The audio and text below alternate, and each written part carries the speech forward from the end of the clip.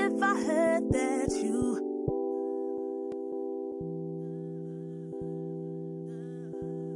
If I heard that you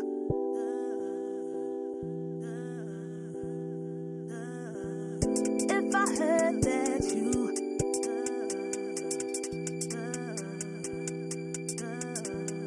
If I heard that you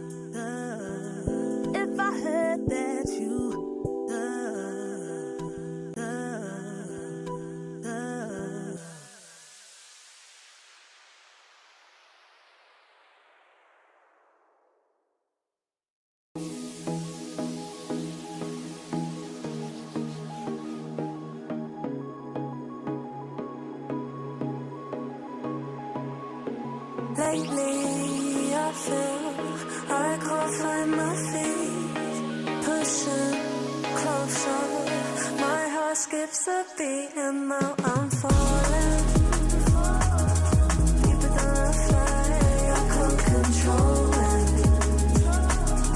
back against the sky, it's not so black and white, it's like I told him, it seems that I can't fly, I just keep going, I just keep going.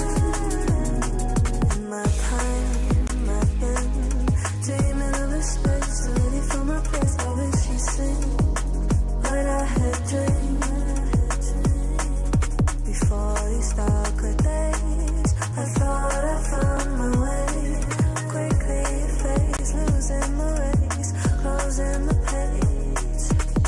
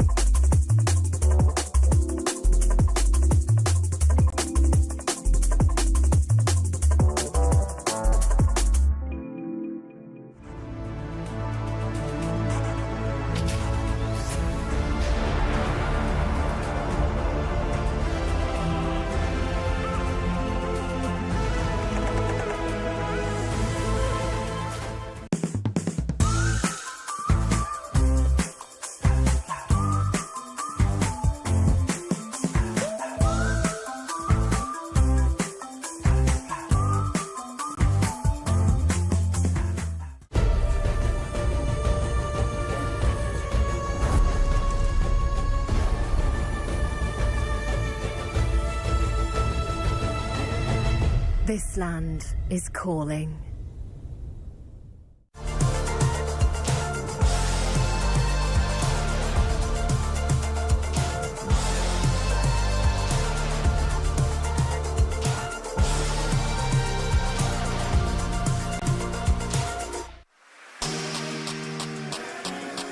Welcome to the final day of the Esports World Cup Last Chance Qualifiers for Overwatch. I'm Avril. With me is Avaz to join you one last time. This is the day where it all counts, Avaz. This is where we get to finally find out who gets to make it into the Esports World Cup. Yes, I mean, we don't have a lot of teams remaining, obviously. We've made it through 2 days previously. It is our final day, our third day here of LCQ, and hopefully going to be the most exciting matches yet. Obviously, the favorites that were expected are still here. We'll go over it a little bit longer, but I think more importantly, Avril, is that, you know, the AA duo standing strong still throughout LCQ. Still energized, still going good, still ready to cast this top 8, and that's exactly where we are. Let's take a look at how we got here and how the format works for this Last Chance Qualifier. Of course, we started out with 14 teams in 4 groups of GSL. Only the top 2 teams progressed, what we spent the last 2 days doing. And now for the final day, we're in phase 2. We're in the top 8 single-elim. Yeah, and with that, that means that from now on, you get a loss, you're done. You're out. It's over. Because single-elim means obviously single elimination. And it's obviously going to be everything on the line here, trying to make it to the main event, trying to make it to EWC proper. And that is the goal of the LCQ, right? Is we're going to find one team, see if they can make it on through. And you see here are the quarterfinals. Here's the full list of the teams for today. Zeta Division 4, CFW Bright Future, Team Falcons, Invaders, Vision Esports, and Cold Metal. Yesterday, we got to take a look at a couple of these teams. Invaders on Group A, Force from Group B made it, and then, of course, looking over towards Group C, was Bright Future taking down Flexible 3-0, another 3-0 Cold Metal will make it in over Lolarius after losing out to TFW in that upper side of the bracket in their own GSL group. TFW will have the higher seed, Cold Metal with a slightly lower seed, which actually means Vision versus Cold Metal is an insane game. Yeah, I mean, that's going to be pretty interesting stakes board for everyone. But let's take a look at the prize pool as well for the event. Because, you know, like we were talking about, it is single-elim. So if you go home today, you'll be walking away with $7,000 for your team. Get knocked out in the semis. $8,000. Second place, get a little $10K. And first, of course, biggest prize of all, make it to the main event, to the EWC proper. That's what we're really here to play for. And we have, I think, at least 2 teams that are very, very strong that probably could have made it to EWC anyway. But just the level of strength in the region of Korea is so high that for Falcons and Zeta, it was just tough for them to be able to actually make it through in their own region. Only a couple spots there anyway. Crazy Kun auto qualifying from winning in Hangzhou. And for the team that actually gets to go into the Esports World Cup, there's so much to play for. Let's have a look at what they will have on board.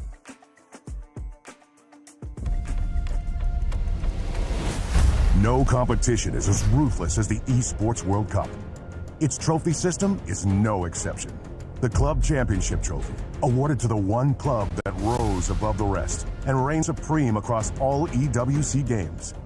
The Game Trophy, when a competitor closes their eyes, it's all they see, and it's not complete until it's sealed with a champion's key. Every participant earns a key engraved with their name. That's their right to compete. This year, returning champions hold a key unlike any other. Only one can place their key into the Game Trophy and become an EWC champion. The frame of the champion's key is embedded into the totem, a stone marker of legacy displaying every champion of the year. The keys of the eliminated will be crushed. The champions select 3 broken keys as a personal token, a reminder of who they have humbled.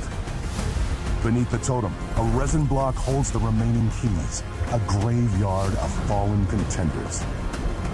Will your dreams be broken or your name carved in gold and stone? At EWC, nothing is granted. Everything is earned.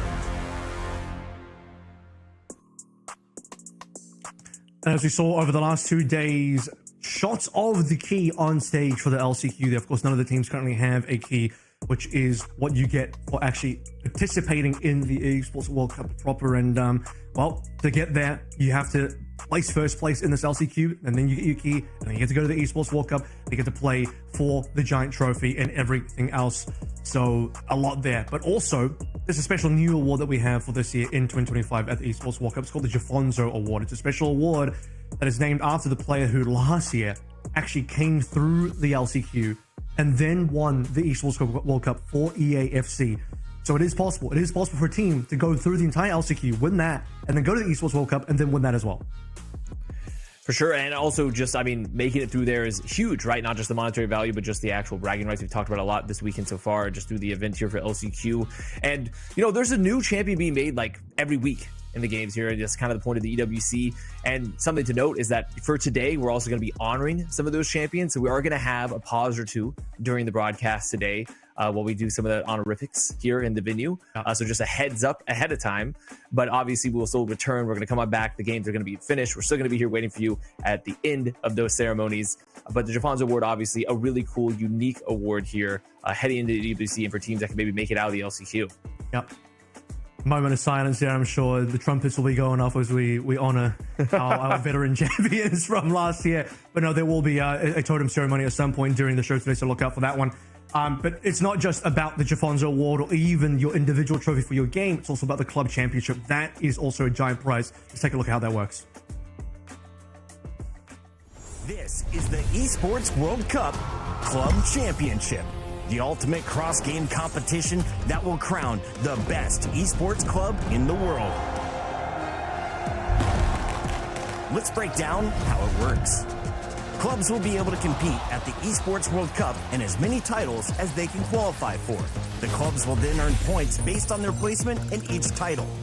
To qualify for the club championship, a club will need a top 8 placement in at least 2 competitions. But to win the championship, a club must place first in at least 1 competition. At the end of the Esports World Cup, the 24 clubs with the highest number of points will earn a share of the $27 million, with the winner taking home a staggering $7 million. And of course, the title of the best esports club in the world. Who will rise above and write their place in history? Watch it all here at the Esports World Cup.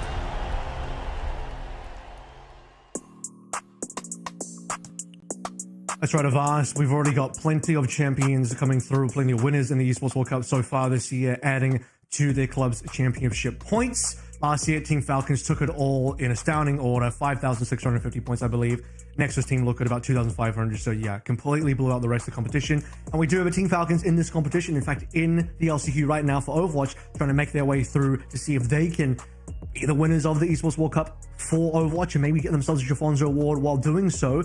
And playing through Overwatch, we have a giant map pool to look at.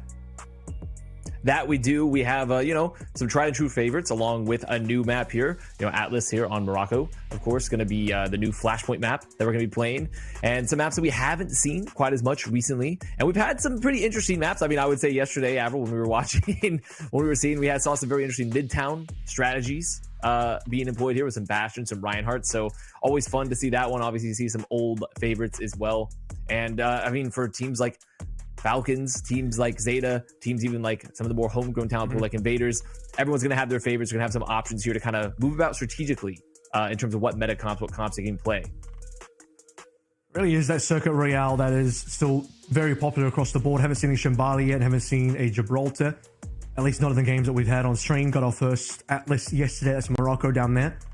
Don't see as much Esperanza as I would have thought. Most teams have gone for Colosseo so far, which is usually avoided. Typically, the priority for push has been everyone likes Runasapi, then a reasonable amount of times, probably like Esperanza afterwards, and then like a little bit further down, maybe quite a bit further down, that you have the Colosseos and the new Queen Streets of the world. But other than that, we're seeing at least a little bit more variety on the control side, a little bit more Busan and Oasis. I think we've seen a Li Jung on some of the other groups as well. But no Ilios is certainly going to hurt some of our more dive-favored teams. That's an interesting conclusion.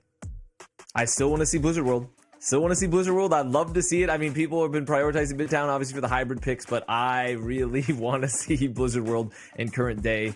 It's not everyone's necessarily. I think a lot of teams try to stray away from it, but it's one of those situations where it's just kind of fun to see. And speaking of fun to see, we do have the stage here, by the way, do you know Avril's been here before he comes in? He's been at this stage, if you could believe it or not. Ooh. You're also on the stage that you haven't seen a lot there on the Falcons side. Is that a someone I see? Is that someone I see over there? That is a key. That's what's up for grabs.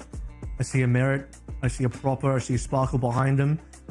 I see someone in the middle. Not too sure who it is, but someone is in the middle. It is someone. And then there's a fielder and a Chio. Those are all players. Those are all players. Well done there on the visual pattern recognition test. Yep. And it is obviously going to be our first matchup today.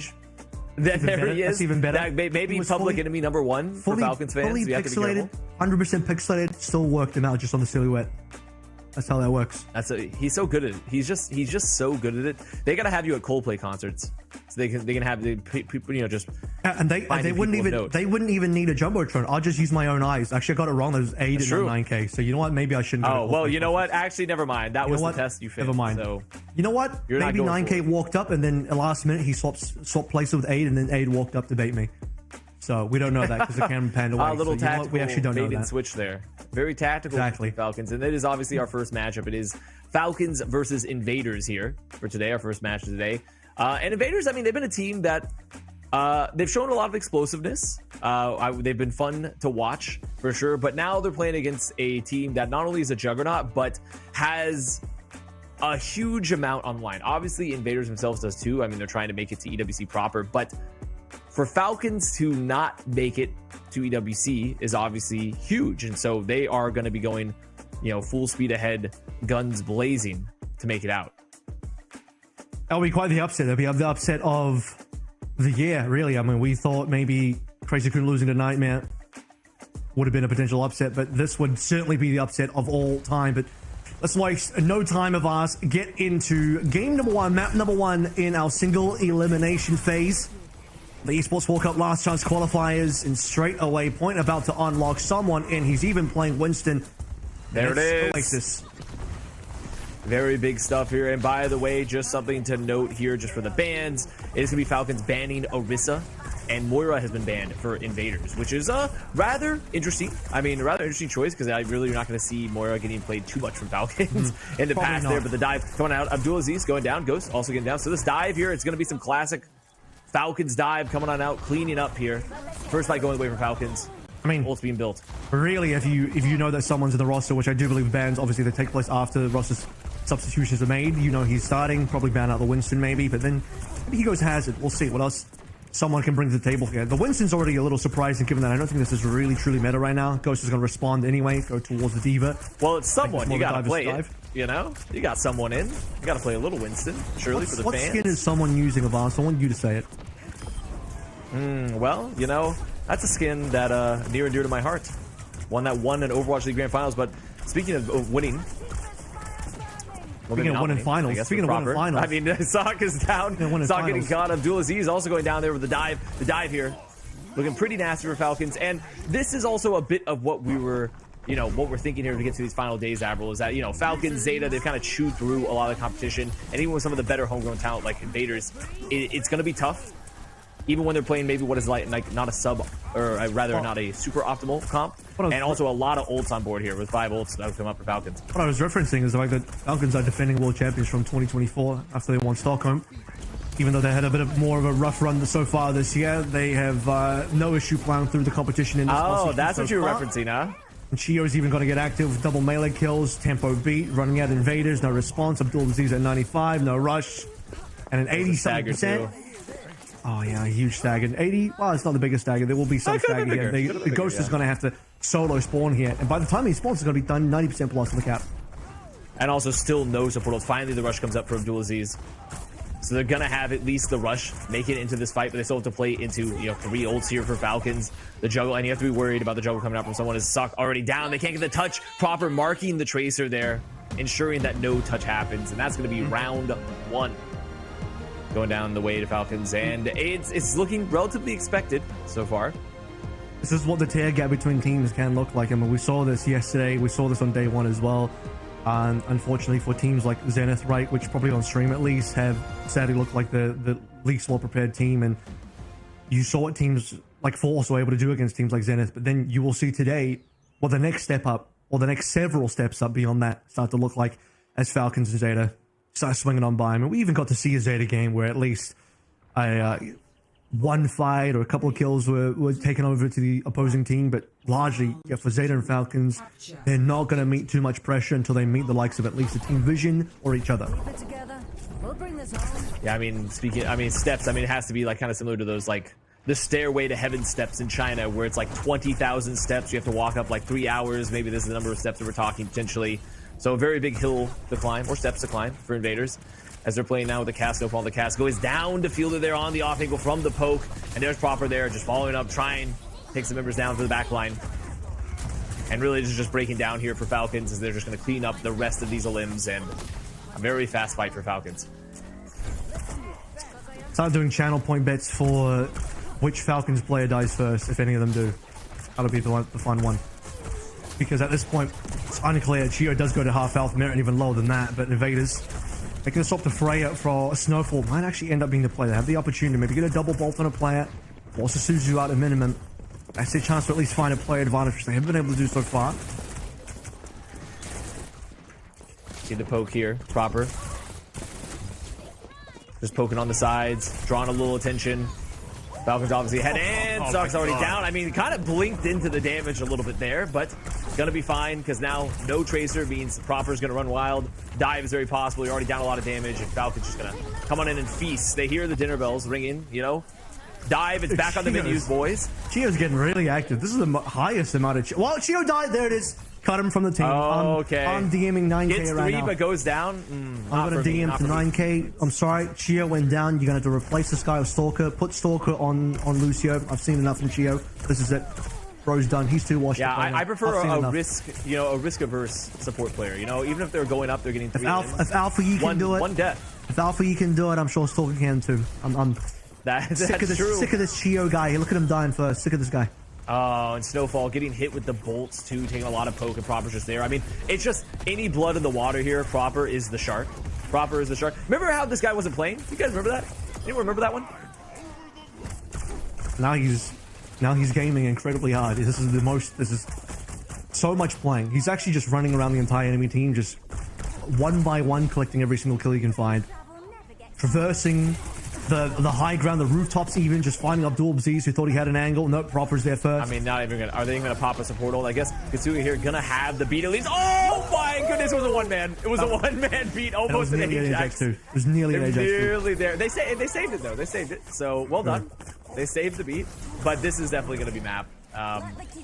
So Falcons looking pretty dominant here, playing the Winston, which is about what we expected. Yep. If I don't see all Falcons coaches grouping around Chio's PC right now to sculpt into that one death, then are they even a real coaching staff? Do they even do any real coaching, or are they just vibe coaching, you know? Yeah, at this point, that's true. I mean, Chio needs to be reprimanded. They really need to be all gathered. Chio needs to be reprimanded for that one death. I'm not satisfied with that. If they're gonna make it an LCQ, we need to see max amount of sternness. I need to see them no smiles, rulers hitting the palms of their hands, you know, getting ready to smack you like a nun. I'm about to break out the Christopher coaching copy pasta.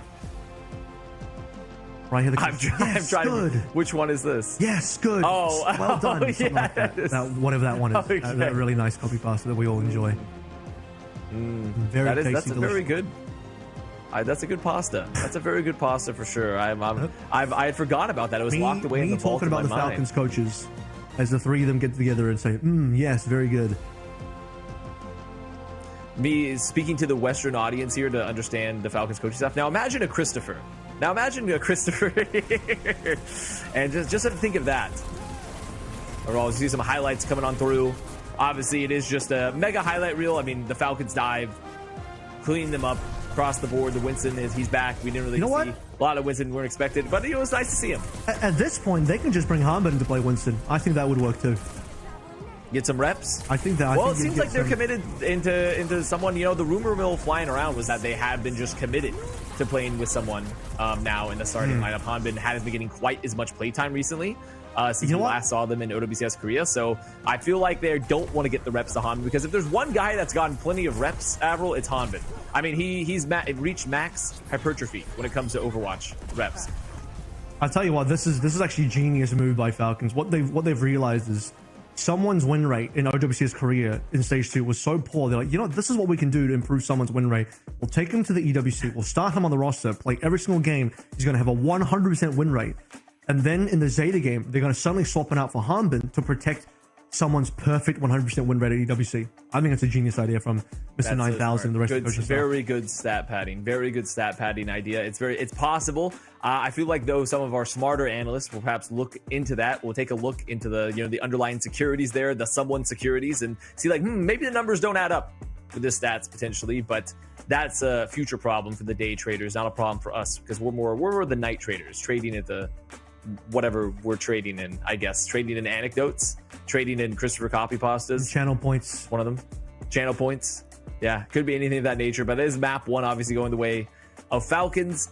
If you're just not tuning in, so currently we are in the quarterfinals before we head into obviously the semi of the grands. Yep. And right now Falcons up 1-0 over Invaders, so it is going to be loser picks. So we're waiting to see the map pick the bands. We do have a handy little spreadsheet which I can glance and look at this time to see if there's this any guy's update. Talking about trading, now he's talking about spreadsheets. Look at him go. Yeah, we got it all. He's a We got it regular all. Wall Streeter right here. Look at him go. It's true. It's very true. And also just something to note too is that right now there's a decent amount of concurrent matches going at the same time. So there are going to be some updates that we give you at the same time because Vision obviously playing against Cold Metal. Looks like they won their first map too. So obviously several different matches going on there. Yeah, but before we head into map 2, guys, we're going to take a short break, so we'll see you soon.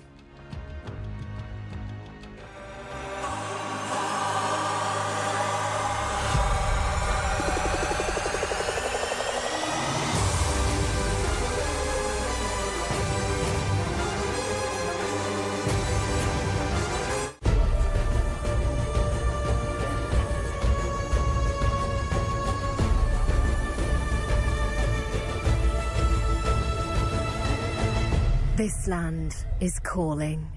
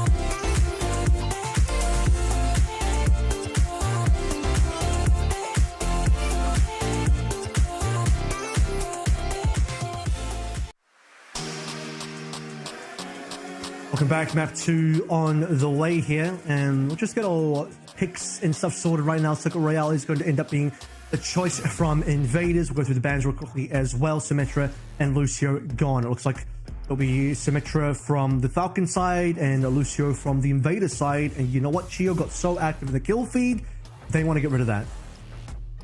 They said we had enough. We had enough of Chio, and if there was a potential Hanbin map alert, it could be Circuit. It could be Circuit, but knowing I feel like how they've been playing so far, someone probably going to stay in obviously a flexible tank in a past life. Maybe haven't seen it as much recently, but still a very good pick.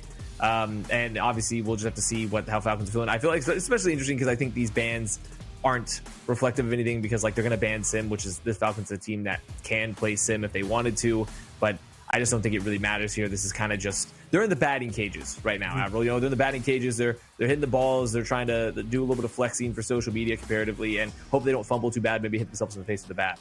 Yeah, and it would be Invaders banning first as well, so they decided to get rid of the Lucio, which says to me, probably not a protect of any kind. I don't think they have a particular style on the sports side that would really indicate that, but sort of removing this sort of Lucio BAP type of composition. Wonder if that's going to necessitate a Juno swap for Chio, or perhaps they're going to go towards a double flex option. But Chio's not really that type of super flexible support player, so I'm not really expecting him to be looking at too many flex support choices. Bapalari is quite popular on this map, but that doesn't really seem like Falcon's style. Bap Zen some time ago. There's also Lifeweaver Bat, but I don't think I've seen Falcons ever try that. Don't know if that would be their style either, but they would certainly have the hero pools to make it work. Given that someone's in the roster, Hazard would work for them as well, so they wanted to go for that GK Hazard Batweaver style that could actually play into their hands. Those two Metro just means It's all the rage. if we do play a Brawl, just not going to deal with any Sim. Or we could even be playing Sigma. You could get a classic someone Sigma back, don't want to deal with the Sim there. Yeah, I mean, it's really just kind of an open door what they want to do. It would be really funny because OWCS Korea, I would say, compared to a lot of the other regions, not that Lifeweaver has been like the most meta pick, but outside of like Jaehong's team, Old Ocean, no one's really playing it. I mean, Falcons also famously the only team I think in Korea to have banned Lifeweaver. Against, as far as I'm aware, against yeah, Jaehong? against Old Ocean, Yeah, against Jaehong, yeah. But I'm just thinking in general, I don't think Lifeweaver has ever been banned like in the rest of OWCS Korea outside of Falcons banned it. So it would be really funny if they start picking it up now. But we'll just have to see. I personally think Chio can flex. He's not like I think a notorious flex player in terms of like as that main support role, playing mostly Lucio, Brigida, etc. But Chio has played a little bit of it. I actually think he's pretty decent at it. It's just not something that's really been needed for teams like Falcons with how they played historically. But I mean, kind of just the world's their oyster a little bit and how they want to end up playing this, because I think they can't really do any wrong until they do some wrong, in which case we will freak out. They should do Mercy Faro with Proper and Faro and Chio and Mercy. Bring that one out to play real quick. Show that one That real could quick. be good. That could be really good. I think that would be a great choice for Falcons overall. Or- and it's, I mean, what? Okay, let's hear it. What if they just played a Falcons dive? They say, you know what? It's circuit, but we don't care. This is going to be a someone Winston dive. We're going to make it classic. It's going to be Brigana. It's going to be some Soj for Proper. Merritt can... I guess we'll just one trick Freya. Do anything, really. I mean, Freya, Widow. You could play the Widow, probably fine if you can pull out the cat. I mean, pretty much any hit scan you can't go wrong with on circuit. I mean, there's no wrong option here for Falcons. I think they're sort of like they have an abundance of riches necessarily. So there's plenty of options how they want to play. It's just going to depend on what they feel like doing when we get into the map, right? And Circuit has been a map that obviously it's offered some. Yeah, I do want to see Sparkle come in because I'm tired of what he's been. I just have it in my bones. I feel like Sparkle is a big part of the reason they're still playing like Sim Mauga for Falcons. I feel like he is the merchant of death, of cheese. He should come in and play I don't know Malcolm why, himself. but I think he is. I think he is the reason behind it. He should bench someone, come in and play the Malcolm himself, and that'll be cinema right there. That it would be me seeing the Sparkle Mauga. It arrived, opening the box. Whoa, like I can't believe we finally have seen it. But we'll just obviously wait to see once we get to the map, because Circuit has been a map where, you know, one of the kind of benefits of the map pool that we have set up right now for LCQ is that there are some different strategies, some different options you can choose from the comp perspective compared to a lot of, you know, I would say maps that we've seen a lot of in like sort of this more standardization of the meta. So there's a couple of different options for both them and invaders. We'll just have to see, you know, how they feeling going into it. I would love to see Sparkle come on in. I think that would be a great time, but I don't think he's going to be entering the server. So while we're waiting to get into our next map, some updates on how the other score lines are looking, because as you all know, every game in this opening quarterfinal is taking place simultaneously. This is the one that has been streamed. So the Zeta Division of Force game hasn't concluded yet. They're still actively playing on Lijiang Tower right now. The TFW Bright Future game, currently 1-0 to Bright Future. They're in their second round of control on Oasis currently. We just saw Falcons 2-0 Invaders on Oasis. And then in the final game of the quarterfinals, Vision Esports got a 2-0 on Oasis against Cold Metal. And they'll be heading into their second match of Gibraltar very soon. Yeah, so obviously, you know, there's going to be lots of matches going on at the same time.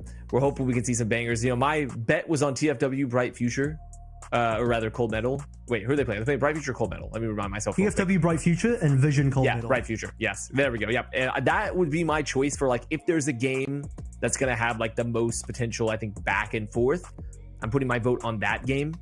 But obviously, we'll just have to see as the series progresses, and as we progress here, we'll keep an eye on it. We'll be your like game meteorologist, but ideally we'll be a little more accurate on the prediction. So I'm gonna be honest, like meteorologist is a hard job. I probably could not predict the weather that well. It's probably pretty hard to do. Maybe, you know, but maybe with like cloud seeding, we need some match seeding here. Yeah. You know, we do some match seeding, not just the seeding for the tournament, but we can like sprinkle in some narrative pellets, throw it into the air. Maybe just generate some more narratives here. I don't know if you have any you want to seed yourself. Yeah. I can't predict it, but I can see it from a distance if they're Korean player shaped, even if they're pixelated. Okay. So that's what I can do for you guys. Another update, Z Division have now finished their 2-0 versus Force on Lijiang Tower. So the only map 1 still going is that TFW versus Bright Future game. As you can see, we have all the teams on stage currently playing through their matches. And actually, if you look in the top right, that is actually the TFW Bright Future game happening in front of our eyes. So, Wow. I don't know if you caught that for a second there. They're actually on Oasis. Yep. His eyes are so special. I mean, Avril, I've been told his eyes kind of look like the Predator's eyes, where he has the heat signatures, but the heat signatures only go off if it's Korean players. Then that's the only time that he gets that heat signature. So yeah, that's why it doesn't matter if they're pixelated, because I see the heat gradients. You know, that doesn't the pixelation doesn't matter for that one. That's very fair. And it looks like that we are ready to hop into the map very, very soon, into map number 2 between Invaders and Falcons. We saw them lining up, getting ready, so it should be ready to hop on in very soon. In fact, if not, I'm gonna even say like potentially now. 5, 4, And Armbit is in. Someone is out. 1. Want to keep the someone win rate as clean as possible. Falcons, they're going to make these substitutions based on the maps. There is going to be a Farah. It's going to be Shaq. But I did say proper Soj, Merit on the Freya. I think that is probably going to be the right call. Chio. Remember Freya Alari look does not one of Chio's normal heroes, so it'll be interesting to see how he does. And definitely still a relatively meta backline here. Hanbin obviously coming in for what would be the most, categorical Hanbin map for Circuit is proper. Taking out stuff already. Charging up those rails. Now already 1 down for Invaders. Invaders trying to play these very long angles with the Pharah. Just try to let them peek a bit, but they don't want to get taken down. As Proper going to take down AbdulAziz as well. So Proper already feasting. I mean, it's obviously, we're not too deep into it yet, Avril, but really, you got to ask. You got to ask, where has he been? Where has he been? At home. On the bench. Yeah, that's right. He owns a very large bench at home that he sits on when Falcons don't play him. But right now, he's gaming. Brother's out here. Invaders, they have to play him up against a former MVP, and unfortunately they're finding out what it's like. Proper's last map on the Tracer, dominating them. This map on the Soj, not really letting go of the trigger finger yet. Yeah, and if you don't have this really good tempo here with this Ramatra Pharah comp too, I mean, he's just so vulnerable to these double hit scans. Possible between the Freya and also, even Chio and Fielder, who can also hit plenty of shots themselves. And now see the engage sort of happening here. Invaders trying to make some space. Going to be close to the Captain's Sun, but already Falcons 4 ults on board here. So a long slow fight for Invaders. Maybe try to burn something for this fight. Hopefully try to get a pick, but it's pretty hard, especially when Proper gets a pick like that. Yep, double damage through the window. Forcing an instant disengage. That being said, AbdulAziz really wants to stay in this one to try and get the final shot. Look at that. On Chio frag. Might have been Proper that actually got hit by the Captain's Sun, but Chio too comes through from Fielder, and Chio just continues fragging out, not even on loose. Chio just left clicking his way on the Alari instead, stealing all the kills from Merit and Proper. I don't think Merit's actually got one yet, because everyone else has been taking them too quickly. We will be keeping track of the Chio limb count, final blow count. This is what we've been waiting for. But if he dies one time, I'm resetting to 0. Then he's gone. Matter. Yeah, then he's gone. Yeah, that's true. That's true. He's playing like the Nuzlocke. He's playing Iron Man mode right now. He gets it's Iron Man mode, yeah. That is a very good point. But Invaders, though, gonna have 4 ults available. Gonna pop the raid, possess it, pops around the corner, but Terror Surge used. There is the Captain's Sun 2. Chio with 1, still an Iron Man, very low. Oh, reset. It's been reset, unfortunately. Had enough of this guy. Place him with Sparkle immediately. I've seen enough.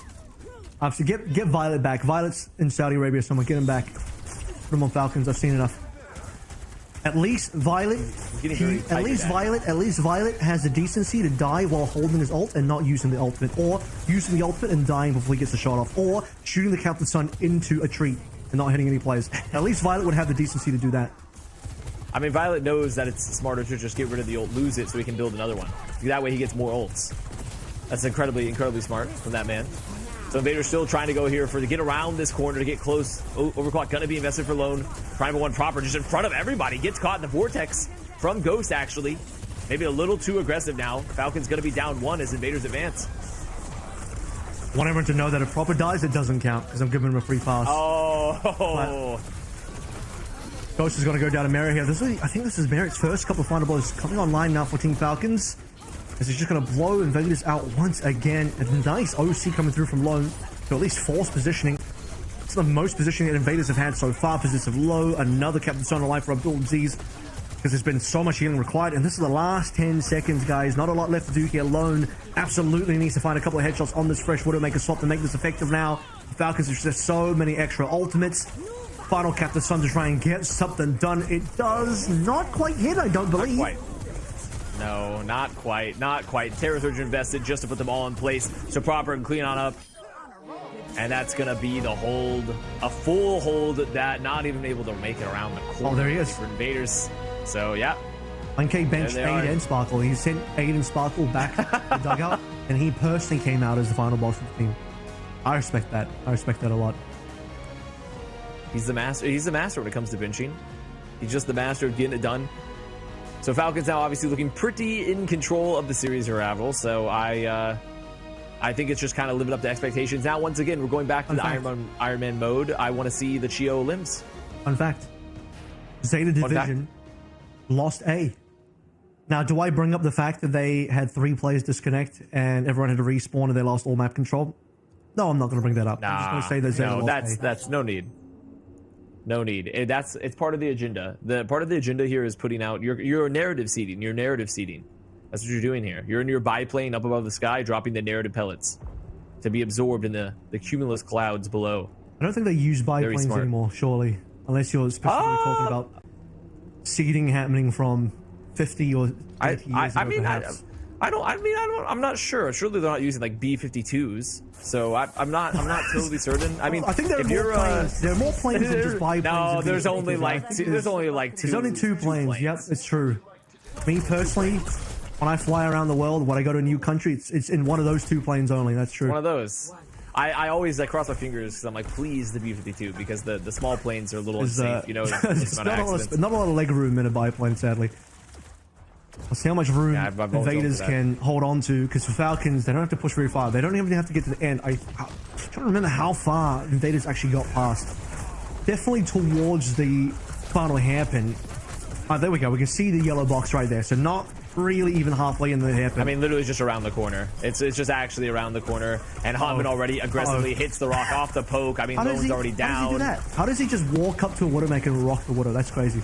Well, he just walked it for free up on the high ground. There was just not enough poke. They already put a little bit of damage. I mean, unfortunately, they just didn't contest Hanman. Walking up on the Sigma here. So Sigma just making a ton of space. Shio also going to get another limb on Ghost. So, I mean, that's it. That's map.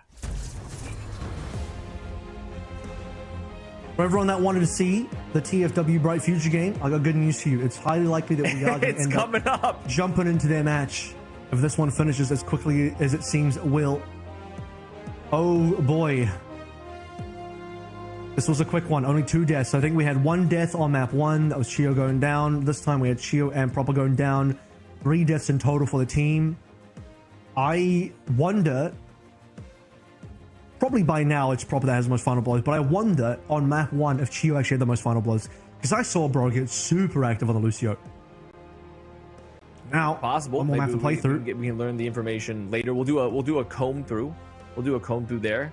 We'll just count them by hand, one by one. Yeah, we'll just do it by hand. We'll do it by hand. We'll do the analog system. Planet's not here to save us anymore, so. Nope. And maybe we have a couple of the old Wizards Young data entry people around. Yep. You can get them on board. We'll just have to see, but that is obviously map 2. Map 2. I have Atlas on the table. Map 3 gonna be coming up as you see some replays. And, you know, it's kind of was the Proper show. Just a bit. It was the Proper show. He looked really good coming out in. Obviously, he looked good beforehand. But in my opinion, the true talk of the map was Chio. Chio getting some limbs on the Illari. Beating the Lucio allegations. They will be beating the Lucio player-only allegations. It's good to see. It's good to see Chio flex a little bit. Of course, the real test for me is I'm going to need to see them pull the Illari versus like a Zeta or a better team. You know, that will be where it needs to happen there. Let's look at the slide through on the POTM. Up with the big thumbs up. Looking to make his way back to the Esports World Cup. And listen, it's going to be a tough final. You know, eventually I'm looking to the future. It's pixelated, but I can see it. It's going to be a potential Zeta versus Falcons final. And I'll tell you what, man. Proper, that's bold. He's got some tough competition ahead of him. This guy, imagine this. Wait, you're not ready for this. This guy has to get through Flora. Oh, that's going to be really tough. Oh, that's going to be crazy, man. I don't know what he's going to do against Flora. That's going to be really crazy. Now, you say that, but Flora is going to be like, oh, remember 2017 Overwatch? Yeah, I'm going to play a little Cass. Remember actually release Sojourn? I'm going to play a little Sojourn. And I think that's going to be kind of the play there. It's going to be probably the angle they go for more than likely. And it is a good meta for Zeta. I mean, Bernard obviously getting to come in and get to play. Farmer is no longer with him. They said, we don't need food. We don't need to be farming. We only need Bernard. We'll just fly a plane and just seed the land via plane, and you don't need that's how you do the farming now. You don't need a singular farmer anymore. But what we also don't need is more of this chit chat, because we're going to head to a break and get ready for map 3. See you soon.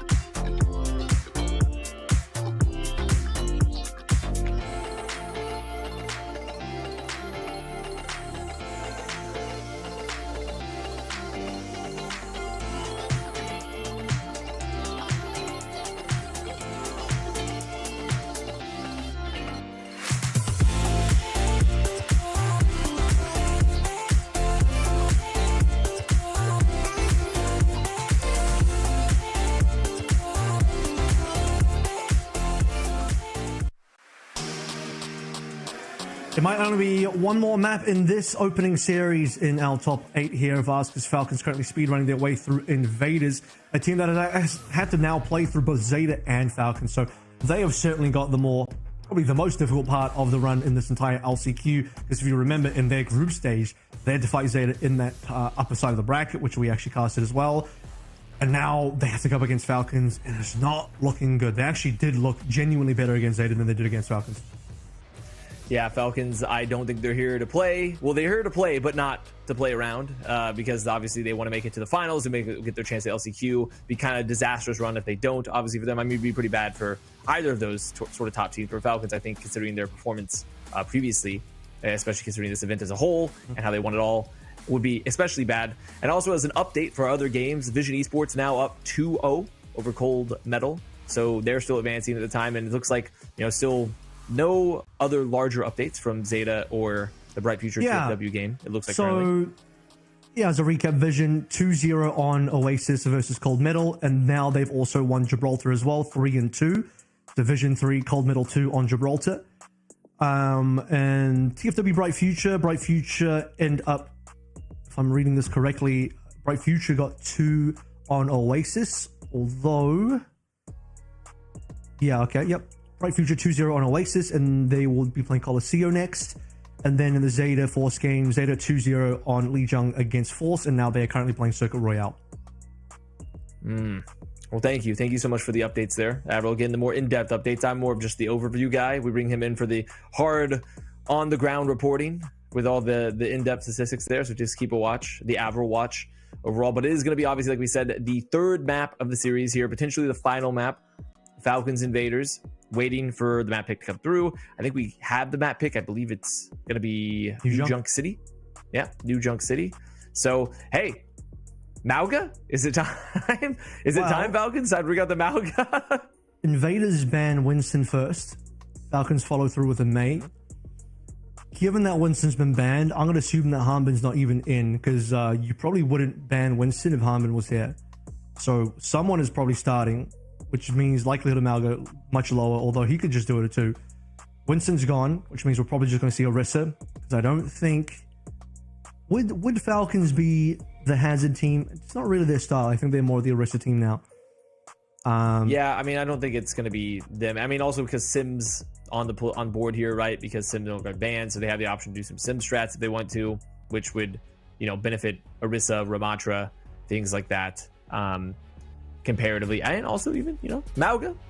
But we don't have to wish it into existence. See here, everyone getting into the lobby right now. Can take a look at our nice little, our key, our trophy right there. It's looking real nice.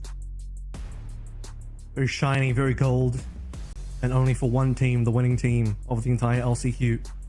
Good to see smiles on the faces of our Invaders players, as it's been a tough road, but top 8 might just be where they end up finishing, and no further than that. Falcons, we talk about playing, they're not even playing with their food. Every single substitution they're making is as if they were playing Crazy Raccoon. The comp choices they're making, which you need. All of that kind of stuff, everything they're doing to the standard of, we ain't here to mess around. We're here to finish this as quickly as possible and work our way into the actual main event. Yeah, I mean, you gotta get a good warm-up here, right? And you want to show up prepared for what is likely gonna be Zeta as your opponent in the finals. So every rep matters. Okay, it's very important there that they are just hitting it properly. You know, they get proper form, and sure, it might be lightweight for them, might be a little lightweight, but the form still matters. Don't we get an injury beforehand? Doing a lot of gym posting during this cast today, Admiral. So maybe we can find some way to work in creatine or whey protein into the analysis. We'll figure it out. I don't know how I'm going to do it yet. You're doing 90% of the gym post. I know. Well, that's what, you know. I'm doing a royal we here, because we're inexorably linked together. You know, we're linked together in this one. So when I'm saying it's all reflecting on us both, which is the joys of casting. Quick, take a screenshot of Proper's peripheral setup so everyone can copy it. Yep, it was an orange and black keyboard with a large. That's not helpful at all. That's not an orange and black keyboard. Yep. Is not. Just Google that one. You know, Google orange. Do they still have the database of pro player sensitivities? Do we still have that? Yeah, they around? do. They do. Is that still updated? I don't know if it's updated, but it's there. It exists. Unless players have changed up what they're doing, it's there. That makes sense. They should put that they should put that file into like a USB like flash drive and put it in like that seed vault in Norway. You know, just in case the world ends and we ever need to replicate all the sensitivities that might be talking lost. a lot about seeds today. He's workout posting and seed posting a lot. A lot of conversation about workouts and seeds. I just, you know, I can't help it. I mean, because I like things to grow. Right there it is. I like things to grow. There it is. You know, it's all. This guy all plays a lot that. of what is the dill that is the puzzle that all the words that are linked to the same topic. What's that one called again? You know the one. Connections. This guy plays a lot of connections. He's like, what's the connection between workouts and seeds? He likes growing. There it is. Let's grow into. 30-year-old people love to play like puzzle games on stream, and we are in game here. Obviously, it is Falcons up 2-0 versus Invaders. Yeah, now we're in the real game duel here, which is Falcons versus Invaders, and looking to close it out for Falcons, move on out of the quarterfinals. Invaders back against the wall here, trying to keep their tournament life online, because remember, this is an elimination match. It's single-elim. So Invaders going in here with everything to lose and also potentially everything to win. He's going to walk through with a Ghost Junker Queen look right out the gate. Pretty unique. Someone's on Doom. Look at that. Who? Someone. Well, who? Someone's on Doom here with a sim. They're playing Doom Sim. I'm not playing into this bit. Doom Sim is something we do not see a lot of, I feel. Bro spent a whole year plus with someone on Mayhem and has heard way too much of this bit and doesn't want to play anymore. I respect it. It's fine. The Sim is not a usual pick for Proper. I don't think. It's a bit of a weird one, because even with the Proper Stalker lineup, it's like, well, who really plays a Sim? It's not really a bit of a... I don't see Falcons as a huge Sim team for the most part, although they have played it with the Malga on Harmon before. OWCS going down the field at first and foremost, but a slower start for Falcons, given that every other map so far they've just been plowing through the competition. Speaking of plowing, it's going to be Ghost. Bring that axe down, and Shio falls. I thought you were going to turn that to another seed joke. Speaking of like plowing, you know what you do before you play? You got to plow the fields before putting in the seeds, you know?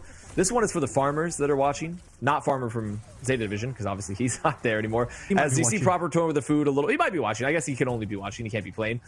See Falcons just toying with their food a little bit right now. He said they weren't playing with it. Now they're like, actually, we will.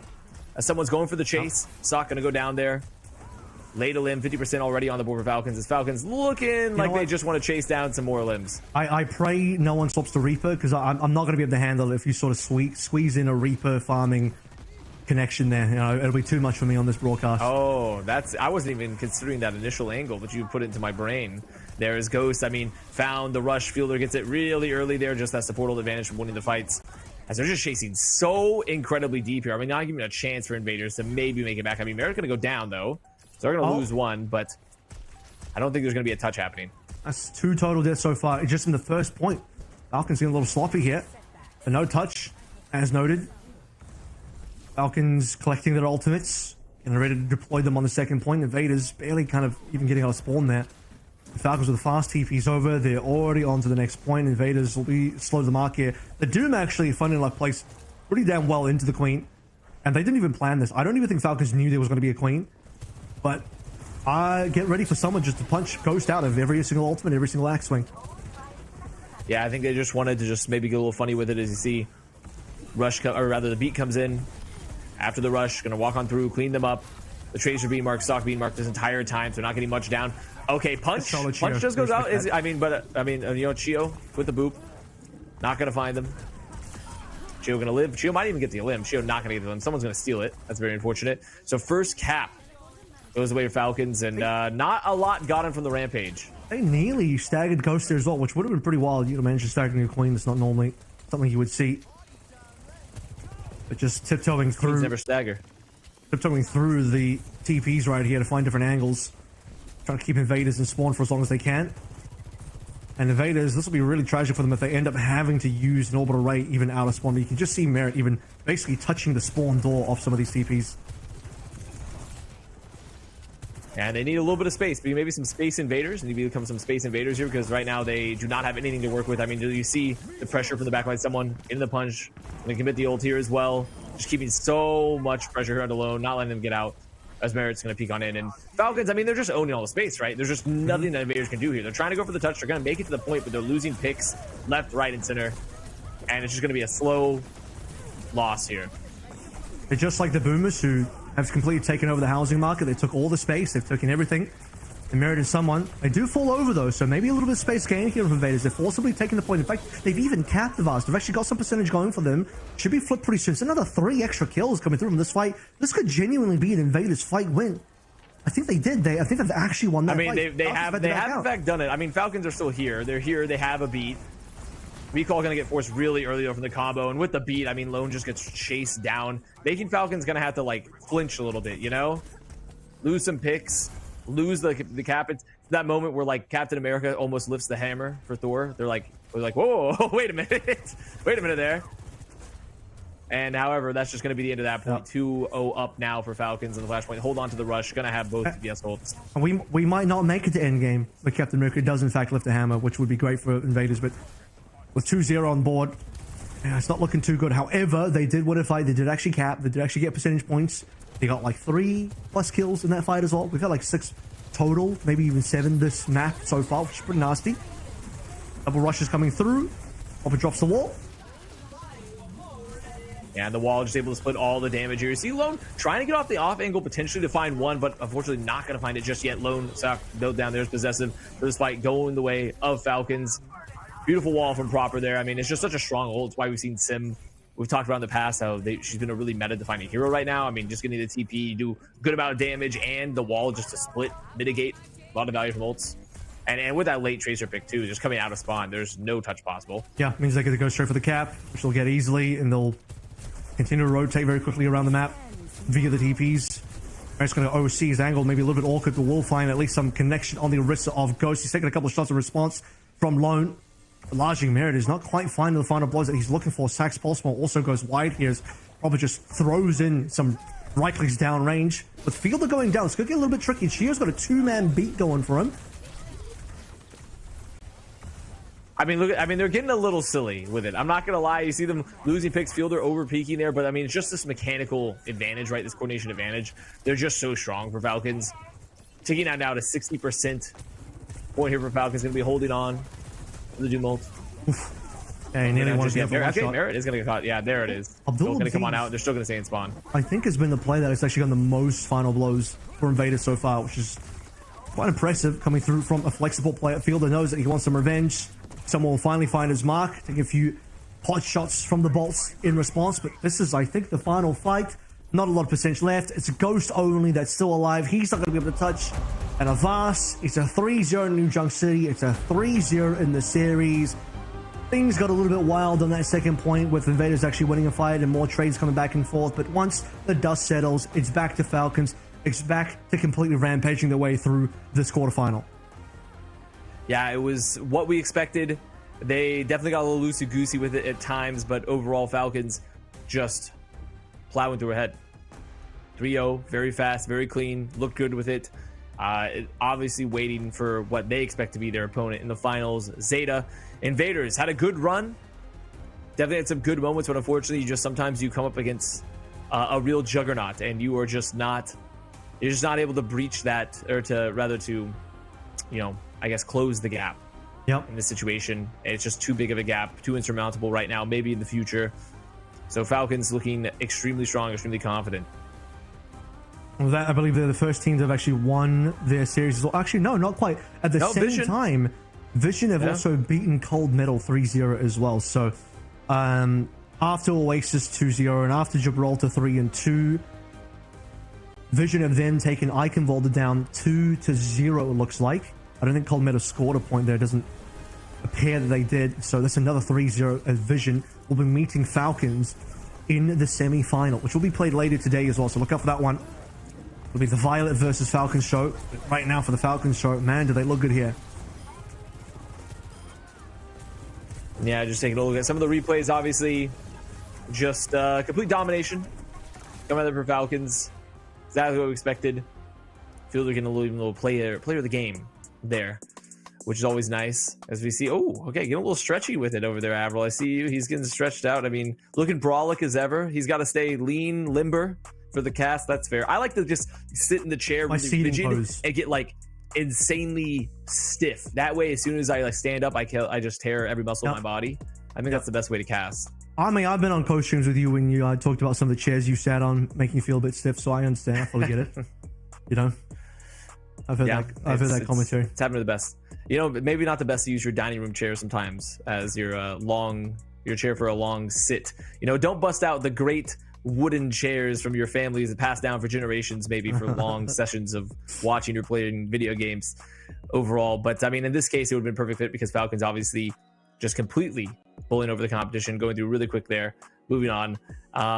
There is obviously, we do, like we said at the top of the show, there is going to be a break, but I don't know if we're quite there just yet. Yep. Obviously, that ceremony to honor some of the players that we were talking about that have made history so far.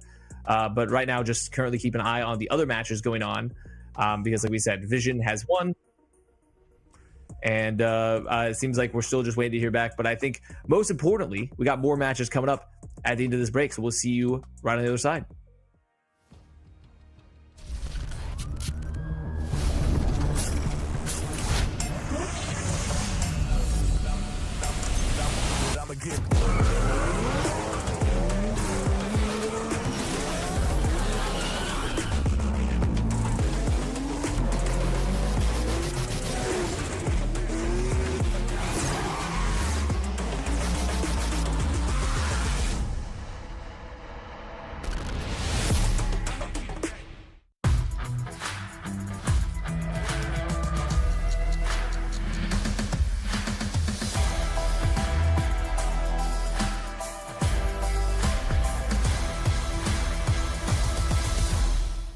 I stepped into a realm of wonders where the sun kisses the sea.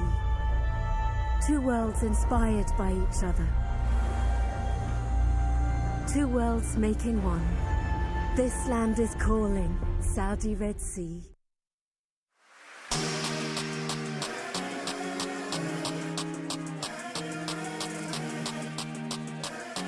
Welcome back. We have more games to play through in this quarterfinal. We're still waiting to see some of the other results. We might even get an opportunity to jump into some of these games as well.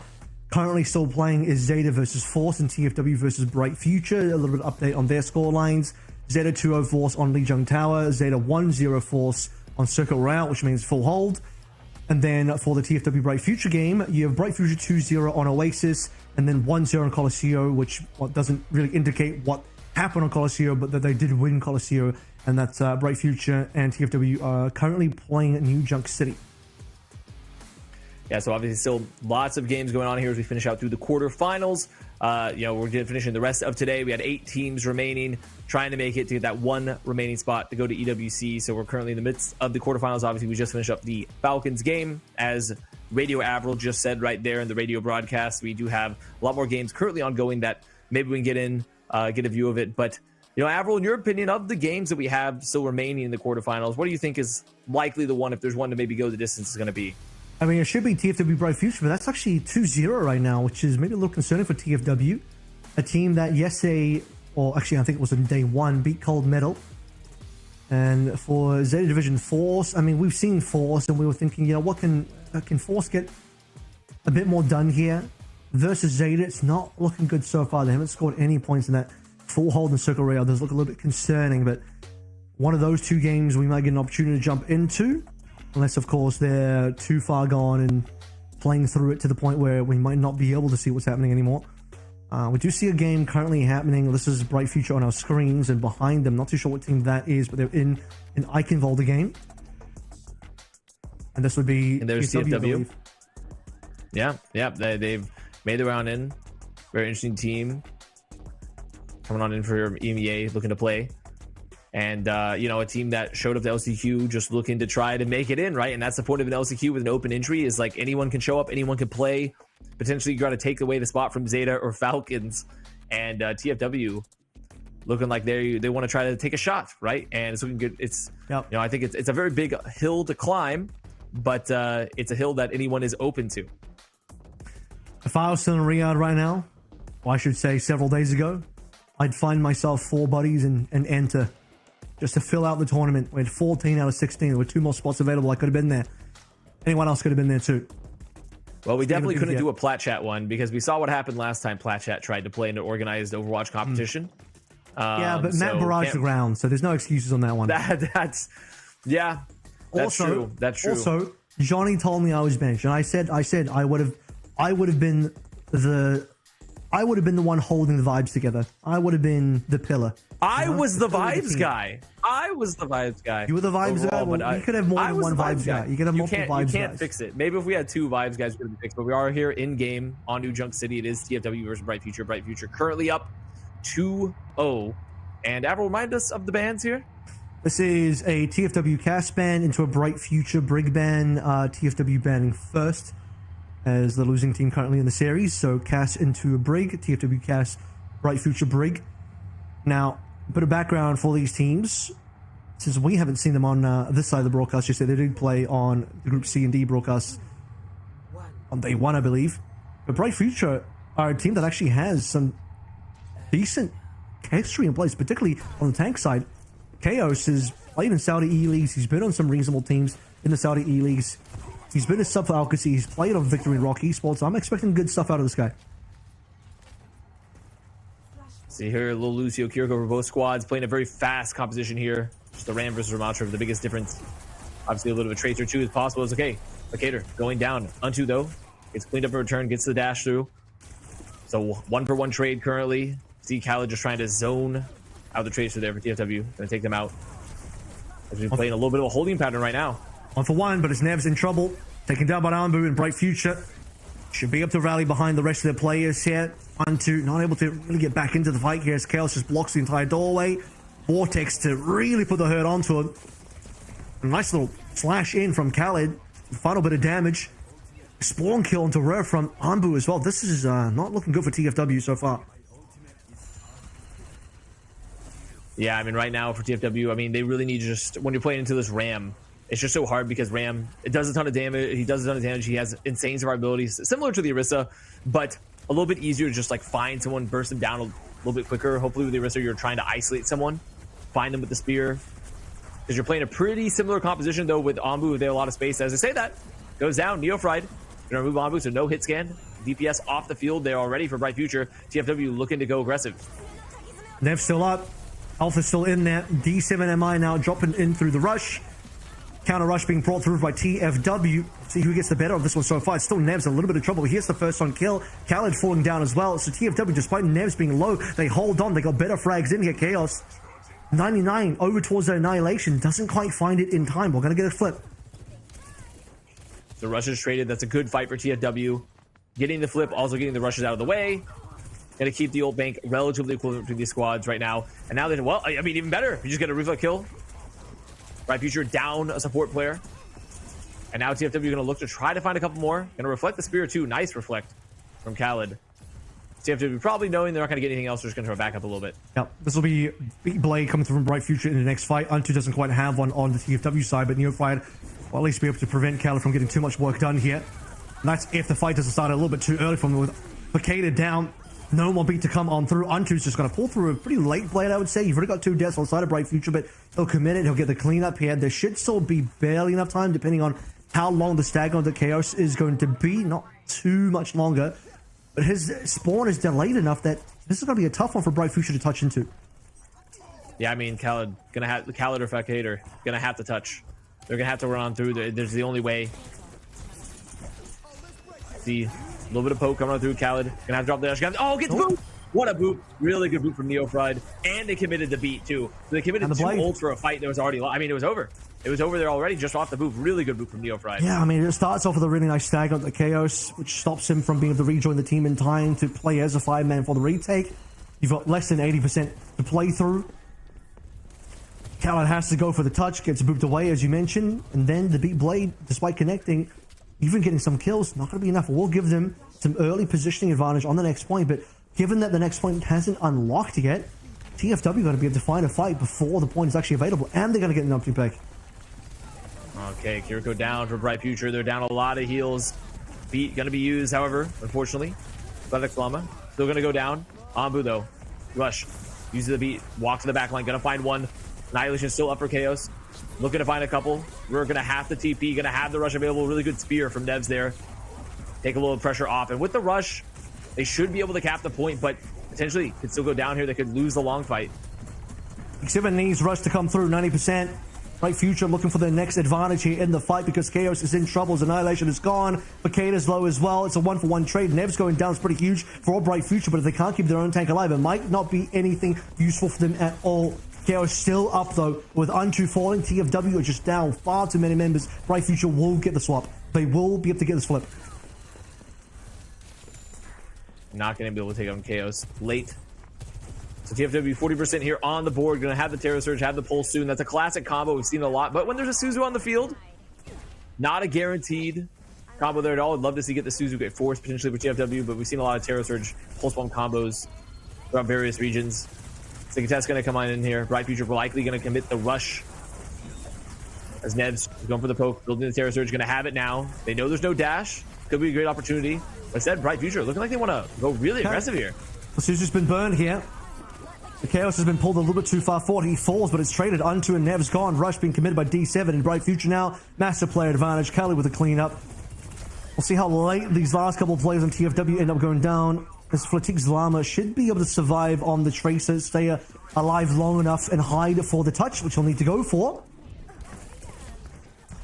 Good dueling there. Very good dueling for Vacator. But okay, Khaled goes a little deep, uses the dash, has no reflect, could go down here. Trying to chase for Fatigue's Llama. Nope, not going to get caught just yet, but very, very close. Neophyte going to have the beat, so it's going to be beat for beat. Hoping for the rush blade, maybe just something there for even the beat blade. They have options. I mean, Bright Future, they do have the advantage on that. Looks like they're going to go first, but Khaled already down.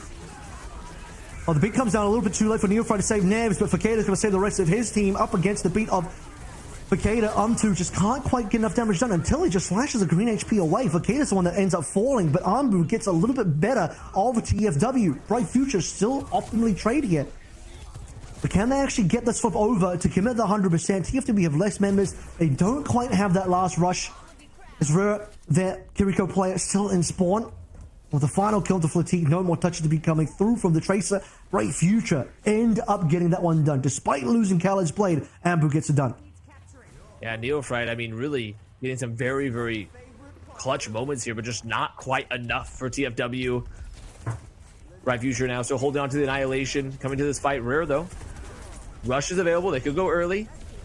Really pressure is, unfortunately, that pulse not going to hit for TFW. There's a rush, but already down 2. I mean, just the ults coming out a little late consistently here for TFW, not able to keep the members alive. And that's just a disastrous situation for TFW because now you've lost the first fight, you've lost the rush, and Bright Future is just going to build more and more in the bank. They're going to get the first cap as well for Bright Future. I think TFW didn't expect to take a fight there. They realized the fight is going to happen in one of the side rooms, so Kitsune rush through that one. But man, Rare dies as soon as the Kitsune rush comes through. In fact, 3 members died.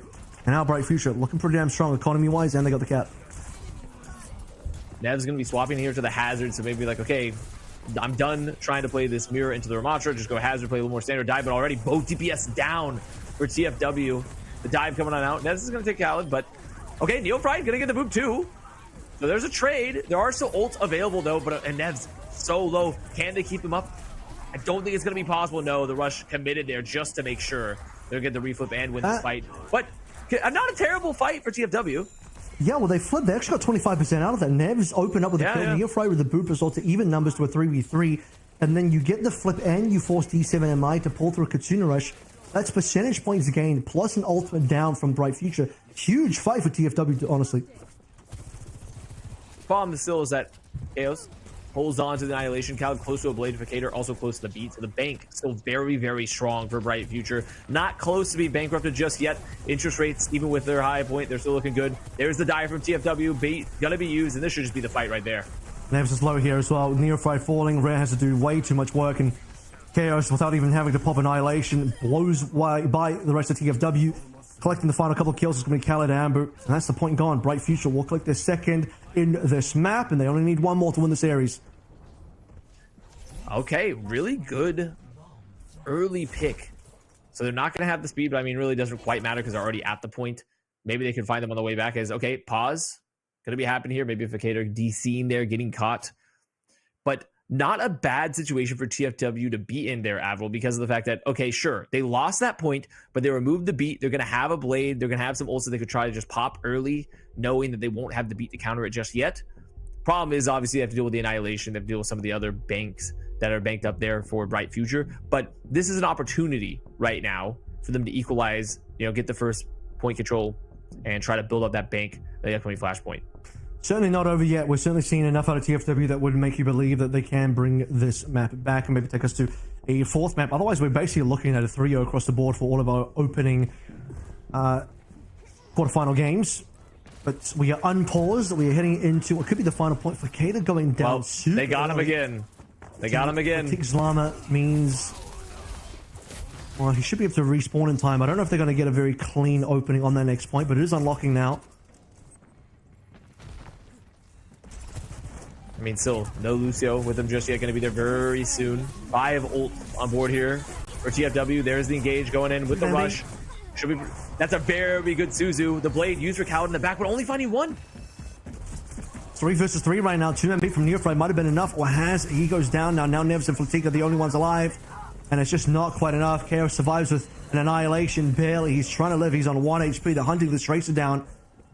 It's just Fatigue alive. You can see him in the silhouettes. He's just darting around at the moment, trying to get back to his own team. But what a back and forth trade there. Double DPS ultimates pulled through by Bright Future, and it'll be enough. Yeah, and really just TFW struggling here in these team fight situations where they need the ults to go off a little bit sooner, a little bit better. The blade invested knowing they don't have his portals just yet, but really good dash away. Everyone's going to survive. They're going to have the wall too to block some damage and didn't have to commit the rush. I mean, such a good counter dive there from Bright Future, just completely denying the value from the blade. They had the boop, they had the slide, they had everything they needed to prevent the rush. I mean, even Chaos is making sure that despite the wall that comes out from Nevs, just saves the shield, deny a lot of the damage there. And now this is a rough situation, right, for TFW because you come in, there's double support ult. here for Bright Future. This is looking very good for Bright Future now. One last fight to play through, and they got the 3-0 in the series. They got the 3-1 on the map. Double support ultimates, as you mentioned here, and for Nevs, just trying to get this downpour into faction, but he falls so quickly. This is the beginning of the end. Bright Future have all but finished this one off. How are you going to fight through double support ultimates here? They haven't got a single trade here. Unto falls as well. Only 3 alive. Now the supports are low HP. Flatique has way too much to do. Kala's not even going to fall off the map because he's got a wall climb. At least Rare gets a trade. And with Nevs coming back on the Doomfist, can they even touch barely for the last 3 versus 4? And Doom is here. Nevs, though, not going to find anyone with the initial punch. Neophrite goes down, Rare goes down, so there's no supports available. Nevs last alive, and that's going to be fight, and that's going to be map here, Avril. It's going to be series. It's Bright Future 3-0, taking away the quarterfinal, earning themselves a spot in the semis now. And with that, all of our quarterfinals have been wrapped up, finished off here. Bright Future 3-1 on New Junk City. Zeta also defeat Coliseum, defeat Force on Coliseum, I should say. Obviously, that scoreline ends up being 1-0 because you win the push, you get the 1 point, and the other team does not. So Zeta 2-0, Zeta 1-0, Zeta 1-0 on Lijiang Circuit Coliseum. Bright Future 2-0 versus TFW, 1-0 versus TFW, and then 3-1 versus TFW on OWCS, Coliseum, and New Junk City, respectively. Every single game 3-0 so far in our quarterfinals. And pretty much expected results, right? I think that's a lot. We're hoping this is going to be one of our more toss-up matches. Bright Future living up to their name, like they have a bright future ahead of them until they hit the semis, and then we'll see how much longer the future goes for. But I'm sure they're feeling really good. Looks like they're feeling good after the win. And I don't think there's really any big upsets for us to talk about here in the quarterfinals. It's just kind of that march, that slow march to see our Zeta Falcons going to meet in the finals like everyone's predicted. It's looking very likely for it to be the case. But as of right now, obviously still undecided. So end up being Zeta versus Bright Future in the first opening semifinals. Team Falcons versus Team Vision. The second semifinals. So What'd that say? Words from Bright Future to Zeta Division. I don't know what that said. Can you read that? Can you read that? Arabic translated into Korean. They're dropping more? Oh? Watch for Overwatch Brain. Watch for Overwatch Brain. So I don't. Overwatch Brain. I'm gonna be honest. I know a lot of guys that have Overwatch Brain. It's not good. It's a bad condition to have. So there's one maybe guy. That's a person, but that is a person. There's one guy called Overwatch Brain in the Saudi community. He's a creator and a caster as well, and an analyst. So he's one of the main guys. He's just like us for real. He's a pretty big guy. He's a pretty big personality and community member in the Saudi Arabian scene. I met him last year, actually. I met Brain and a bunch of the other Saudi guys from their community. Yeah, he's been to every stages. He's met all the guys. Like, what hasn't he done, huh? Yeah. I've hung out at all the coolest clothes, eaten at all the chillest dudes, all that kind of stuff. Yeah, overall, just obviously a somewhat close series at times, but Bright Future looked, I think in my opinion, most importantly, just way more coordinated in the team fights. TFW have a little bit more improvement to go. Everyone's kind of cleaned up, everyone making it through. There's still a chance also for, we talked about Zeta, Falcons. Vision's still in this, so could see Violet potentially make it to that grand finals. It's still possible after making it into tier 1 play again in OWCS EMEA in that region. So a lot of potential possibilities on the line here as we head into the semis. So really just the world is opening up as we go on forward. I do think that, we have a lot of probably the most exciting matches of this tournament coming up here for the LCQ.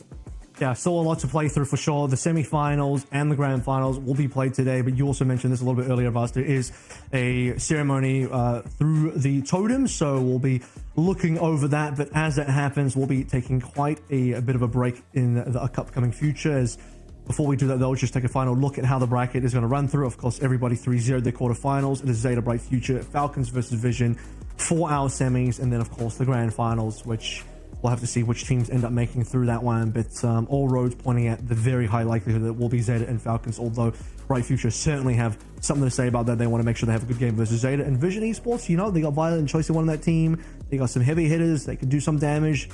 Looking like their scoreline looked pretty comfortable versus Cold Metal as well. So, yeah.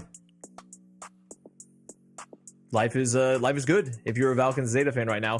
But like we said earlier, we do have a bit of a longer break coming on up We're going to do a bit of a ceremony here on the stage, and we will be returning, obviously, with the semifinals after this break. We will see you guys on the other side of it. The human body was built to move, not trapped at a desk in one singular posture for 12 hours a day. It's time your chair evolved. This is Secret Lab Titan Evo. Ergonomically engineered for you, gamers, hybrid workers, artists, backing your every move.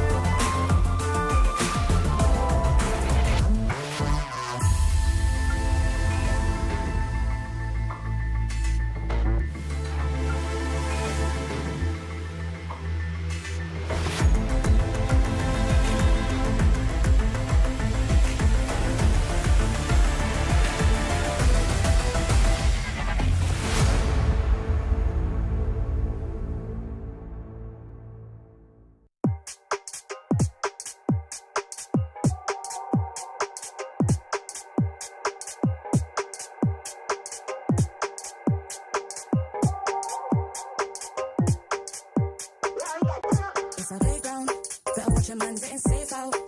See some play game like snakes and ladder. My ex-base, come on, new one's better.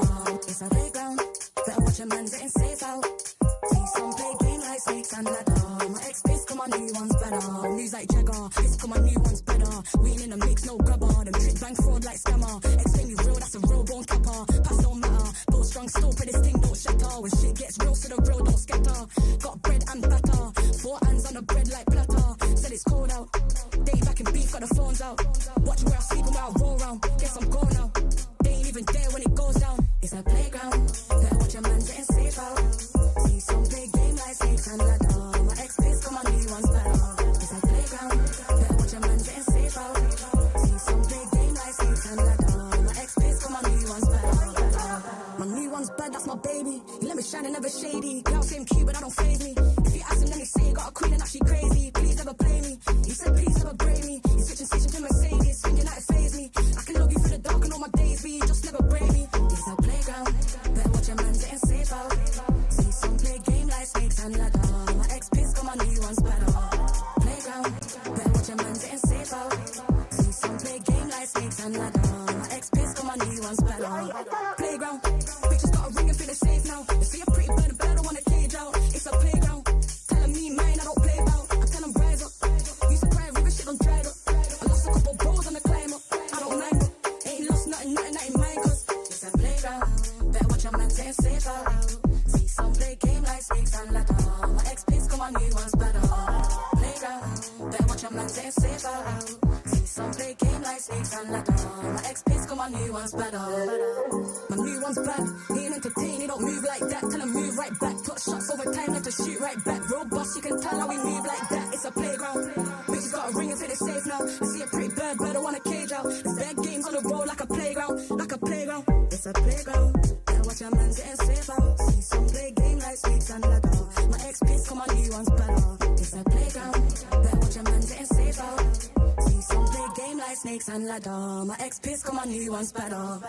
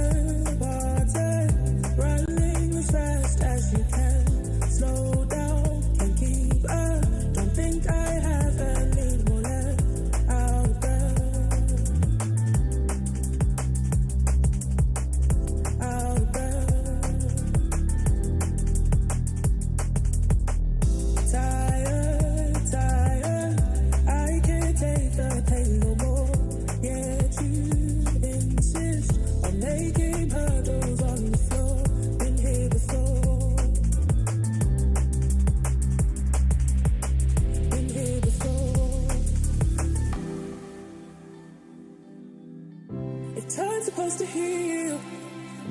Why do I feel like I've been here for hours and hours? The pain that's in my throat continues to grow. They say it'll get better. How can they know if time's supposed to heal?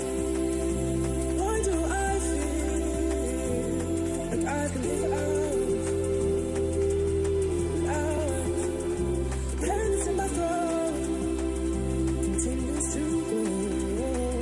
They say it'll get better. How can they know?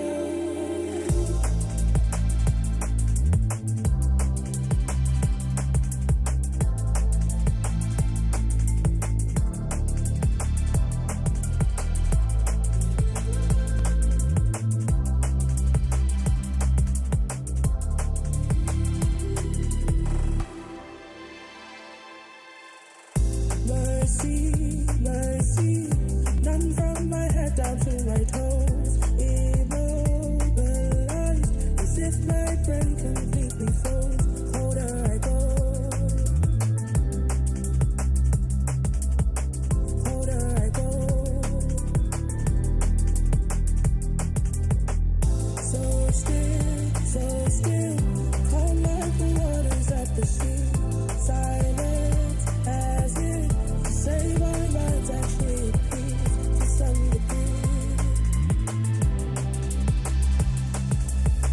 To some degree. If time's supposed to heal, why do I feel like I can live without?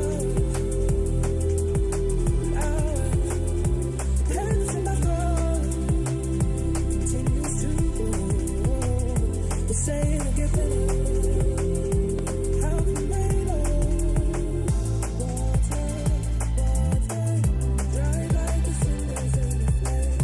Bubble, beating, now it's time to evaporate.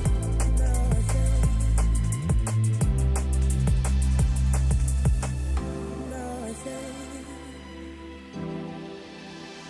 the pain that's in my throat.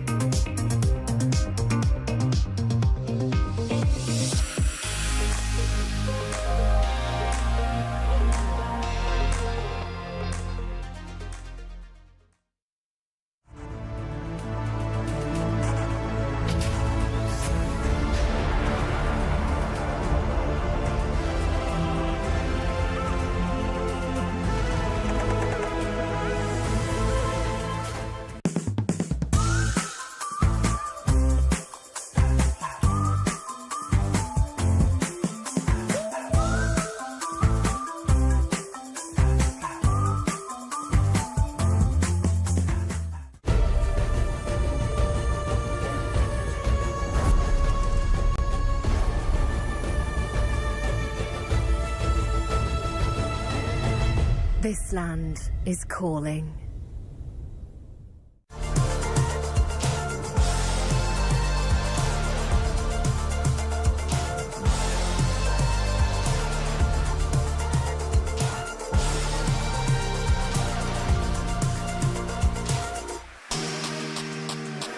Welcome back to the Esports World Cup Last Chance Qualifier for Overwatch. We're about to head into the semi-finals.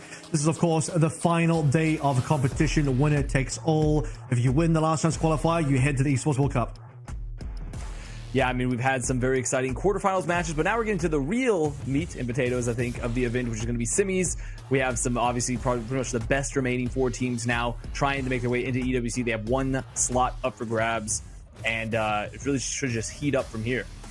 Zeta Bright Future is the upcoming game. Team Falcons versus Vision is the other semi-final as well. So have a look at where our bracket currently stands. Of course, if you just joined us, we finished up our quarterfinal some time ago, and 3-0s across the board there. No one having too many issues in their quarters, but this is the semis now. This is where things start to get tight.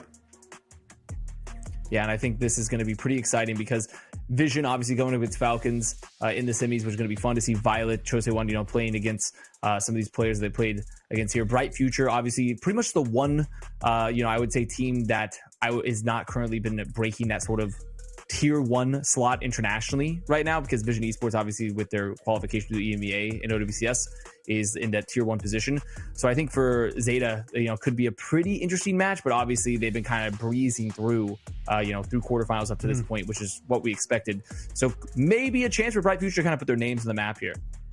Yeah, if we look at some of these results here as well, given that they are all 3-0, Zeta kind of dominated their way 3-4 through Force, 2-0 on the Legion Tower, 1-0 on the Circuit Royale, and then, of course, they won Coliseum. Not too sure where the push distance was on that one, but they won that one regardless. We got to see the end of the Bright Future game where they did end up dropping one of the points to TFW, but in the other 2 maps they played, they got that one done with 2-0 on Oasis, and then they win Coliseum again. Not too sure where the meterage was, but yeah, they cleaned up those 2 maps. Yeah, I think Bright Future, I mean, dropping a map to TFW, it's just a little unfortunate, I think, because I think if you're in the situation where you're playing close at points to TFW, probably unlikely that I think you're going to take Zeta to the edge, but maybe this is the chance. They've been hiding strats, they've been sandbagging, whatever copium you're going to throw out there. Like, this is the moment right now to believe. Obviously, Zeta pretty favored in that matchup, and conversely, same thing. I think when you look at the Falcons Visions match for the other side of semifinals, like, they're going to be pretty favored there, but I think a little bit closer comparatively between those 2 squads. But it's just an answer of, is their form going to hold up or looking good? Because obviously these teams, the favorites, Zeta, Falcons, hoping to meet in the grand finals, and this is the last obstacle in the way of Zeta here to make it to the grand finals right now is Bright Future. We're going to get ourselves a Legion Tower as well. First map between these 2 teams in our first semifinal is going to be Legion Tower. Bans coming through: Zeta Division ban Ramatra, Bright Future ban Tracer. So not going to be any Ram coming through, which is going to move us towards an Orisa probably matchup here. I'm not really considering that Bright Future are going to end up playing too much of Hazard or anything else. The Ram was also a nice target ban for Chaos, and especially because that's kind of what we saw him playing on New Junk City, although not too sure what he was playing on the other 2 maps. I'm sure Orisa's probably well within his wheelhouse, but if you're Zeta Division and you're Burner on the team, you would love for this to just be an Orisa mirror. For sure, or even Diva at points, right? You'd be happy with any, or just any of the off tanks, you'd be pretty happy with that. I mean, I think for a way, Bright Future are maybe also okay with that, because I think the Tracer ban, because they were playing a lot of like Genji Sojourn, as we saw in that map versus TFW. So maybe something they want to keep up with, where they just have Khaled playing Genji and just keep the Sojourn up. So potentially something that works for them. But obviously Zeta, even if they don't have a Tracer on the field, I think they're still going to be perfectly fine, matching that Genji Sojourn or matching anything they really want to play, whether it be like Cass as well. They have a lot of options, a lot of potential comps in their wheelhouse. And Lijiang, I think a very good map to see coming in here. I mean, really, I feel like we haven't seen a lot of Lijiang so far in the LCQ, Admiral. I feel like I've been seeing, Busan. I've been seeing a lot of, Oasis. Have not seen any Lijiang. It's been mostly Oasis and Busan, and mostly Oasis, even between those games, those options. So Lijiang has been a bit more of the rare option come through. And looking at how this is going to go down here, probably Cass for Flora. I would assume that if this ends up in a Orisa mirror, that's exactly what Flora wants as well. He would like to play the Cass, particularly on some of the more close range rounds of this map as well. You look over towards the control centers, probably a perfect place of exactly where you want to see that. Really interesting to see if Pelican's going to bring out the Venture again for this map. He might save that for a future map, but Venture I think is pretty strong on a control center as well. Otherwise, you mentioned Genji, another one of Pelican specials. Happy to play into it. But if it is also going to be a mirror, a brawl mirror, and May could be pretty strong in that scenario as well in Pelican. he's got one of our better mains. But I think our game is roughly ready to go. A last shot of the key as we head on in. It's control center first. It's actually going to be double hazards off the bat. Okay, 2 hazards on the field. I mean, hazard, very solid pick here, especially in this sort of divey. Like, you want someone that's also very survivable here when there's a lot of damage. A lot of options also try to force the Suzu, get to the back line, get on out. You see counter dive, comes on out. Bernard gets caught. I mean, Khaled, they're falling off. They have the wall. The damage there gets a little aggressive. As Onbu here just playing on the side, going to take down Pelican as well. So, picks going the way of Bright Future. Sure, first cap for Zeta Division, but this is a good exchange. And I think if this ends up being a hazard matchup, Flora should probably be on the cast as well. Also plays super well into Chaos's hazard. But given that Onbu was started on this hero, you're already seeing the shutdown on top of Pelican, but that being said as well, Pelican gets to his return kill. Khaled maybe going a little bit too far into Zeta Division territory. I'm working through the 5 versus 4 Zeta Division. Went back, see what they can find off that advantage.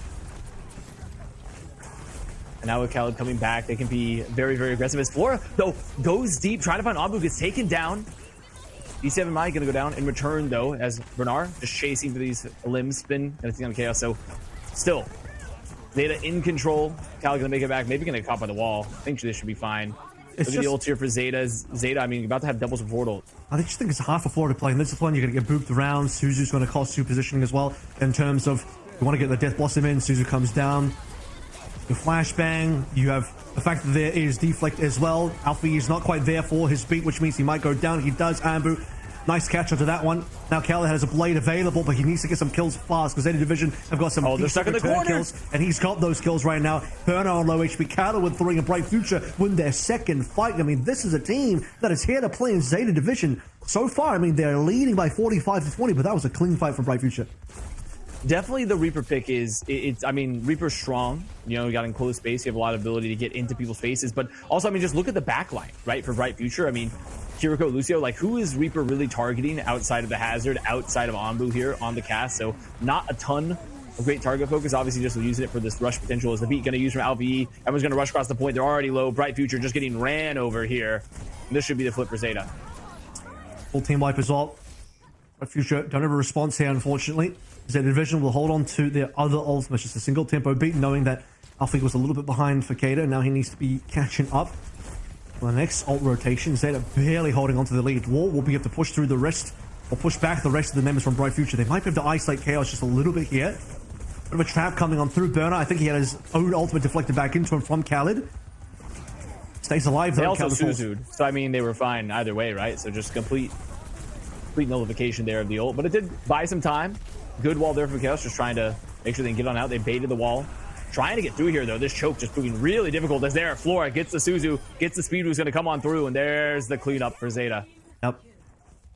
Flora's waiting for his moment. Push in. Uses Death Blossom. I think Khaled eventually deflected, but looked a little late then. He goes down anyway. So final fight now. And there has to be a touch coming through from somebody on Bright Future. For Kata, probably the best to go for it, and they want to try and knock him down before that even happens. And Pelican's just got them locked into a corner. Triple kill in the Tectonic Shock, and now the entirety of Bright Future fall. They want to try and flank around to get into the side to go for that final touch and for the final fight. And Pelican says, ain't no way. Shuts the door on him.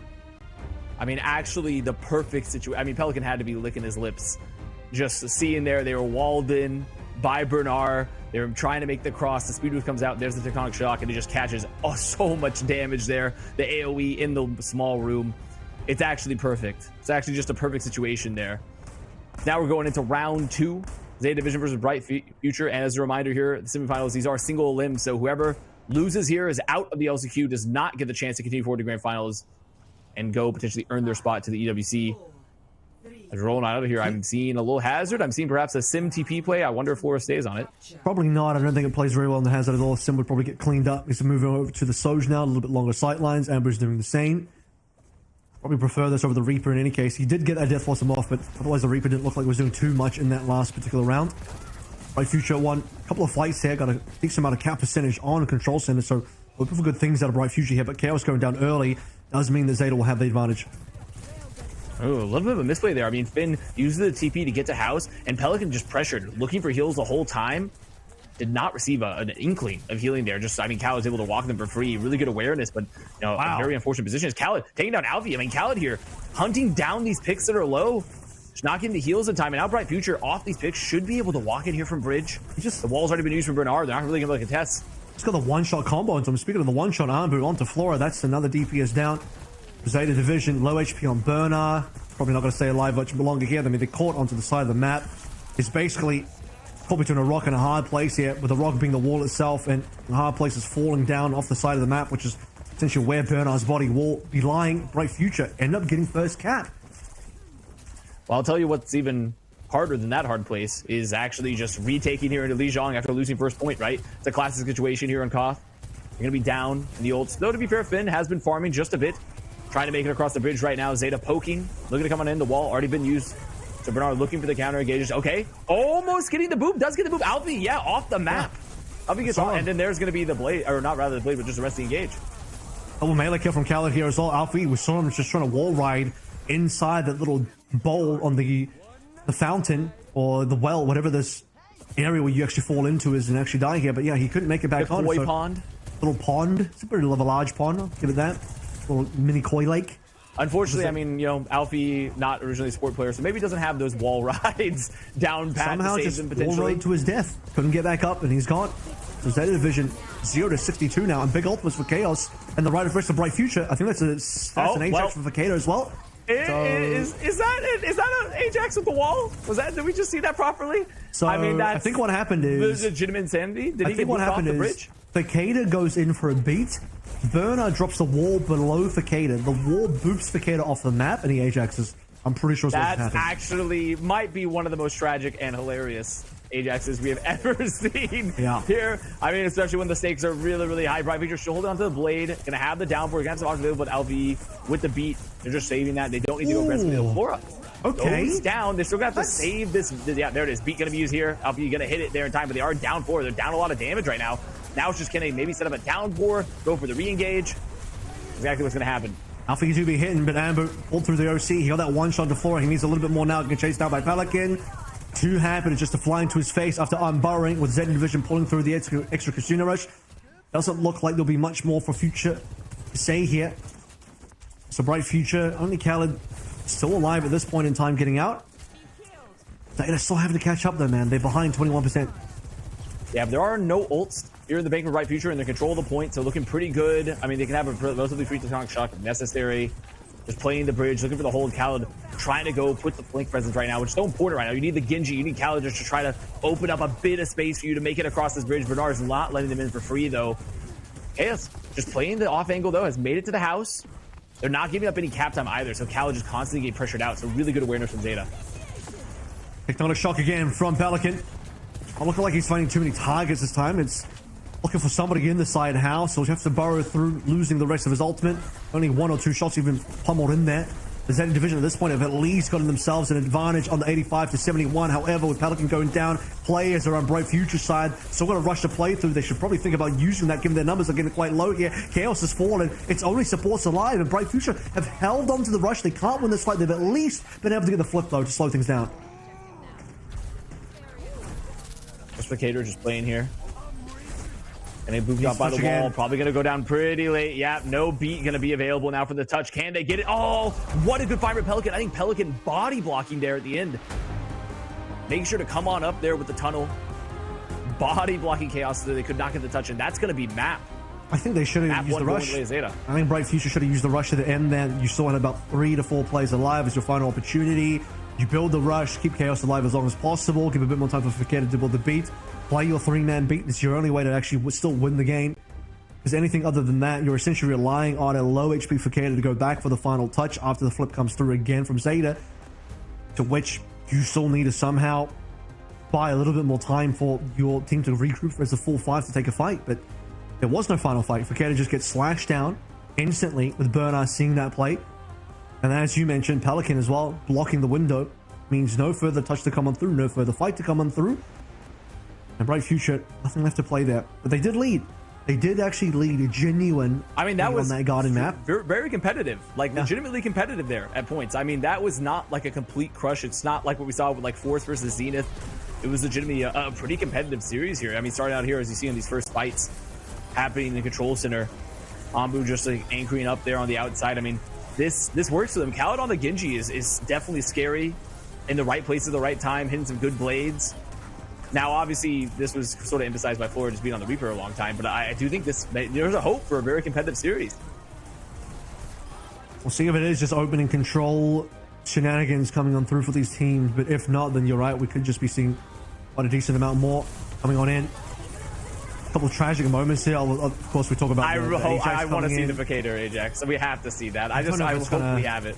I don't know if it's going to make the replays here. I don't know if anyone caught it, but this was the final moment, of course, where DCM and MI goes down. Vacator's unable to touch, and then there's just no further fight. Yeah, I think there could have been one more fight there for Bright Future, but they'll have to save that one for second map instead. But as mentioned, Avas, you mentioned it was at least competitive. I think where that really showed is the fact that on Garden, the second round, they genuinely led by like a good 50-60%. Yeah, and I think they really understand how they're playing their comp a bit. I mean, like, Khaled is legitimately doing what needs to be done there on the Genji, where you're opening up the space, you're dashing through those weak targets, you're just trying to put pressure, almost act as the tracer when there is no tracer to a degree. So there is some highlights there for Bright Future. The future, it's bright. The future's bright, but not that bright, because it wasn't that competitive. It was just a relatively competitive match, which is something that we hadn't really seen so much in LCQ so far, especially against a team like Zeta's caliber in general. So I'm kind of excited to see how the rest of the series goes. It's now a question, I think, since the Ramastra's already been banned, right? They've already like, okay, well, we don't have to, we want to be able to just, you just want to be able to like play that and deny that for Zeta, but obviously like they're just going to try to play the Orisa. I wonder if they try to ban the Orisa in the future there. It's just kind of a question of like, is that something that they're interested in? Is that something that they try to like just force, because they didn't want to play into the Pelican Tracer too much at all? Well, all those questions will be answered and more right after this break. We'll come back for more.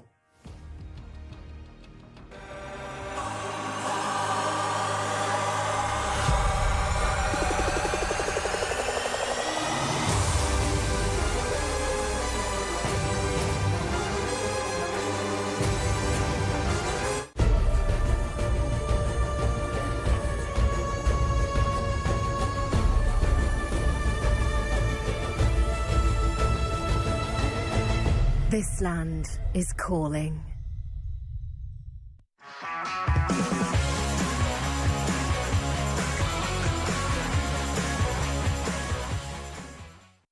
I gotta get out. Got to get out of here. Got to get out. Got to get out. Got to get out. Gotta get out of here.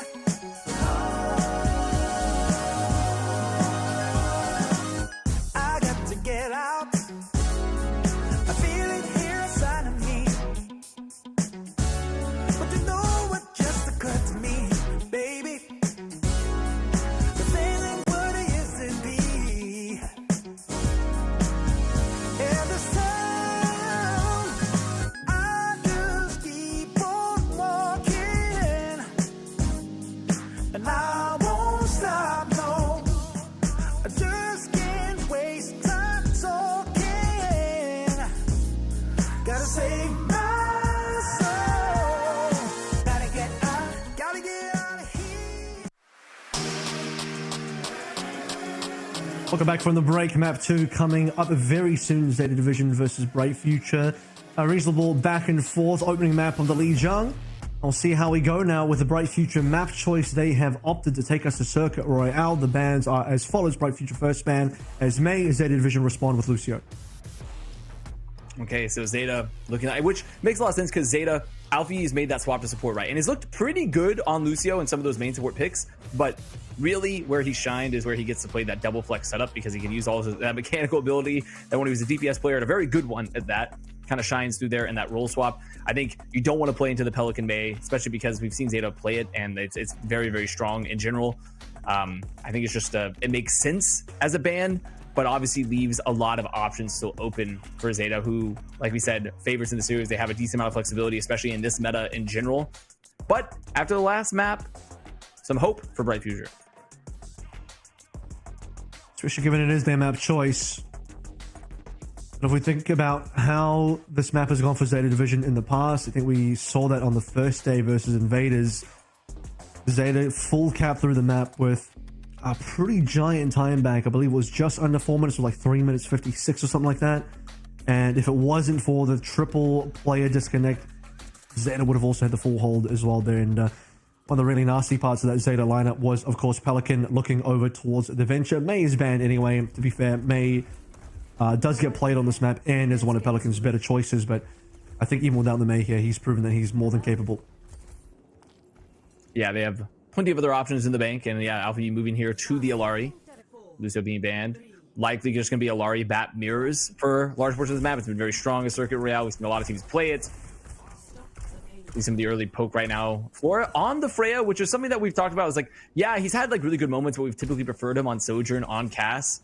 So going to be matching here into Onbu. He's had a pretty good hit scan performance, all things considered. I don't know if we personally have seen that much of his Freya just yet. So, well, it's going to be a question to see how they do. Actually saw it versus Snowfall versus Invaders on day one. And oh, that's true. Yes, taken down that's right. Quite amount, decent amount. So got to be careful with that one. See if Flora level up for this one.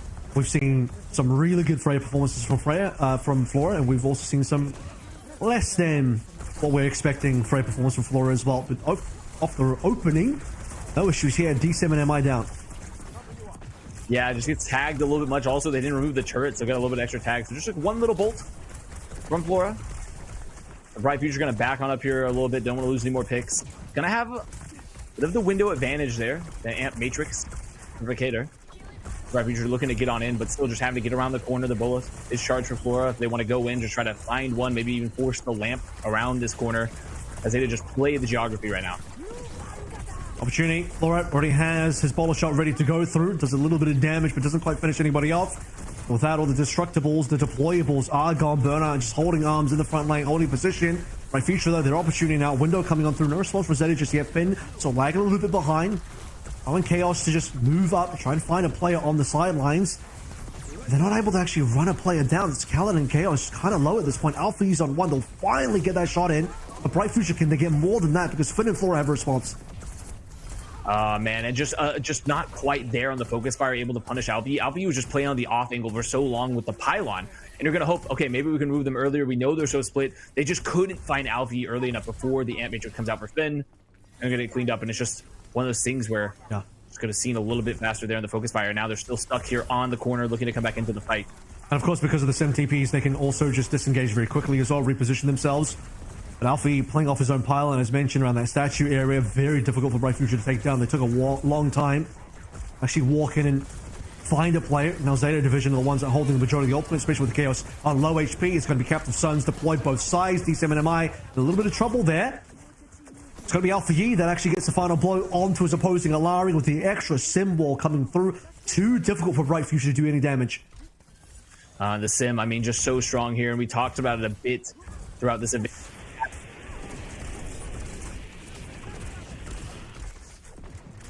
Real, where playing around these turrets, around this geometry of the map, just a brutal car wash situation as the blade gets used. Okay, bolus used, reflected onto Flora. Khaled still not going to find much else, but I think does enough damage where they can get Bernard too.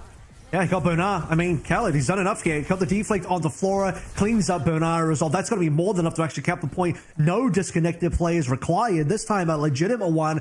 Bright Future will get A cap. Zeta Division are going to have to scramble back for B. As Flora, well, he got marked heavily there. He got checked heavily, and Bright Future get rewarded. I mean, this is amazing for Bright Future so far, because, I mean, this might be one of the most competitive series so far in the LCQ, and it's versus Zeta, of all teams, right? A team that was, you know, a potential favorite to win the event here. We thought there was a gigantic gap, but Bright Future, looking at the gap, might not be as big as we expected. They're still going to hold on to Annihilation. They're going to have the Ant Matrix as well as Chaos. Getting pressure, Lamp Force, Annihilation used. He is still faced up against a window. Finn is dropping in tons of damage from the high ground of Bright Future. They pumped in, given that Flora is also dropping in some bolts on the side as well. Faked also dropped down his own window, however, not too sure if they're getting enough damage off the back line. Flora wants to go deep here. He's supported at least somewhat from the rest of his team following it through. And with that, Bright Future not going to find too much else. Zeta Division have pushed them back to spawn. Do Zeta, though, want to go for a bit of a spawn camp here? Because they can now. They can at the very least poke. That's exactly what they look to be doing. In a late pick there into Chaos. DCM going to have the Captive Sun, Alpha pretty close to themselves. So, I mean, this is still a pretty good poke scenario for Zeta Division. I think you just force this fight on the low ground. Cali going to have to back up just a bit. Bolos available. And you see, oh, really good find there. They have him on the off angle. Yeah, Ambu going to go down. Force the lamp to off that now. You know, it's just like, okay, we'll trade the ult for a lamp, but remember, the Freya ult, not too expensive. So we are basically getting a spawn camp at this stage, and Flora easily finding Armbu there. A little bit of supportive Vortex coming through from Burner after marking him with the passive allows you to see the low HP players. And with the sim, it's easy. I mean, all you have to do is really play up against the spawn of Bright Future, and if things get a little bit dicey, you simply TP yourself out. Exactly what they do here. Yeah, playing it masterfully so far. It's okay. Chaos looking to pressure from there. However, Captive Sun used, and Flora already finding Anbu there right off the bat. They're trying to hide from the Captive Sun. And even if they don't end up getting one, which they are going to get one, even if they didn't end up getting one, it just gives them so much space, especially off the pick. And now, Zeta Division chasing here into the spawn. Oh, Alfie's got to be careful though. He got hit by the bowler. It looks like he'll be okay for now. It's only destructibles or deployables being taken away by Bright Future. With one Alpha E death though, Zeta Division may have to respect that and actually back out. So, despite Cap and A, it's been a bit of a struggle for Bright Future so far. Alpha E going down should give Bright Future the opportunity to at least walk up. There's only 1 minute left though. They've gone to the Ana. Look at this. Ana here for Vicator, so they're hoping maybe they can build some nano blades, potentially have that win condition available, which is, on a map like this, I mean, it's not a bad idea if you're doing so well. Okay, Khaled is down, so unfortunately it's not going to matter anyways. The wall is going to get used here from Pelican. I mean, this is just going to be after a retreat situation. They don't have their win con, right? They don't have the nano blade. They don't have Khaled. They're down a player. Zeta just going to play this high ground, maybe going to find some more. Bright Future really don't have to get staggered too bad on this chase. That's the second time as well. The wall comes down as soon as D7MI wants to go for that Captain Sun. And it basically blocks out entirely. Fakata swap it over to the Ana, as you mentioned. Doesn't quite have the nano until, well, he'll have it now. But after that kill into Pelican, that could be a good opportunity for it. Ballerstrike's not going to find anything at that stage, but he just might get a couple of good shots on the Khaled instead. It is a nano blade, and with the extra nano damage reduction, Khaled is just so tanky. He's not going down at all. He's taken plenty of damage, but he's dealing far more back. With Chaos also annihilating his way through. Bright Future finally broken off of this blockade that Zeta have set up on B. The problem is they're in OT now, and they still have one more fight to play through. And that's their win con, right? Annihilation gone, Nano Blade gone. There's going to be Annihilation for Bernard, so they have an option, especially with this really slow backline here, that they could just walk onto the Annihilation. Anbu, though, could make the hero play, could hit someone, find a pick early, but I mean, Finn's still holding onto the lamp, so it's going to be a really hard fight here for Bright Future. Anbu going over the top. There's the Bola. Might be fine floor early, and forces the lamp.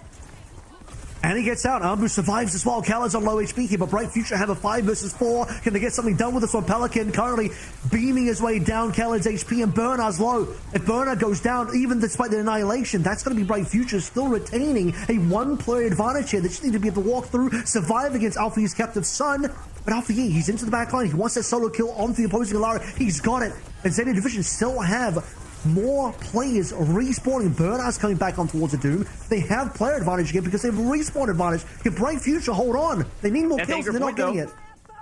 There, they did it. They did it. It was looking a little risky there for a potential C9 because they had to anchor into the Ram, but Alpha E gets those crucial picks in the back. And it's just that situation where they went for that win condition, right, with the Ana, hoping to just Nano Blade win the point outright, but they just didn't have enough gas left in the tank to be able to win it out. Still, not a bad map from Bright Future. They took Zeta, I mean, to the brink there, got the first point, almost were able to get second. But Zeta looking really, really strong here, being able to pull that sim pick. So that spawn camp was a little bit too rough. Multiple minutes being bled down from the timer, unable to really get out of spawn. Would prefer not to have to ult out of spawn as well if you can help it. And then eventually they do win a team fight off the back of Fakata on the Ana, finding a open pick onto Pelican of all players, enabling the 5 versus 4. But then, as you sort of mentioned, they ended up using 3 ults that fight to get the cleanup of the Zeta Division, and Paler was so far back through the spawn camp that they couldn't convert it into meaningful objective until the very end in the OT. But Zeta Division get to come back for one last fight in Bright Future. It's just so hard to be in that position in the OT with the very long respawns, a long run back for the respawns, even if you do get them, to be able to hold on enough and actually win that. They do push the end, which gives them a holdable position. They get to now at least play with the knowledge that they can have the end of B being accessible for the defense. And so much pressure now on Vicator and Khaled, right? Because they're just playing for these Nano Blade fights, trying to get potentially like a first hold. So they're just putting everything on the back here of like, can we get this combo? Especially when you're playing into the neutral fights. I mean, Finn's going to be building the Amp Matrix really quickly. They're going to have the lamp to set them up for like really aggressive plays or just get them out of a, get out of jail free card. They don't have that as options. Maybe Vicator can hit some good antis, but I mean, there's not much that can follow up on it besides maybe Khaled into the backline, and they don't have any speed. As okay, Pelican already made a swap to Venture. Oh yeah, full swaps here. I mean, they're going Juno. They're getting Ana as well. There's only going to be Flora remaining on his starting hero of the Freya. Everybody else is going to be making that swap over Burner, one of his classic divas. They really want to pressure out this Facada Ana if possible. That's one way to beat an Ana. It's a pull through on your own diva. Well, Chaos is not going to get much done there. Put the Matrix on top of his body. Everyone jumping the damage in. Ana can't do any healing in that sort of situation. And despite the anti-landing onto Zeta as well, no impact. Chaos also moving over towards Diva now. It's a very smart swap because their backline is so squishy, right? You can't really sustain any rushes. You really just have like maybe you hit the sleep, maybe you can hit the Alari boot, but like you just don't have much to deal with that without a lamp. And so having the speed ring, being able to walk into, you have the Venture too, just burrowing, coming up on top of the Diva. It's just a lot of pressure. As Zeta, they've rounded the corner. They're putting pressure here on the point. However, Nano's up for Vacator. They have the option to just pop it early, maybe send it to... Yeah, there it is. It's going to go directly onto Khaled, trying to fight some of the squishies. But the back out here from Zeta, pretty good. Bernard's just matrixing the whole thing because he doesn't have the actual blade. He's just going in for dry neutral damage, and all of those shurikens... He didn't even get it. Didn't even get the blade here. No, he didn't farm the blade either because his damage got entirely eaten up by the Matrix, and now Khaled's gone down finally. Flora's dropped in his ball on top of Armbu. Takes him down half HP, and Bright Future have to just lick their wounds and back on out with whoever's still alive. Jay's still Data Division trying to find Anbu, trying to find a couple more, but Anbu should be able to leave. You're Freya, you're quite mobile. Perhaps you guys have heard of this. Perhaps you guys know that Freya, very mobile character, especially once you start getting those with perks. So now the aggressive hold here for Zeta. He has to be considerate of the fact that you don't want to dive too deep either. Speaking of nanos, Alpha E deploying onto Pelican here. The nano tectonic shock. Bright Future is instantly going to be forced back. This is just going to prevent them from having any sort of positioning on this B defense at all. Bernard, a little split, has to make sure to get out, save the mech. No one has to use a bomb a little early. Blade is available for Khaled. They have a couple ults here on the board with Chaos here on the Diva too. But, I mean, they're going to have to play into the Ray. Going to have to play into the bomb. Khaled immediately taken down with the Ray. Just the damage just focuses them down. There's no Nano to protect them. And the 8 on the Captain's Son as well. Bernard is all over the show, protecting players, getting the boot kill onto Khaled, preventing the Captain's Son, every single win condition, taking off the board. Bright Future have very little left to play through. Not even a remake available for Chaos. They've used every single ultimate. This is the final fight. They got no tank. It looks like they got no hope absolutely of being able to hold on. Khaled, the only one remaining. It seems like everybody else trying to make their way back in, but as the time falls, the cap is completed. The Zeta Division will not be denied. 2-0 the series so far. A Circuit Royale that started to look a little bit more competitive after A was capped through, but a failure to cap B means that for Zeta Division, the home ground is there. We'll cap through A and B without too much fanfare, and it's all done and dusted here as there's only one map left to play. Yeah, I mean, just Circuit, a really good pick for Zeta because they just can flex, they just have the flexibility option, especially for Bright Future where it feels like they're so dependent at times with Khaled. Just getting those Genji cleanups, even trying to put Vacator onto the Ana to just give them another win condition, right? And the problem is then you're vulnerable to swaps like that, where, okay, you get a Juno, you get the Ana of your own, you get a Venture, and you're just going to run over that back line. And so you're just stuck in this race against time to maybe get the Nano Blade, which they just never got. And so it's just a tough situation for Bright Future here, where it feels like they really want to rely on the Genji, but then it opens up a lot of weaknesses in terms of, okay, what are the rest of our comps? What's our backline going to be? Zeta can exploit that just constantly here. And Circuit was a really good map to take them there, to know it's going to put a little bit of pressure on their weaknesses just overall. It's hard for Khaled to get much more done there in a situation where you're in a heavy poking phase on A. You're just throwing shurikens for the most part. So your Ana is going to outpace you on Nano Charge. The Ana is going to get your Nano first. You don't have a blade yet. Then the question becomes, well, how do you want to play this Nano? Really, for me, probably by default, Nano on the tank makes a little bit more sense there, but they wanted to put the dry Nano onto Khaled, who couldn't get anything done. He's diving in, trying to get some shuriken damage in there. Bernard just eats the entire thing, and he doesn't even farm a blade off the back of the Nano. And then finally, when Khaled has a blade... Also, how did that orb possibly hit? How did that orb... I'm just looking at Symmetra orb. Or Symmetra orb, like, hits hitbox is kind of crazy, because I feel like Khaled was not that close to Pelican, but that's fine. But yeah, definitely right on all fronts there, Admiral. And it was still a pretty valiant map coming out there for Bright Future. I mean, it's not an insane stomp. It is close at points. This is probably one of the more, I think, disadvantaged maps. If you look at like how Bright Future are playing so far, when you get to like Circuit Royale and you just deal with the overall flexibility of Zeta comparatively. So maybe a different map, work out a bit better. It is loser picks. So they're going to have some options there to choose from. And overall, Zeta still looking like a pretty clear favorite, but Bright Future putting in a bit better performance expected. Certainly more competitive than most would have given them credit for. I think Zeta is on maybe a little bit surprised at how competitive that particular second map was. But even the first map, again, we talk about the fact that they led on Garden by a good 50-60% before Zeta Division were able to bring it back. So to even put Zeta into a position where they had to make a quote-unquote comeback on Lijiang Tower is saying a decent amount. But we are at a 2-0 point now. Bright Future can be happy with the fact that they at least got their single point, but they need a lot more to actually beat Zeta or have the chance of beating Zeta. You need more than just singular points. Probably need some map completions in here, take us to an actual time bank.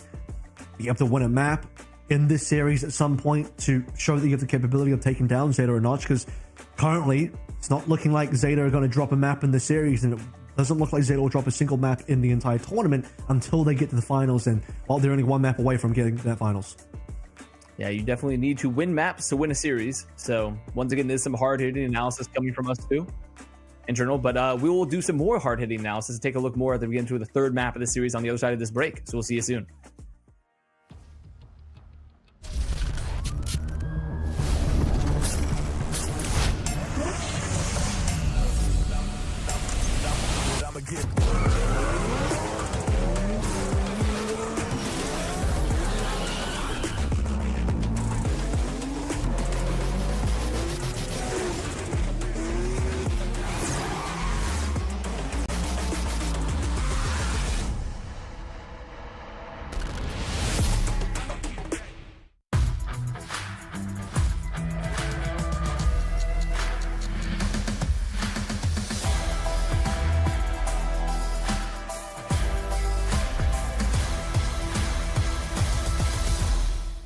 I stepped into a realm of wonders where the sun kisses the sea. Two worlds inspired by each other. Two worlds making one. This land is calling, Saudi Red Sea.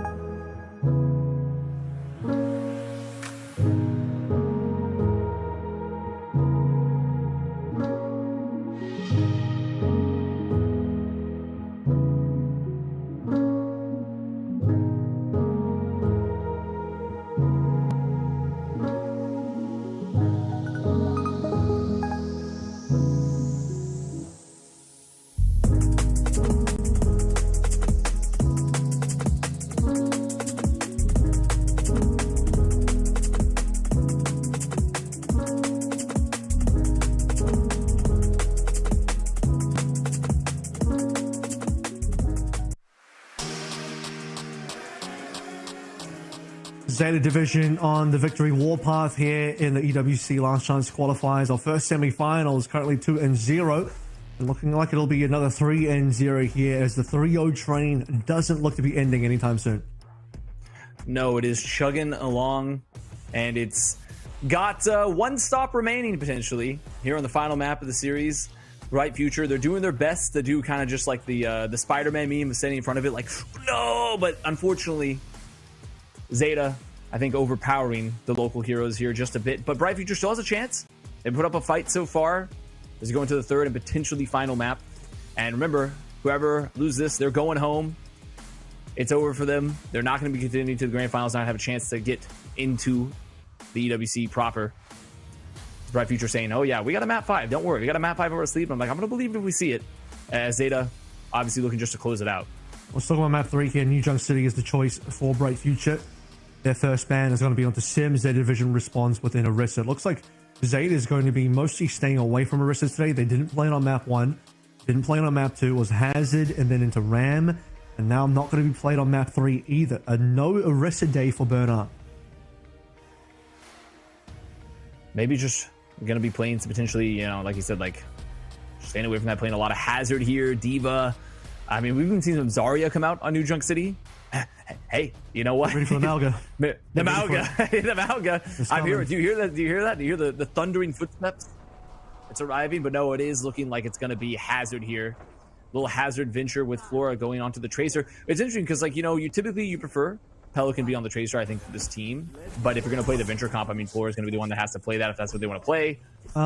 Yeah, I do remember Flora kind of got wiped a little bit on that day one game versus Invaders on this map, if I remember correctly. It was one of the maps that they played where the Flora Tracer wasn't quite up to scratch, so we'll see what happens a little bit later on. He ended up stopping Soj. Cast might not even be that bad considering you have a Genji to play into. Probably not that useful into the annihilating Ram, however, and Ambu, well, he'll just get taken down by Pelican straight away.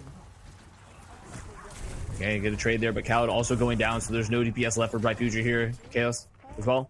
Getting cleaned up here, and there's just the strength of this venture comp, right, is that you're just able to put so much pressure into the backline, especially when you have a hit scan. Just get into the back there. And when you're playing that Ram comp, you're not able to just reflexively turn around and deal with it. You can put up some shields, you can put up a vortex, right, but you're not able to, you know, move, put a wall down to stop the aggression, to stop the venture. And instead, Chaos going over to the Hazard, saying, I would love to have a wall of my own. I would also like to terraform the world around me. Well, he'd like to be able to support Khaled in some way. At least you have a tank diving with one of the DPS to try and make that work. Support's equal on both sides in terms of what they're playing, but it's Fakeda leading the way in terms of ult charge here. His team taking a little bit more damage. With Khaled going down, though, this is where Bright Future need to be able to pick up the paces. Chaos and Ambu need to find a trade somewhere, somehow. It's not looking like it's happening. Bernard maybe caught a little bit in the open here, but the support will come through the rest of Zeta Division. And in fact, they're going to wall off the retreating members and look for some final picks. No, not quite able to get him. There's just, I mean, zero trading happening, right? Like, it's Overwatch League all over again. There's no trades. Like, we're not seeing that. Downpour going to get used. Forcing the beat. Bernard, very low, but now just going to use this wall. They should be able to find... Oh, they don't get Vacator early, but they're going to get the trade there. Alfie going to commit the beat. And it gets a little messy, but this should probably deny the chance. So Khaled making a beeline for the touch. Yeah, going to get it. He has to. No one else can get the touch at this point. That means the Zeta defense will have to come on through to respond, but it's only a single Mimi here. Surely they're not going to have too much trouble taking down Khaled. Can Khaled buy enough time for the rest of his team to come on in? It's not looking... He did. Well, maybe it is, actually. Ambu's got the shot into Alfie, and now the rest of Bright Future popping the Kitsune Rush with an extra touch. They might be able to do something against Zeta here. Finn has to respond with his own Kitsune Rush, but once an initial touch comes on through from Bright Future on the Kitsune Rush, no further members of Bright Future are able to get too much done. Zeta Division still lock in and lock up that first round.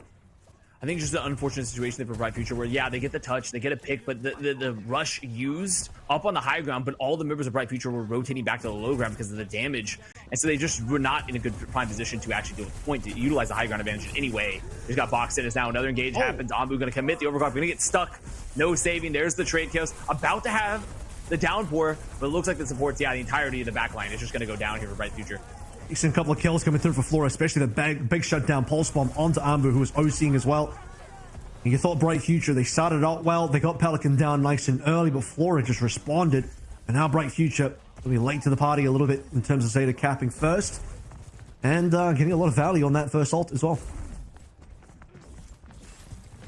So now Zeta going to be holding aggressively on the choke, trying to deny Bright Future the entry. The blade is up and available along with the downpours. And there's no support ults for Zeta here. Nothing, but okay, Khaled down. The downpour gets used, and they're already down the blade, so they have no option. They are getting some trades here for Bright Future, so there's a chance they'll try to make it on in. Backline's alive, Chaos is alive, but it's pretty much just a Hazard and two supports for both squads here. They're just going to be looking at each other on the point here. Not too sure who Chaos actually caught there, but yeah, Pelican and Flora end up going down, so those may have been the members. Zeta 3 versus 3 until all of the rest of the members from both sides start to regroup on the point, but it's still Zeta in command, 60% and counting. Bright Future, only a blade to play through. At least there's no response. So if Kelly wants a blade, assuming he gets a little bit of healing coming on through, there's nothing to really respond to him. Here he goes now. Big opportunity. Alfie already on half HP. Pelican already on half HP, but Khaled, he's only slashing at the tank. He's only got Bernard in front of him, and now Finn's responded. Rush used. Khaled solo goes down. Chaos low as well. Vacator down. The beat already used. The cleanups here for Zeta. This point definitely going away as Zeta Division. And you wouldn't know it. You wouldn't think it sometimes, but Alfie playing some masterful Lucio there, completely breaking the ankles of Khaled there, just dodging the blade. Didn't even have the beat up just yet. And despite the aggression going in, I mean, Chaos used the wall, trying to trap them in. And he says, nope, I'm going to slip on out. Alfie here with the support swap, still paying dividends for Zeta. And now, winning. really, if he wants to fill the Violet shoes, he's still got to get the Ajax, though. And I was going to say, winning without even having to use the sound barrier. And, well, if they actually do win this last point, and they can do it via Ajaxing. That'll be pretty Zeta pilled of them. Takada's going to go down a little too early for Bright Future, though, which is going to cause some problems. Point is about to unlock, and Bright Future need to disengage as fast as possible. Flora, Veil there. Platonic Shock's going to be used right now. Trying to find a couple. Gonna find one. Chaos down. Pressure's still there. So decent trades for Zeta. See the pressure from Pelican still looking to find some more. I'm not even Gonna capping. be finding some more. Yeah, I mean, they've already... no one is capping. They're just saying, actually, we're chasing for our limbs here. We're going for a KD type of game. They'll get the cap eventually as Bright Future wait for the respawns. The Zeta Division wanted to commit for that fight. They see Bright Future members trying to retreat, knowing that they don't have any speed boost to retreat out of it. They can just speed on into them themselves. Bright Future will get to come back in now for the next engage. Bernard's already in there. Alfie probably wants to go for a sound barrier here, but just has to wait for the wall to fade first. Chaos, downpour, hits a couple of members, gets a free shot onto Finn, and there's also a kill to Flora there as well to follow through. Bright Future, they should have enough players down here to actually get the advantage, get the flip. Chaos just needs to stay alive. There's no more supports for Zeta Division. All the damage is permanent, but they don't have a tank now. Bright Future, where the DPS has got to be Khaled on the pulse one. Doesn't quite hit that one. Arbu next has to be the player to make his mark found. Bernard's just cleaning up the entirety of the rest of Bright Future. So despite losing Alfie and Finn, Zeta don't fall over. Yeah, I mean, just not able to remove the raid boss, Bernard. I mean, there was really good downpour from Chaos, just knowing that they could maybe catch him there, especially Flora wasn't there. But now the rush aggressively in the spawn. They're taking to the doors. Ambu already down. 80%.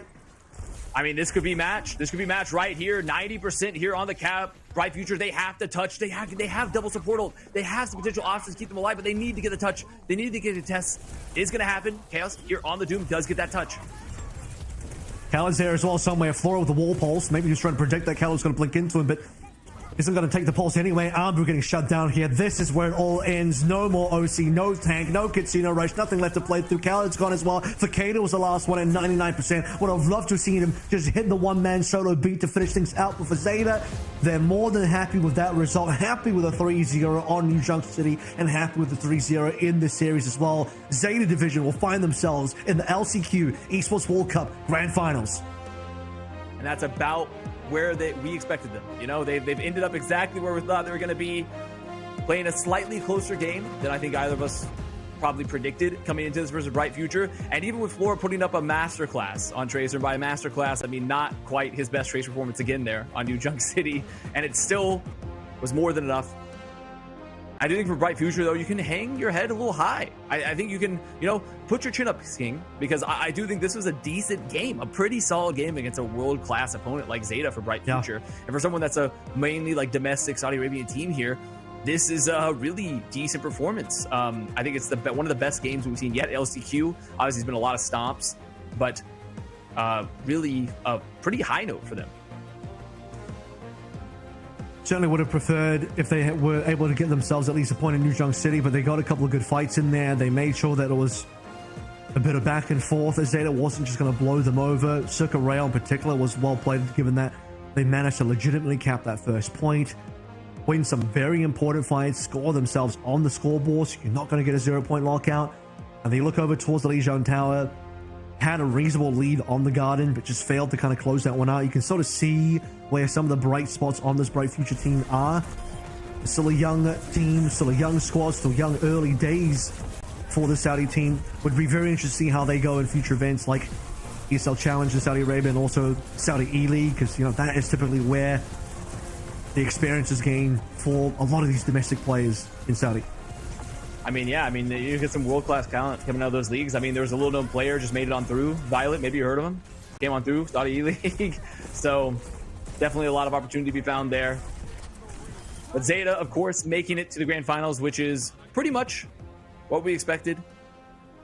And I do think that they still look very, very good right now. So a team that you could still root for to potentially win the whole thing in LCQ, make it to EWC. But Falcons, Vision, they're still alive. Take a look at the bracket right now. Obviously, we just finished one match of the semifinals, and we got another one remaining.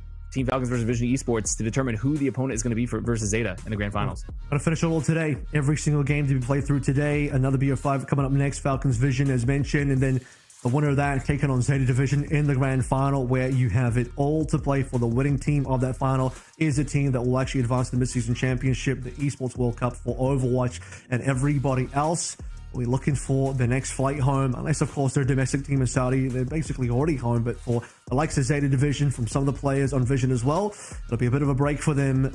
If they, well, it's a bit of a break for the players that don't make it through between Falcons, Vision, and Zeta Division that don't make it to the Esports World Cup. They'll have to wait for stage 3 of the OWCS, of which all 3 teams will be playing in. Vision, of course, did actually qualify into stage 3 through promotion and relegation. But that will do it for us, guys. That will do it for Avast and I on this broadcast. And, well, still 2 more games to play through, so make sure you guys don't go anywhere. We have the semi-final and the grand final right after this break. The human body was built to move. Not trapped at a desk in one singular posture for 12 hours a day. It's time your chair evolved. This is Secret Lab Titan Evo. Ergonomically engineered for you, gamers, hybrid workers, artists, backing your every move.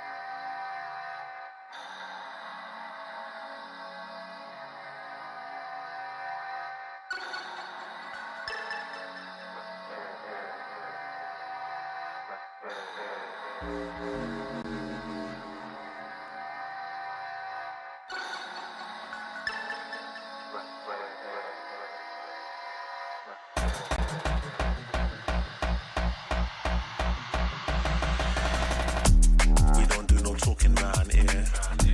We don't play no games round here. We ain't never slipping round here.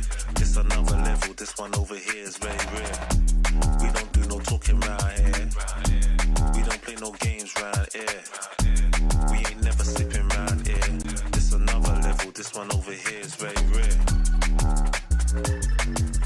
Rhythm got me skanking, had me feeling like I'm Fred Astaire. Bread was kinda short, but I was smelling like a millionaire. Claim their opposition when we stepped in, they were running scared. Man, we're louding up the atmosphere. Too much chatty, too much catty. I just lit a fatty and it came from Cali. I'm already here. I was in the clouds, I don't ever take the stairs. We don't do no talking round here. We don't play no games round here. We ain't never slipping round here. This another level, this one over here is very rare. We don't do no talking round here.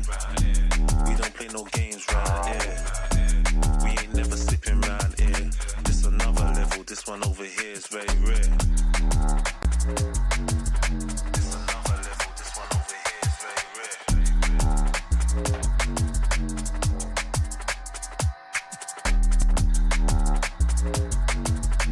This another level, this one over here is very rare.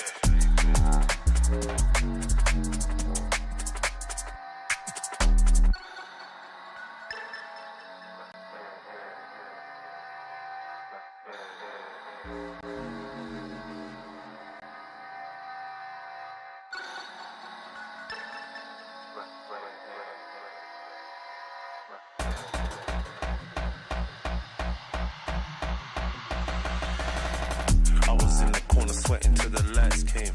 Man, don't ever sleep, step out on this night train. Right brain, man will blow your mind like a migraine. I was bossing up these spots, pulling something out my socks. Man was shuffling out of blocks, phone and vibrate. I don't need to talk to Frank, I did it my way.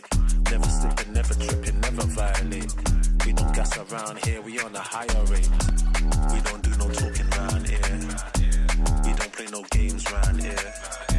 We ain't never slipping round here. This another level, this one over here is very rare. We don't do no talking round here. We don't play no games round here. We ain't never slipping round here.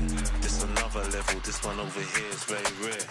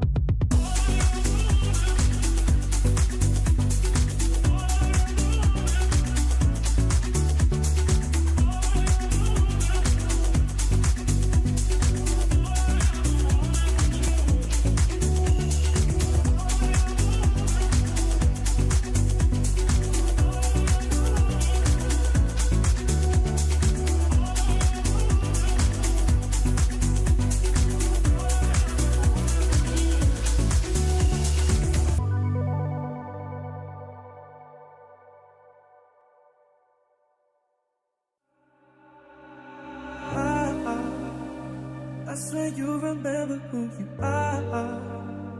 I swear you remember who you are. I swear you remember who you are. Remember who you are. I swear you remember who you are. I swear you remember who you are. I swear you remember who you are. Remember who you are.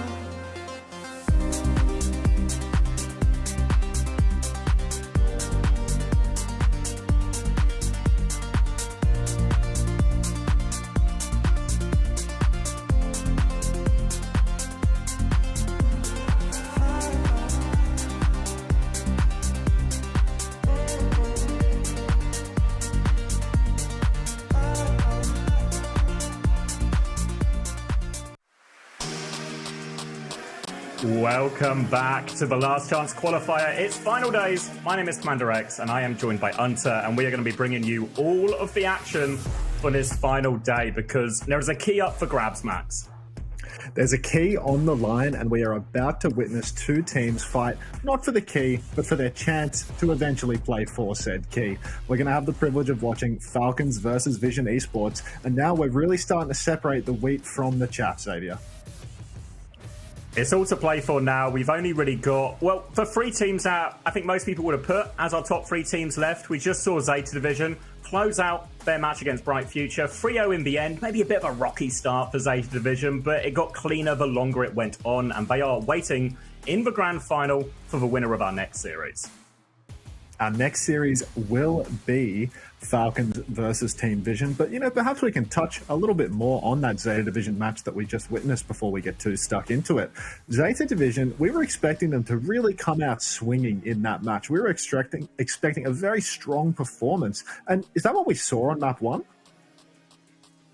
Not at all, really. It was a Hazard mirror, and historically, this has been a pretty strong comp for Zeta Division. Banar, really one of the best hazards in the world. We had Pelican on the Venture, and to be fair to Pelican, as he so often does, he was delivering on this big occasion. But the rest of the team, a little bit dodgy in areas, problems dealing with Khaled's Genji, and really a lot closer than they would have liked if it wasn't for some crucial fumbles by Bright Future, and that map 1 actually could have gone very differently for Zeta. Yeah, Bright Future really put on something of a frontline masterclass there between Chaos and Khaled, really clutching up on so many different occasions. And you would expect to see results like that from a Champ 3 Genji, from a Saudi E-League storied tank player early on in the piece. But as we get deeper into the bracket, as you start to go up against international superstars like the roster of Zeta Division, it was a little bit of a surprise to see such a dogfight early on in the series. This is when Zeta Division must take their matches completely seriously. Obviously, they have won the match 3-0. They have punched their ticket to the grand final to fight for that key to the Esports World Cup. But still, signs of life for Bright Future and a little bit of a concern for Zeta Division, in my opinion. Definitely something to be worried about, and the final game, where whoever it is versus Vision or versus Falcons, is going to be their toughest one yet. Zeta Division, a team that have been plagued by close but no cigar in their quest to qualify for a lot of these major tournaments. And this one, especially the Esports World Cup, when there are 16 spots available, missing out here would be devastating for Zeta Division or Falcons. Exactly right, Xavier. Even a team like Vision, this is a roster that has gone and imported superstar caliber players. We see Violet on the screen right now. This is somebody that has won the Overwatch League twice, that ran deep, top 4 at the Esports World Cup last year. This is a well and truly international caliber player. For a player like Violet, there is no expectation other than to win as much as you possibly can. So Falcons, of course, they are world champs, but so is Violet. And Team Vision, they would come into a tournament like this with very high expectations as well. They came all the way through that ESL Saudi challenge, won that one. Well, didn't win that one, but the teams above them also qualified directly, so they got the ticket through, they got their opportunity. And if I'm Vision Esports, I'm actually probably slightly happier about playing Falcons first rather than Zeta Division. Falcons, in terms of recent form, have been in some of the worst form in their history, honestly. So coming into this, Falcons, all the pressure is on them. Vision are on the underdog. They can use that to their advantage. And really, at some point, we're going to see it in a series, maybe not on map 1, but they do have a significant advantage, especially if we go to a double flex support type composition. A double flex matchup really could favor them, and it looks like we might just be getting into the game already, Xavier. As we roll out, we're here on Oasis Gardens, and we see the venture pick coming out from Team Falcons. We saw the Korean team seem to really like this venture pick. Proper over to the venture, perhaps a little bit of a surprise. Not entirely sure that I expected to see him on that so early on, but other than that, Lucio Moira from Falcons? What is this all about, Xavier? Some of it must be motivated by that Kiriko ban that has been instilled by Falcons. Wants to play for Moira instead, and Proper's going to dive immediately onto Alba, finish that one off, pressure out onto Tama, forcing him back, half HP already, desperate pocket from Violet. Choi has found a trade in the backfire, and someone, has he gone too far? Saved by Proper? No, not saved by Proper. That's their tank down, and Vision have a chance to repush this quickly. Vision getting straight back into it off the back of this kill. Tama's going to actually catch Proper, and Fielder goes down as well. Falcons only good for 14% here in the first fight before Vision snap right back into it. If you eye off the support ultimates right now as well, you can see Violet 95% to a window. Merit has been picked early by Choice A1. Falcons already a little bit of a rocky start, to say the least. Flip side of that ban situation was Kiriko banned from Falcons, Tracer banned from Vision in response, hence why we're seeing Venture and Sombra and some different looks. Have to say though, Choi's getting really close as EMP, and if he can get that one up, it's going to be a huge swing factor. Falcons want to retake through the inside area. They are worried about that Sombra behind. Choi is looking for another assassination. Pressure onto Merit, taking a lot of tension and just slowing Falcons down at the moment. This is a rough fight for Vision already, though. You know, Violet did invest the window. High Noon on the high ground from Slow Dive. He's got so many skulls on his screen. Fielder takes so much damage, but will not fall, and someone's going to take him down. That's 2 kills for Falcons, and the Falcons, they will survive this one. They will secure the retake. Vision, it really looked like they had an opportunity there with that High Noon. So close to securing the kill on Fielder, but someone body blocking a bit of that damage from the High Noon, preventing Fielder from going down. Violet's window was also kited out as Choi couldn't quite get the pinch, but Falcons, they're not out of the woods yet. They have to play into Choice A1's EMP next turn. That is always a brutal ultimate to play. So difficult. All eyes on Chio to try and line of sight this one. Can't afford to get caught in the EMP himself. You see Fielder backing up to Chio's position now as Falcons want to try and hold it. It's actually an aggressive beat push. They try and out-tempo it. Alpha's going to match it though. But now a chance for Choi after this. Tectonic shot comes in. There's the EMP. Merritt finds one with the overclock, but it's traded. A Ramatra trade as well. Tama's popped the annihilation here. Player advantage. Tama converts one with that annihilation. Eyes on the back line. Slow forces for fade out. Chio is now separated from Fielder, but Proper still in the back, still finding value. But Tama, he's got the theme, he's got the form. Another kill for Tama. He's coming back to help Choi on point now. Violet is tucking himself in this corner. Chio and Proper, they are coming for him. Half HP, no cooldown. Venture underneath him. Proper gets one. The flashbang comes through. And Alba and Slow Dive, they can clean that one up. But the point is getting flipped back by Falcons. The flip back and forth, losing Violet is such a rough trade to suffer, as Violet needs to heal up Tama. Choice A1 up on the high ground. He's applying pressure to Merrick, forcing him back into a corner. But Falcons, they're happy to sit into a corner for a couple of seconds. They've got the cap. Someone now, he throws down his slow inside. He's going deep. He actually so disciplined, won't push too far. Violet throws up the window and someone's playing for the kite. Annihilation will be forced out. Chio's going to fall though. Slow Dive with the opening pick. Tama punching away on the point once again. Shades of Iron Mike, but someone, he's cleaned house. He's killed the entire backline of Vision Esports, and Falcons, they've come in swinging here. Someone putting an absolute clinic on the Ramatra.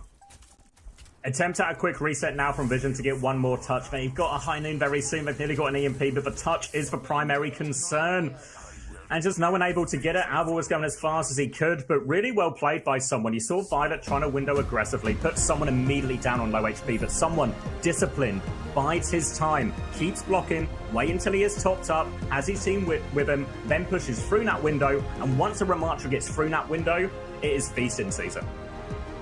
And someone is well and truly eating right now. Should we talk a little bit about how we weren't entirely sure leading into this tournament whether we were going to be seeing someone or Hanbin in play? Traditionally, Falcons, they lean into having Hanbin play these ground tanks, play these off tanks. But someone, he is a very competent Ramatra, and due to the depth of his hero pool, the level of flexibility, it's nice to see him being reintegrated back into the lineup. Falcons, they're going to roll out with more of the same here on University. It's going to be another Venture versus Sombra matchup. Immediately onto the high ground Falcons, and they don't want any of that Vision. They want to play a slightly wider angle, a bit more space for Violet, a chance for Choi to set up some kind of pincer. You can see him primarily, Merit and Chio are taking responsibility for trying to keep eyes on the flank. Proper, very much tunneled in, finding his own setups, but he's going to get hacked out here, forced underneath, trying to peek it, but Troy just wins that one-on-one. Another good assassination from Troy. He's found a few of those already in the series. Very tough opening for Proper. You can see Tama stepping forward as well, wants to apply a little bit more pressure, but someone with the block, so good to survive. Proper back in spawn, actually moving over to the Torbjorn, not happy with his ventured shops apparently. Tama needs to step forward and take some space for it, because right now it's someone that's in control of the point in a lot of ways. Stepping over towards the backline, forcing Tama now to retreat. Fielder throwing in the damage orbs as well. And Vision Esports, they had a 5 versus 4 situation, but it feels as if they're very much on the back foot right now. Proper's already back in the fight, popping the overload and doing so much damage. Huge slow from Tama in response, though. No chance the fight has been decided yet. Back on point, Tama trying to not give the flip over, but there's a swing through the flank from Merit, looking for it. Violet's had his lamp for force, and he is very low, so close to the portals, but Vision need him right now. Tama's got a lot with the slow, but he's so weak, he gets taken down just in the nick of time as well. Window on point, Violet thinks it's winnable. EMP over the top as well. Fielder, so low, but not dead. Someone's going to get another form up. They need these kills. Troy trying to heal his teammates through it, and somehow, some way, Falcons live through that window. Such a good kite from Falcons. Violet, he pops the window in response to the pressure on the point, but then eventually he has to push off the window. He has to keep up with Choi. He TP'd in. Choi's now made the move over to the Mei. He's not happy on the Sombra now that Proper's playing Torb. A game of swaps constantly taking place here as Vision and Falcons jockey to outposition each other in the hero select screen. Now we've got Slow Dive up on the high ground. This is a safe position, but we need more from both sides right now as Tama steps up onto the point. He's ready for an annihilation, but it seems that he's just going to take it slow early on. Troy now trying to fight the flank a little bit. Form comes through from Tama, just using it to clear the turret, looking a little bit for the Torb, but Coalescence comes through. Lots of healing going on to someone. He gets to another form timing. Fielder's half HP, but Vision seemed good for the kite. Already an easy kite here for Vision. They've got to be happy with this one. Beat from Alba invested. Merit popped the clock. Better beat from Chio now a little bit later. Slow Dive, a huge snare inside. That's got to be doing so much damage. Tama pops the annihilation. He's cleaving with it, but it looks like most of Falcons have slipped away from him. He catches Merit in the end. He's on top of Fielder. He's touching the point. He wants to leverage the flip, but he doesn't know whether he's pushing or kiting. He's looking back and forth. Now he turns over to someone, and it does look like Vision, they closed this one out. Fielder has escaped, but someone is going to go down late here. Oh, Chio jumping in front of him, saves the president. Someone will manage to keep his life there. Vision Esports, a little bit of a scary moment where they were split in that late fight. Managed to get back together and get the flip. Molten Core now available for Proper on this retake as Fielder also makes his way onto the Baptiste. Window early from Violet though. Pressure comes out, but Falcons, they're quite far back. They will be okay. Next engage though, Troy has the Blizzard. So difficult for someone in this situation. Falcons have been rock solid with these kites. That's 2 windows for Violet, kited in both instances. Someone, the tip of the spear, escaping in every situation. You can see now Tama holding that main choke. He goes for the slow on Cheer. He's pushing deep for the kill, but he can't quite secure it. The Blizzard from Choi looks good. Has caught up Proper. Merit, he has a full flank. He has an unbelievable angle in the back right now. He's pressuring Violet, but Choi, he just keeps on pushing. He freezes up someone who has now been taken completely out of the fight. Slow Dive has gone and thrown himself into the breach. Gonna go head-to-head with someone and lose that exchange, but still 1 player advantage right now for Vision as Fielder flanks behind. Fielder and Merit still on the high ground. Chio is awfully low as well. Vision, they need to go deal with these players on the high ground. They have to take them, otherwise Falcons will be coming straight back into this. Molten Core from Proper, yeah, Falcons want to fight. Trying to take the Bap Jewel from a distance, Violet. Killing that turret on the high ground, cleans that one up. Trying to pocket the left-hand side. Beat comes through from Alba. Not in time for Choi though. Tama trying to go with the annihilation. He has it to keep going if he wants. He's trying to push all the way in. Pressure on the back line, but they're losing their own players. Tama now coming back to point. He's going to save that one for the next fight.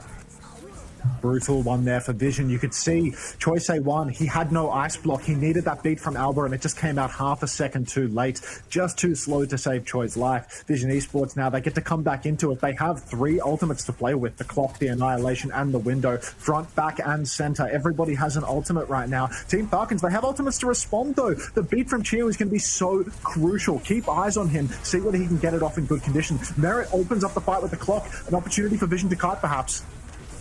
Deep push coming in from Chio now. Violet with a window, but Slow Dive's going to get taken down. Annihilation, they're so low, but the extra support ult goes so far. Chio's beat makes all the difference there. Falcons, they knew they had the advantage. They knew they could take that fight aggressively. Alba is trying to live. He cannot live, and this will be no touch. Falcons close out map number 1.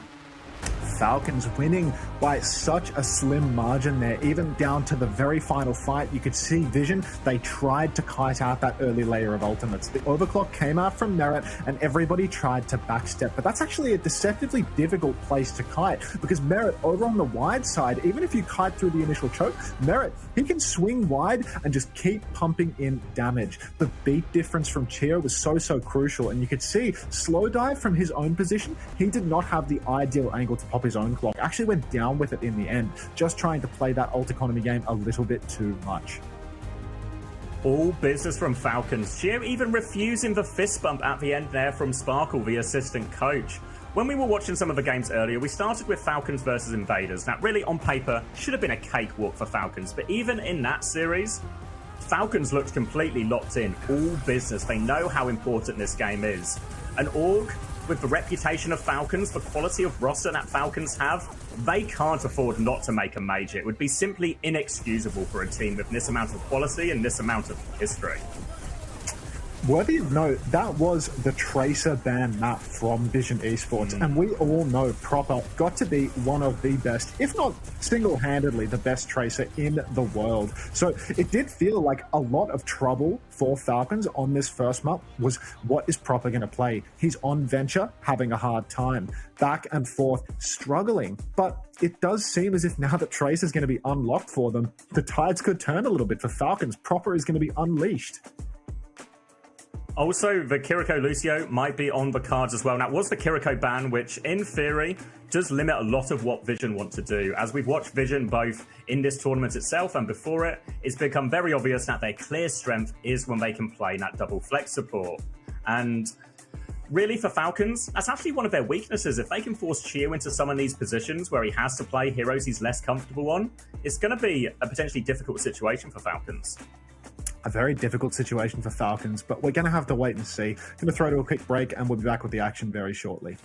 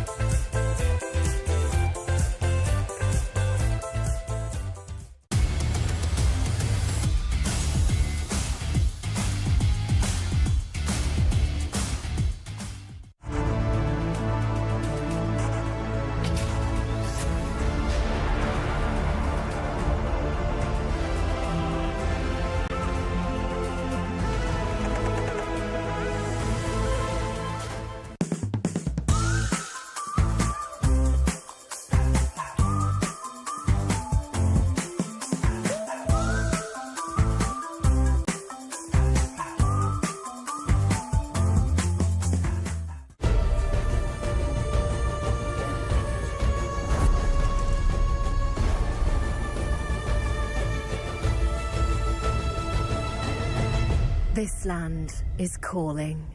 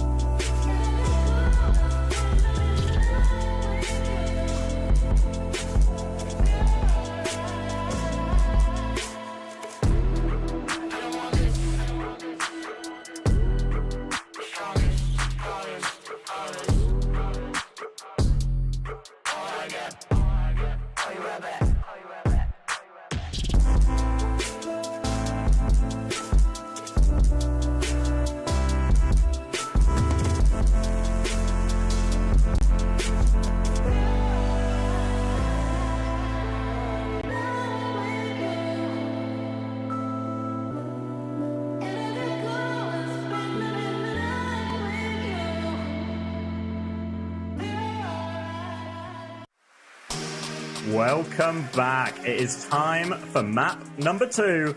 Vision Esports choice here, Max. It's Vision Esports choice, and perhaps as no surprise to anybody, we are going to be heading to Circuit Royale. This is a classic pick when you have a double flex support lineup, Xavier. How's about you tell the audience why? Simply because it's such a narrow map. In reality, it's quite hard to take a lot of this wide space that you would often play with maybe like a Lucio or Genji type flank. Instead, it's just going to be a very narrow one where the tanks are just going to neutralize each other quite a lot. And there's just opportunity for a backline to just play these greedier heroes that would normally be too vulnerable in some other maps where they can get flanked and surrounded. But on a map like this, you can just stand at the back of a map and just take your shots, see what you can hit. And for Vision Esports, they have 2 flex support players, so we very much expect to see one enter in the lineup here and them leaning into that. Exactly right. Not only are the angles quite narrow, allowing you to play these greedy heroes that can play far away, the only solution that is really possible for that situation is to play a speed character, something like a Lucio or a Juno. And we're just getting reports now that the first ban coming out from Vision Esports is going to be the Lucio, which means it's not going to be possible for Falcons to play the ideal fast comp pushing into this double flex support backline for Team Vision. It's very much something we've seen from, it was actually Zeta Division last year when we saw Violet lean into lots of the Illari, something that he is now doing for Vision Esports. And this forces Chio into a situation where he might just mirror, but you want to talk about strength on individual heroes. Illari, Violet versus Chio. It's not really a contest, Max. Violet's got a clear advantage in this matchup.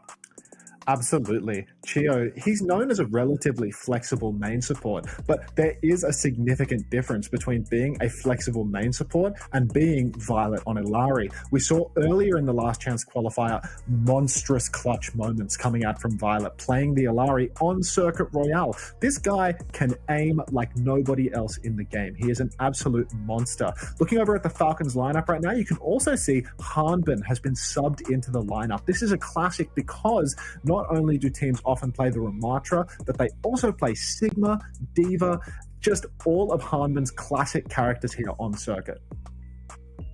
Very much expect him to be leaning into something like that. Orisa, Ramatra, all viable options as well. It's interesting that we've actually got a Mei ban in response. We saw a little bit on Oasis when Choi swapped for Mei when he had the opportunity. And when that Mei gets fully perked up and can just start freezing people through her left click, it is so hard for the Ramatra in a lot of these situations. Doesn't have a Fortify or something like Orisa to get themselves out of dodge. So I wonder if we're also going to see teams potentially try and use the Ramatra more now without a Mei available. One of that hero's best counters, not on the field. I do think seeing the Mei ban come out from Falcons, I wouldn't be surprised if we saw a Diva and a Juno combo, because Mei really shuts down Diva. It does look like, from hovering over a player's shoulder right now, though, we actually are going to be seeing an Orisa, an Ana, and an Illari in the server. Not sure whether we're already in the game and just getting ready to throw into it, or whether this is the pre-game, but it does look like Falcons on the defense are playing the Orisa, and they are already backing up. This got to be pre-game. I see an emote in Spawn. Like, it's not happening. Yeah, I think we're in the waiting, just getting all the players ready and loaded, making sure everything's correct. Looks like we're maybe still waiting on a couple of the Vision players before we get this one underway. But this is really important for Vision. We talk a lot about the strength of the power of picking a mode, picking a map, picking the first ban, and Vision are a team with a clear strength in the form of that double flex support. So they have to capitalize on these type of maps. If they can't beat Falcons on these type of maps, these type of comps, then they've got no hope in this series. Exactly right. The problem with a roster like Falcons is that there's so much depth. When you're playing against an EMEA roster, there's a little bit less depth than an elite world champion caliber roster. The thing about Falcons is they go to a map like Circuit Royale and they may not have 2 flex supports in the lineup. There may be some semblance of inflexibility to be exploited with Chio. But in the same breath, the fact that Harbin can be subbed in, they can continue to play Diva Juno comps. They can ban out the May in response. They always have an option. They're never going to be completely boxed into a corner with nothing to play. This Falcons roster is pound for pound one of the most flexible rosters in the entire world. And when you're this flexible, you are about as close as you can get to being ban-proof, Xavier. Exactly, and even with some plays, you might talk about Hambin's limitations, maybe on certain dive maps or with Diva taken away, but on a map like Circuit Royale, none of that comes into play, especially with no tank ban on the field as well. Hambin can play all of his best heroes, he can swap between them for whatever suits the team. They can play a slower style with Ramatra, they can play a faster style with a Diva Juno.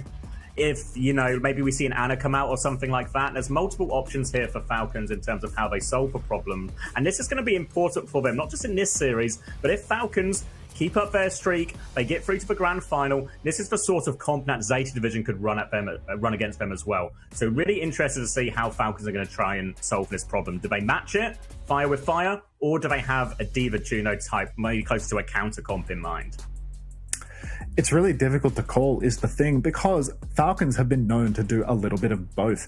They really do play a wide variety, and at times we've seen them pull out the Diva. In other weeks, they pull out more ground tank orientated matchups. So it's honestly just a gamble to call. If we wanted to go for an absolutely outrageous wild prediction, the fact that we've got Harbin sitting in spawn hovering near Orisa in the pregame, maybe that's the opposite of a tell. He's not going to show what he's actually going to pick, so maybe he is not going to roll out on a ground tank. Maybe he's subtly foreshadowing the fact that he doesn't want to play that, because everybody can see the hero that he's selected now. But at this point, we're entering the realm of outrageous conjecture, because it is just too difficult to call. It's so hard to telegraph what comp you're going to play when you are a roster like Falcons, when you have so many different options. We would do this on London all the time. It would always be, if we were in this situation where we're going to load in for a second, always pick the wrong heroes. Get in their head, bit of misdirection, keep them guessing. You want to keep them guessing, and I mean, this is a classic on many of my teams, perhaps due to a lack of top-down direction and actually telling the players what they should be doing. But we would quite simply load into the server and say, once we were already in the server, well, what are we going to play now? Because coach did not tell them in advance what to do. Not sure whose responsibility that was. I would refuse to put my hand up for such a thing, but maybe that's what's going on here with Falcons as well. They do have Sparkle in the back, who has, the aura of more of a vibes-based coach compared to some of the former Falcons coaching staff. If it was Hell in a Cell and we had a fight between Sparkle and Junkbuck for who is more prescriptive, I suspect Junkbuck would take the cake there. He would take every last crumb of that cake, I think, in that matchup. Though, someone has been talking in his Discord, and he has been telling everyone he's not been outside in a couple of weeks. He has done nothing but scrim. He does recommend, obviously, to all his fans that you should go outside. It is good for you. But the most important thing for him and Team Falcons right now is the practice, the quality of their gameplay. It's the Esports World Cup, and they're not even there yet. They still need to qualify. Still fighting for qualification right now. Still fighting for a slot in the grand finals, in fact. Remember, this is an elimination game right here, and the winner of this game is not going to be collecting a key. They're going to be collecting the privilege of going up against Zeta Division for the final slot. Looks as if we're surely just about ready to get into the game. I saw a little reset on the player characters earlier on, so I think we are just around the corner right now. You can see one is looking incredibly locked in, incredibly prepared to give us a double flex support masterclass with his support duo Violet. That's the two of them nearest to your camera right now. This is the key for Vision. The key to getting the key in many ways. It needs two players. They need to have impact. They need to get Violet onto a carry role. And that's what the map pick has done. That's what the bans have done. The rest now, up to the players in the server, up to Violet.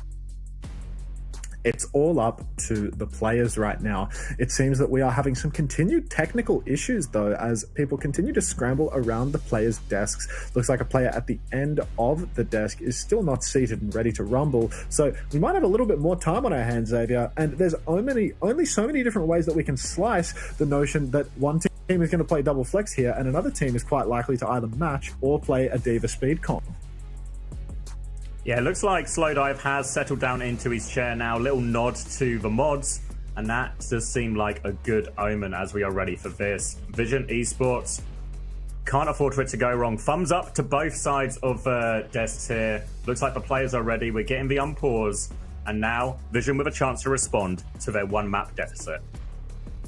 All smiles right now for the Falcons squad, perhaps just happy to be getting into the game. I think that Hanben might have downgraded his mousepad size a little bit. I seem to remember Hanben having a monstrously large mousepad, but now he has something a little bit more sensible in play. He's adjusting his setup year on year from the looks of things. One final look at the key here as we are going to be heading into the game, though, Xavier. Let's get a look at the comps. Looking at it now, and it's going to be a bad brick actually from Falcons with the Venture, with the Orisa. I do really like the Venture actually on Circuit Royale. I think it's one of the best maps for the Venture, but Vision Esports are going to try and respond, counter comp a little bit. They have gone Freya, Farah. This is going to be very hard for Proper to find connects with. Oh, I think that Vision's choices here are absolutely perfect right now. Choice A1, moving over to the Farah. That's going to make it so difficult to play both the Brigida and the Venture for Team Falcons. A fantastic set of counter swaps. As we see, it's so hard for Falcons to hold the space. Hanben's taking an absolute beating up in main. No. Spin forced, fortify forced. Vision getting ready to swing the corner already. Updraft is not available for Slowdive, though, and they might want to wait for that one before they swing. Oh. Fielder had window so quickly, but they get a pick on Slowdive, which means they might not need the window. Chio now trying to get involved with that Orisa, but needs a little bit of help from his own Orisa. Lamp is forced again from Fielder, and you can just see the raw damage coming out from Vision in this. It's building Fielder's window so quickly, it's forcing his Lamp all the time, but Falcons, thanks to that opening pick, are able to stabilize and slow it back down. Can't help but feel that there was a little bit of greed there for the side. We have wandered into a pause right now, by the way, but I can't help but feel that there was a little bit of greed there from Slowdive. We saw such a firm neutral win for the side of Vision Esports. They were doing so much damage. Everybody from Falcons had to back right off. But Slowdive, he'd already invested the updraft. He started to take a little bit of damage and he just kept swinging. They could afford to play it slow, play a little bit front to back, let your tank push the card around the corner, but instead continually trying to scrap, trying to keep that pressure up just a little bit too much, and what felt like a hugely advantaged situation for Team Vision has turned into them spending more than a minute, and now they're going to have to be slowly wiped. It's important to get your timing right. You don't want to miss your opportunities to push advantages, and they clearly had advantage there. They forced out the Lamp, they forced out a lot of cooldowns, but you have to factor in your own cooldowns as well. If anything, Vision can look at that and how easy it was for them just to win the spam fight due to the nature of their comp. They can just keep doing that on repeat, keep forcing them to be low on cooldowns, and then use that as their time to be aggressive. Important Vision don't get ahead of themselves here, but now lots of ults on the board, Max. So many ults online. Eyes on Violet because he has a fantastic answer to the window from Fielder. If Fielder pops that window and Violet drops a Captive Sun into the window, could be disastrous. But Hanben, he's used his Terror Surge incredibly early. Sucks a grand total of 0 players. One swings wide, throws down the window. Tama's going to take down Fielder with the spear. Window will be matched by Violet's Captive Sun in the end, but it's looking like almost entirely Vision Esports cleaning up the feed right now. Chio going to die a little bit late, but Falcons almost certainly not going to be able to recontest this first point. This is the danger of holding so far back. We see a lot of teams do it now where they hold the back corner, but the danger is if the cart's allowed to move a little bit during the fight, you won't get a recontest. So Tamo with an important kill. Hanben is having a look, but they've not touched in time, so now Hanben has to get himself back up this staircase, regroup with his team and look to play again. But Vision Esports, they've still got plenty of more ults. Lots of ultimates online for Vision Esports. They actually managed to cap that first point using only sub ults. And the fact that Falcons matched, Prop has actually gone back to spawn and swapped to Sojourn only now, as we see another pause coming in. Lots of time to think about how they're going to approach this next ult fight for the side of Vision Esports. If you look at the ult situation right now, though, 3 for Vision, 1 for Falcons. That's a really difficult situation for Falcons to be in. Really hard. Versojin, in theory, does match up better for Proper individually, but I have to look at the Brig in all of this and wonder, now with these comp swaps, what is the Brig's purpose in this composition? A Brig fighting into a Pharah, fighting into a Freya, and a Lari? How is Chio going to close the gap in a meaningful way without just exposing himself to getting traded by Tamo or something like that, or the Pharah? It's so hard, I think, for Chio to play in this matchup. In theory, what you would normally do if you were playing this type of composition is you could maybe use your Brig to hard pocket one of your DPS, try and win through the flanks. But as we mentioned at the start of the map, what flanks are there on Circuit Royale to take?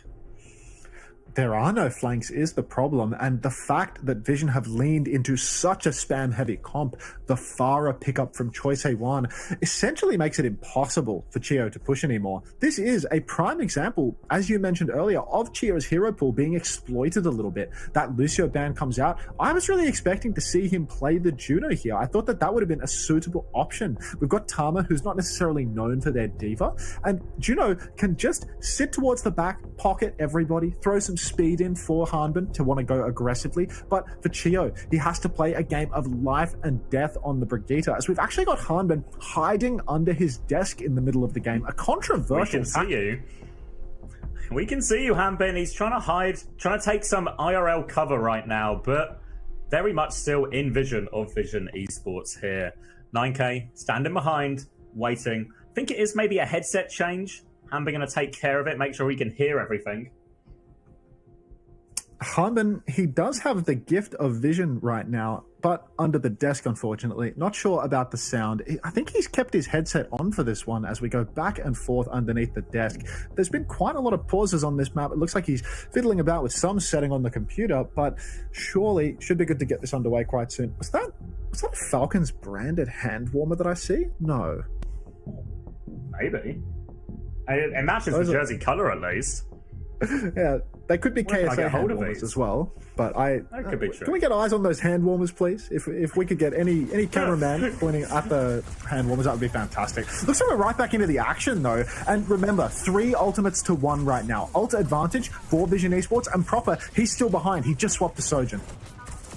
Just swap to Sojin, trying to get back into position, but Slow Dive wins the duel with Merit. Opening pick, chance for Vision to be aggressive. Ebola, Terra Surge combo, they've got all the ingredients to maybe just finish this snowball right now. Falcons are trying to hold their ground. They've got a rally, but a rally versus a barrage. It's not enough shield. Hanbin, low on HP. Get back under the desk, Hanbin. He's got no HP. The shield will have to do for now. Choi. The barrage finishes him off. Choi with the combo, huge opening. Window back from Fielder, but Violet takes his head off. This rally is getting nothing done. They have no choice but to die and reset here. And Vision nailed the snowball. The snowball is rolling right now. Vision Esports, all they had to do was invest their DPS ultimates. Falcons, they altered into the fight. Fielder, Chio, both popped everything that they had. Chio now conceding defeat, matching Violet on the Alari. But there is a psychological game at play right now. There's a reason Chio wasn't starting on the Alari, and it's because he knows that Violet, that is his signature character. Vision Esports now, they're rolling through. They continue to have an ultimate advantage. They've still got the Terra Surge for Tama and both support ultimates at play, and they're just free pushing the cart. Team Falcons, they're not even trying to contest early on. They're playing really slow, so Falcons are in real danger of just getting one fight out of his third point. Hanbin again losing his HP trade massively. Doesn't want to invest for Fortify, but Vision Esports, they're getting closer and closer. Captive Sun from Violet. Tama trying to set that one up. Violet might just go for his own play, looking for Fielder, trying to find the trigger, but he dies going for that one. Window in main from 1, still trying to turn the fight, but Hanbin, he's got himself behind a corner. Master of cover, both in and out of game, and now Falcons can push back half in this window. This is a crucial fight win for Falcons. Stemming the bleed while at an ult deficit, exactly what they needed in this situation. And now the ult swing is really coming online for Falcons. You can see Merit and Proper, the 2 hit scans, they've both got their ultimates online. Hanbin with his own Terra Surge to respond to any aggression from Vision Esports. Vision, they need to take top right now, and you can see they're all swinging up onto the high ground. Falcons a little bit late on the rotation. They've already conceded the choke early on, but Vision, they don't have the ultimates to really muscle forward in a head-to-head fight. Tama close with the Terror Surge, the only ultimate that Vision have right now. They can invest it. Bola just behind if they want to go for that. Proper is trying to contest point right now, but Tricky versus a Genji. Trying to keep him on the back foot. Ambin now being forced back as Tama takes a little bit of space. Still battling out from this high ground. Trying to keep pressure on the point. Proper swap to a more defensive angle. Bola over the top, looking for him as well. Lamp comes out to save Proper's life. 5 ultimates available for Falcons. They're going to start investing now. Looking for Violet. Puts him into a corner. It's a trade, though. Terror Surge invested by Tama, but he gets taken down by Proper during all of that. Choi is still battling away on point. There's a lot of trades on high ground. Not quite out of the woods yet. Chio is really low. Jump back to spawn. Choi is right there, hiding in a corner. No escape from Choi. And Choi's got pocket, but they've not got the numbers to back this up, Vision. That was a stellar attack from Vision, considering the old scenario. Slow dive really popping off, clutching up in that turn. But a masterclass positionally from Falcons. They play from behind. They play wide, spread out angles, and they continually secure trades. 1-for-1 trades are not good enough. But Team Falcons, they actually have to touch the point. There's only 2 meters remaining. Captain Sun comes out from Violet window, reinforcing that in main. Choice1 pulls the blade. There's already 1 kill advantage. Choice1 cleans up a second. Make that a third as one takes down Proper and Harmon. And Vision, they've secured a clean wipe. A minute 49 on the clock. The power of trades there. You saw Falcons come up to all 5 of their ultimates at once, but because of the trades that were found, because Slowdive found a couple of important kills, Tama did as well, and all of a sudden, Falcons, they invest 4 ultimates to just scrap that fight over the line, meaning then as they come back in, they've only got 1 ultimate to face up the 3 of Vision's, and again we see Vision doing the right thing on this third point. Prioritizing that high ground, getting themselves in that strong position, and once you have control of the high ground, it is so easy just to win the fight on point through all the angles that the poor Orisa on point really can't do anything about. Vision taking us to Circuit Royale here. This is something that we heard from many EMEA teams leading into this Last Chance Qualifier tournament. We were told that Vision was a top-tier, potentially world-class team at the Double Flex on Circuit Royale. And we're really seeing why here, as Vision are being completely picked apart. Well, they are completely picking apart Team Falcons with their composition. I would really like to see a change of pace from Falcons right now. I would like to see them utilize the fact that Harmon can play the Diva. I find it quite interesting that Falcons, they banned out the Mei. Their draft actually signaled that they were going to play Diva. They enabled Diva by banning Mei, but I've seen no Diva and no Juno from Chio. Instead, they've banned out Mei to just square up in an honest poke mirror. It's a bit odd, because even if they wanted to play the Ramattra, you can still play the Juno with this. It's not quite the same as with the Lucio, but it's a pretty good side grade as far as things go. This allows them to change up the matchup, maybe get more situations where they can put more pressure on Violet and One, and just make those duels in the back a little bit easier. But Builder and Chio just going to go toe-to-toe now. Is Orisa Sim in play, but Hambin into the Sim actually will match up pretty reasonably here on the Ramattra, and already we see Vision, they're just holding this back corner, going to play nice and slow, try and play for their angles. Falcons have very good heroes to match up into Choice A1 Sim. You can see Choi playing the wide angle, but TPing out, not over-committing to it. Swing from Merit up on the high ground right now. A few bolts go wide. Harmon, though, he gets a bit too aggressive, gets speared up at the wrong timing by Tama. Lamp comes out just a second too late, and Harmon's going to fall early on. No momentum for Falcons right now. Normally when you see teams hold this position that Vision Esports are in right now, they hold quite wide, far over to coast, but versus the Venture, that can be a very scary position to hold. So we see Vision actually play a more contracted formation, have their DPS and their supports play a little bit closer to each other. This gives Proper no clear target, forces them just to play front to back, and when they play front to back, Vision have more damage. Vision have all of the damage to just continually poke out Falcons. If they can't get close, if they can't get value from Proper on the Venture, it's so tough. Boulder Shot comes out in response. Double window and Captive Sun from Vision Esports. You can see Merit has been hit by that Captive Sun, but Violet, he can't finish the kill. So it's a huge old trade. Eventually Merit will go down. Heroics from Slow Dive to close that one out. Captive Sun from Chio now. He wants to turn it. Proper trades Violet, but will be taken down by Choi. It's a 3 versus 3 right now. Tama pops the Terror Surge on the objective, but he's fighting into a window. So it's incredibly dangerous. Chio will find the kill. It's Slow Dive and Choi remaining, but they are going to win this exchange. Scrap it out. Slow Dive getting through so much work on this Circuit Royale so far. Winning a lot of these crucial fights, winning these important duels, and it's just making everything more difficult for Falcons. Now, going into the next fight, it's going to be Annihilation and Tectonic Shock very soon for Falcons to push with, but if Choi can get up to this Sim Wall, he can use this Sim Wall to counter out one, if not both of them. Simwall is so powerful. Slow burn, but once it's online, it will make it incredibly difficult for Falcons' backline to do anything in the fight. They'll be completely split out. Slow dive, he goes for an early bowler shot, but he's the victim of his own bowler. Goes down to Proper straight away. Proper, really nice opening pick here. Still, ultimates available for both sides. Simwall comes online from Chose1, just keeping them in it. Harmon speared back into the wall. Pops the Annihilation now, holding up his hands on the cart, just blocking through. And Proper good for a second kill. The superstar. Merit traded out by Chose1. He doesn't want to let it go easy with Falcons. They've got the lead, and Proper finds a third. Proper taking over on the venture now. Got into a deeper position playing this off angle. Tama is trying to hold the line, but running out of cooldown. Spirit's good though. Converts that kill onto Proper. Tama maybe not out of it yet. Window from Violet. He turns around and kills Hanbin as well. And Tama will hold the line. Now he can push forward and clean up these supports. And Vision hold again. Oh, Tama, the Sentinel, stays alive for so long, then hits a crucial spear to take down Proper. Proper was single-handedly dragging his team, kicking and screaming over the line with kill after kill. But Tama, he shuts down Proper, and he shuts down Falcons in kind. Now, there's one last opportunity for Falcons right now. They've got the Tectonic Shock, they've got the window, they're closing on the Captive Sun. Harmon is finally on the Diva, but Vision have ultimates too, Zav. Lots to throw into this. Terra Surge Bowler combo. Captive Sun soon for Violet as well. Hanbin can obviously eat a lot of these, but it's difficult. But Proper's done it again. An opening pick, a Tectonic Shock in the back. Proper is diving in deep for more. Slowdive needs to try and get out of there, but he doesn't have cooldowns yet. Proper's looking for it. Bowler comes out. Sunstrike even. It turns the kill. Violet's dealt with Proper. Now they have to get back on point, but they don't have Tama. Violet's going to try and step on. Bowler from Slowdive converts a kill. Looking for it, but they're at tank disadvantage. Slowdive. He's all alone. He just accepts his fate. And now it's just a Baptiste on point. The cap's gone through. They'll stall this Baptiste out as long as possible, but one is on point. And Falcons, they extend it for now.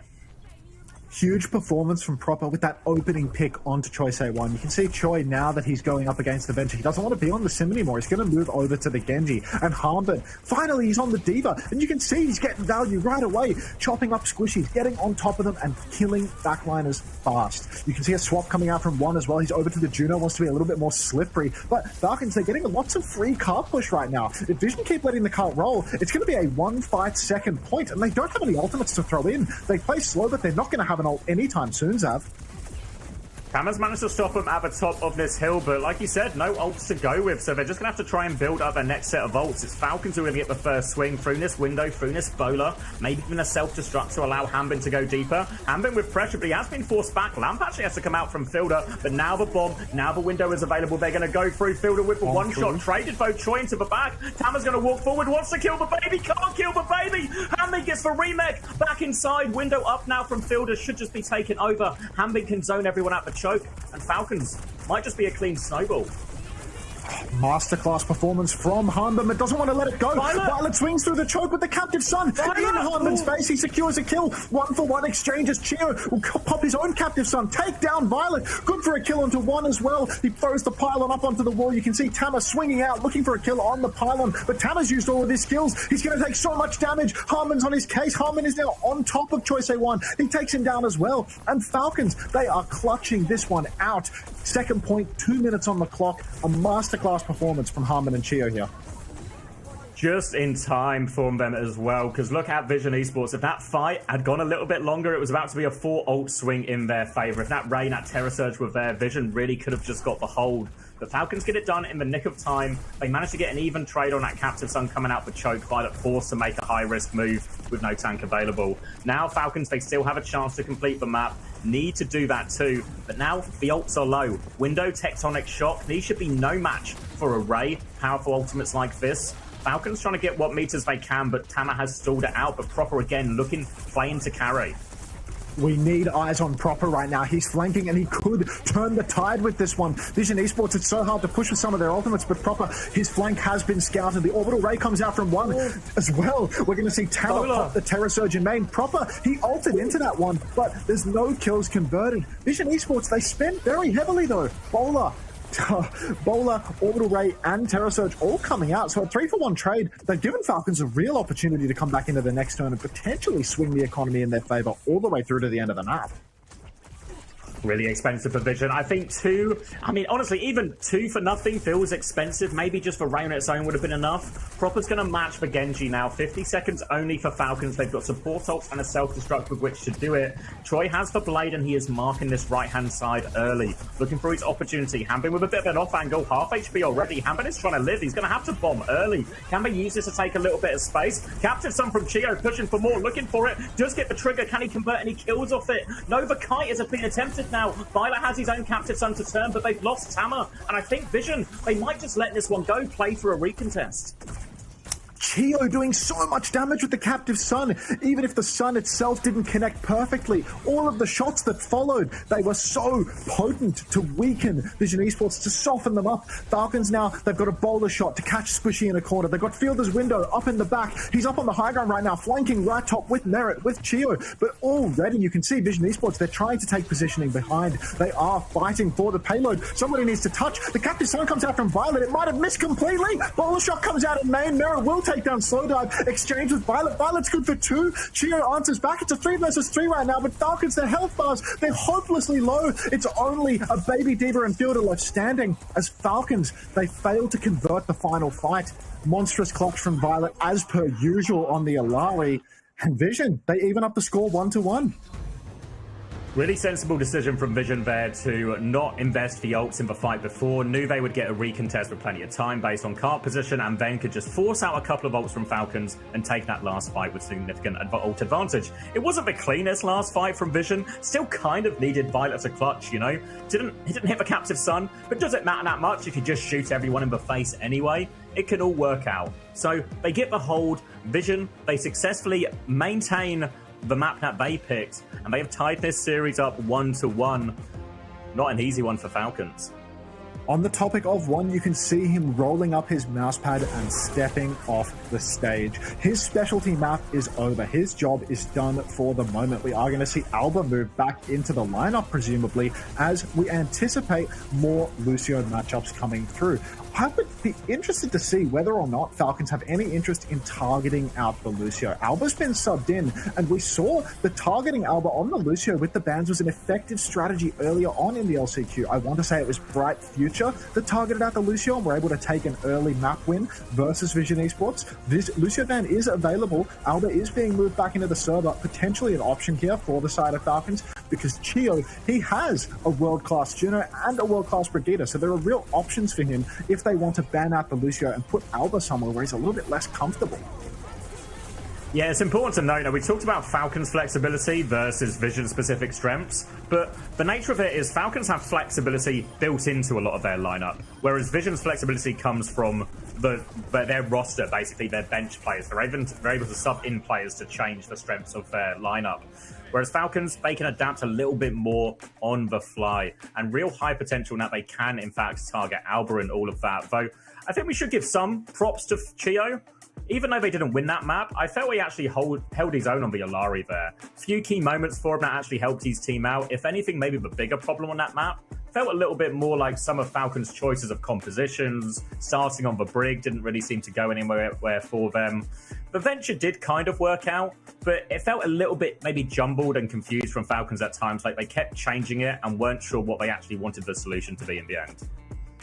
Completely agree with you there, Xavier. I was saying that Chio is, feeling like he's going to get gapped by Violet on the Alari. But when push came to shove, that really wasn't the case. Chio was more than just holding his own. He was cleaning up fights. He was carrying fights. Second point, third point. Again and again, really, Chio was performing on the Alari. It did feel like the biggest problem was perhaps Harbin's tank pick being a little bit incompatible with some of the support line choices. A few key fights where they just didn't win the scrap. Trades coming through as Tama gets a clutch spear off. Things like this that eventually cost them as the time bank was so low for them after first point. They spent so long to cap it. That was overtime first point cap, right? It was, yeah. And I think in many ways it comes back to that. You look at some of the clutches that Tama was able to hit there, some of the crucial trades that Violet found, even Slowdive. I think, you go back and watch that again, I think you'll come out and say Slowdive actually got the better of the Freya in all of that as well. So certainly some problems for Falcons to solve. Is going to be their choice of map when we come back from this break. Don't go anywhere.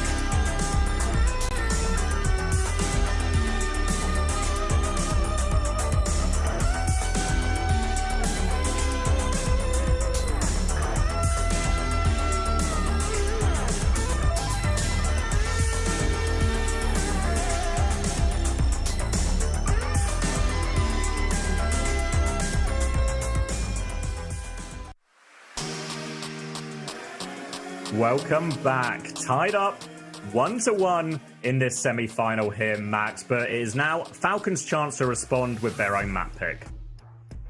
Falcons' chance to respond with their map pick, and they've decided to go with Eichenwald. So they're not taking us straight to some of the faster-paced maps, not taking it to perhaps a flashpoint or a push, but instead hybrid. A little bit of combination. You can play fast, you can play slow.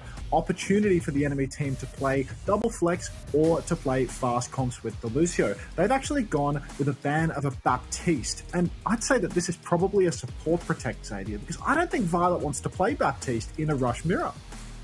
Yeah, no, I think ultimately both teams are just going to take the Kiri Lucio mirror. I think as much as Vision Esports prefer to play the other type of compositions, they do kind of understand that inevitably on some of these maps, it will just be the best one, so they will have to lean into it. Hence why we did see one standing up so quickly at the end of that series and then coming back and to make space for Alba. On the other side of things, we've had a Sojourn ban in response from Vision here. We touched on it right before the break, just about the idea that actually it feels like on the Freya, Slowdive's starting to get the better, and seems like they actually want to lean into that even more. Force Merit to keep taking that Freya duel.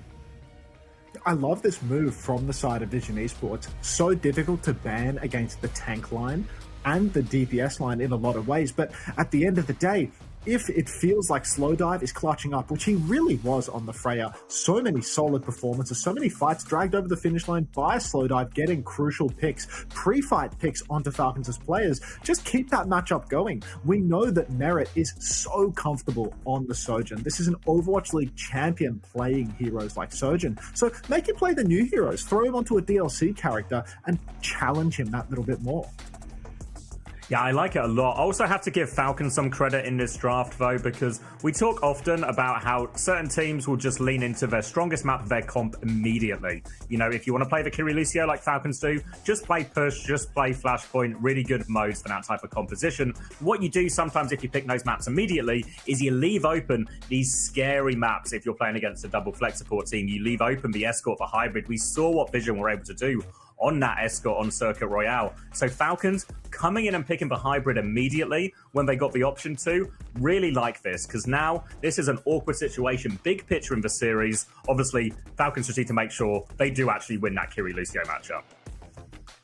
I really do like this move from the Falcons coaching staff. It makes sense to back yourselves in the Kiri Lucio matchup when you know you have a world-class Kiri and a world-class Lucio, and their coaches, they are engaged in the nitty-gritty of it, Xavier. They understand the big picture. They understand that Vision, any opportunity that they get to play the double flex support, they will take Falcons to that map type. They will ban to enable it. You best beat them to the punch and force a matchup where they cannot play the double flex. Classic nitty-gritty theory coming out from the Falcons side.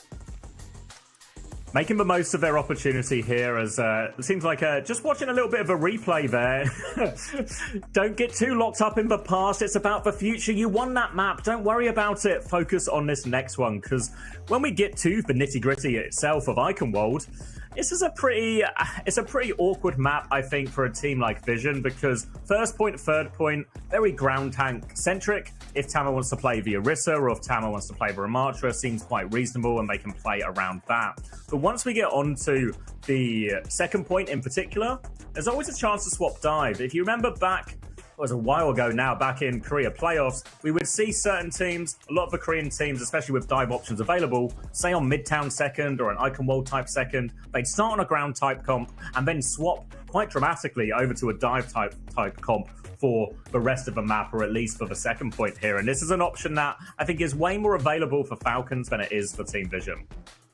Yeah, it is truly the beauty of having a versatile lineup, and it's one of the reasons why we saw someone worked into this lineup is because he has the reputation as being the Jote, the most flexible of all, the ultimate hyper flex tank player. And if you sub somebody like that into your lineup, they become impossible to ban against. They become immune to any sort of map archetype, any sort of map architecture, any ban scenario, because someone can just play so many different heroes to suit the situation that he's in. That being said, his reputation, admittedly, he won the Overwatch League showcasing that flexibility, but then when he actually came into the Falcons lineup in Stage 2 of Korean OWCS, I'm not entirely sure that he lived up to that reputation on some of the newer characters. No, but picked up one that comes to mind is, of course, the Hazard. So in many ways, I don't know if there was actually a space here for, instead of targeting Merit and trying to force him into a Freya duel, was there a way to force a Hazard mirror?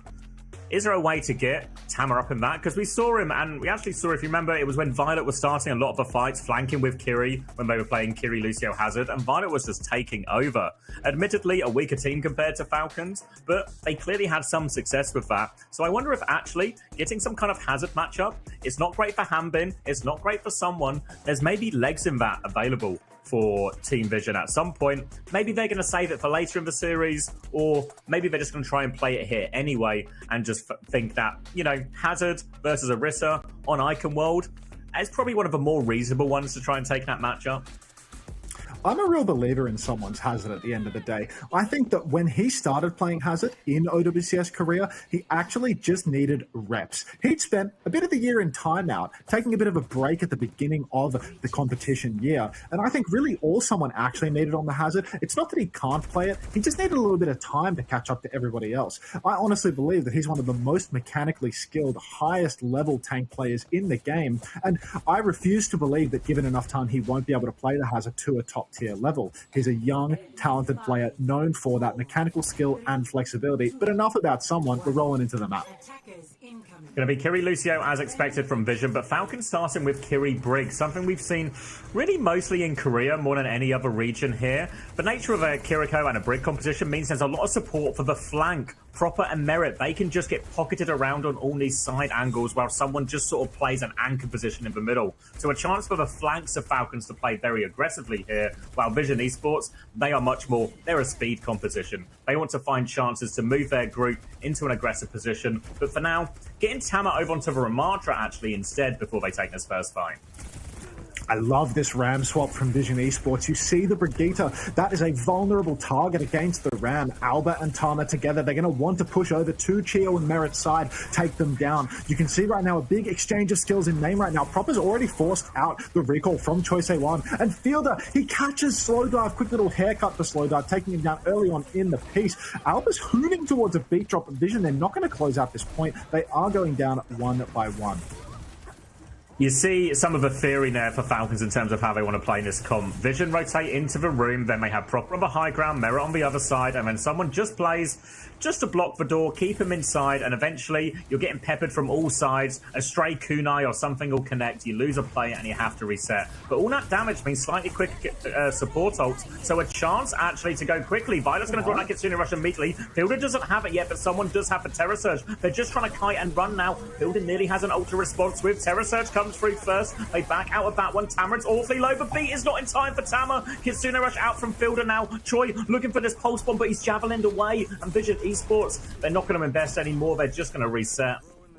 So close for Vision there. They flipped around to the point. Icon Mode first point, it's the fastest capping hybrid point in Overwatch. And as a result, because the point was capping so incredibly quickly, Falcons, they had to respond with an ultimate. They had to run right in. Someone popping that Terror Surge just to stay alive. Slow Dive, he's got a high noon for the retake, but it's going to be incredibly difficult to actually use it. Chio has a rally which can be used to bash and cancel the ultimate. Someone can spear him out of it, and everybody else can just go for gold dealing damage. So it's going to be so hard for Vision to use these current ultimates to win a fight. You can see they're stepping up right now, but where is their opening? Tama had to use the form so early there just to live, so they have to wait for Tama's next form timing now. Still all these ults in the back pocket for Falcons. Proper's going to regroup with the team. Heinen to create a bit of space for Slow Dive. Just deep peeking it for now, though. Slow Dive trying to go wide. Here comes the rally. Chio's going to bash it. One shot Slow Dive with the back of that. Looking for the trade, though. Pulse bomb is out, and Merit survives it with the roll. Oh, already now Chio, Choi traded out. Merit taking names. He takes down Violet as well. Alba's incredibly low. Merit good for another kill. Tama doesn't want to let this go. And that is just a little bit of greed, a little bit of a mistake there from Tama. As using the Annihilation, can't afford to give away these ultimates. You can see now Vision's ult bank has been absolutely drained. 4 players with less than 10% ult charge right now. It's all coming down to Alba's beat drop, but Falcons, they have answers aplenty. Yeah, it's going to be a second beat for Alba. Troy's going to be on the Pharah, which will match up a little bit nicer. Can get a free angle, especially on this icon world first, but they have so many ults to worry about. You can see someone just begging them to push him aggressively. He has the Terror Surge if any squishies get close. Vision, they know they need that beat, so they're just going to play it slow until Alba has this ult ready to go. Beat is the only tool for Vision to take this fight. You can see Choi Se-Wan swinging wide right now. Slow dive on the opposite end, but Choi, he's been caught out. Fielder catches him, not even pinched with Proper. Beat comes out from Alba. It's desperation time, but Proper is already hooting in from behind. Slow dive, he finds the kill, actually. He will take down Proper. Vision, they need to touch the point. They need to be very concerned that the touch as Tama goes down. Alba runs on for the tap, but Fielder, he had a Kitsune rush on the objective. There's no way for Vision to close this. Violet finds one, but they don't get the cap. That's a real big problem. We talk about how easy or how quickly I can hold caps. It's going to be so tricky now for Vision to hold on to this. There's really no room for error. And you just saw on multiple occasions they struggle to get in. And then you lose a couple of fights for cheap. Just someone picked before the fight, or you don't get in properly and you have to keep resetting. Then the other team, Falcons in this case, they get ult advantage, and then they're able to snowball that ult advantage a bit. And then, worst of all, when you finally are getting to your ult swing, the chance that happens, naturally in Overwatch, eventually you will have ult advantage, but when you waste your ult in the previous fight, so you don't even have that ult swing at any point, I mean, those are all the steps to a full hold.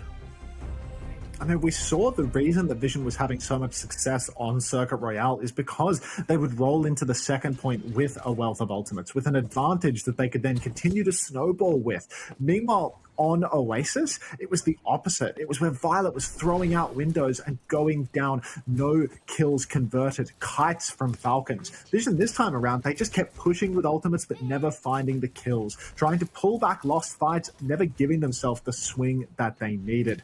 Falcons now, they're sitting in spawn with someone on Diva. No commitment to the comp as of yet. They are the attackers. They do have the luxury of scouting out Vision's comp and then picking heroes to walk out on. Wouldn't be surprised if we saw someone roll out on the Ramatra here, as Alba is now playing the Brigadier. You can see Vision, they're taking a leaf out of Falcon's book, but really lots of options for Falcons right now. Interested to see what they pick. Vision going to try and use the same comp that Falcons did against them. Falcons, though, what are they going to pick? It's going to be Ramatra, it's going to be Lucio Kiri. Very similar approach that Vision took, give or take the hit scan as well. They're trying to find a little bit of space, clearness, high ground for his team to walk in. Now someone, he's taken a lot of damage already. I think he's going to have to use the form now. Defensive form more than anything. So Falcons, they've got Merit into a good position, but they need to wait for someone's next form timing. Someone's next form timing is just around the corner, but before it can even come up, Tama's going to go down Proper. It's like he does 7 damage per shot on the Tracer. The guy is just a demon. He blinks into Alba's face, gives him a little pistol on the chin, and that's going to be an easy wipe here. Falcons, they've got bodies on the point, 3 capping, and they are just going to close this map out in the blink of an eye. Falcons making it look easy here on Eichenwald. It's going to be tough for Vision to pull back from as well. Falcons seeing the big picture, being engaged in the nitty-gritty, and taking away the only other opportunity to play double flex. Now, they actually need to win with Lucio. This time, Sparkle is able to get a bit of a love and appreciation here after that win. 2-1 up in the series, and Falcons are in the driving seat for now. I think really, in many ways, you can sort of look at how Falcons approach that first point just in the fact, as we try and get eyes on these hand warmers. I'm trying to see what the logo is. Would love a top-down view of those hand warmers, because a custom hand warmer, that is something that I need eyes on. You see staple white hand warmers over on the side of Vision Esports, but Falcons, they have spared no expense stylistically and with the quality and depth of their roster.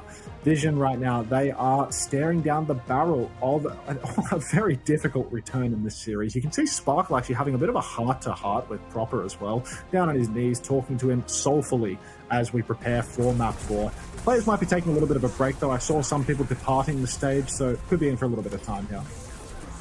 Have to come back just for how Falcons cracked that point open. You saw as soon as Falcons swung that initial choke, they didn't all go left like Vision did. They went right-hand side, they got Proper behind, they got Merit onto the high ground, and all of a sudden, once you get in these wide positions, you start to be able to control the map a lot more, and once you have control of the map, you have angles, you have damage. This is how Tama died. I mean, realistically, your Orisa shouldn't still be able to go down before the fight like that, but that's how they put Tama under pressure, and even if Tama doesn't die in that moment, moment, there is still a lot of space for Falcons to work with. They've opened up the map, and that's how you want to play these type of compositions. You know, get your Tracer, get your Freya into meaningful positions, and then take a fight from there.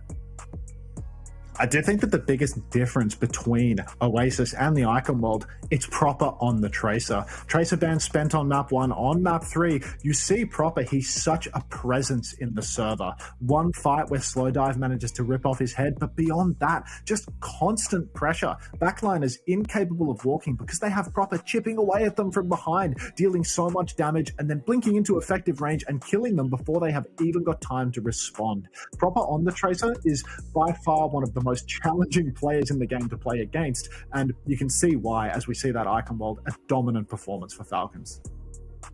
Completely dominated for Falcons. Does feel like it's a potential momentum swing. Takes away a lot of the good options that really we would have seen Vision like to pick in their next map. We're going to go to a quick break, and then we'll find out what Vision's backup plan is.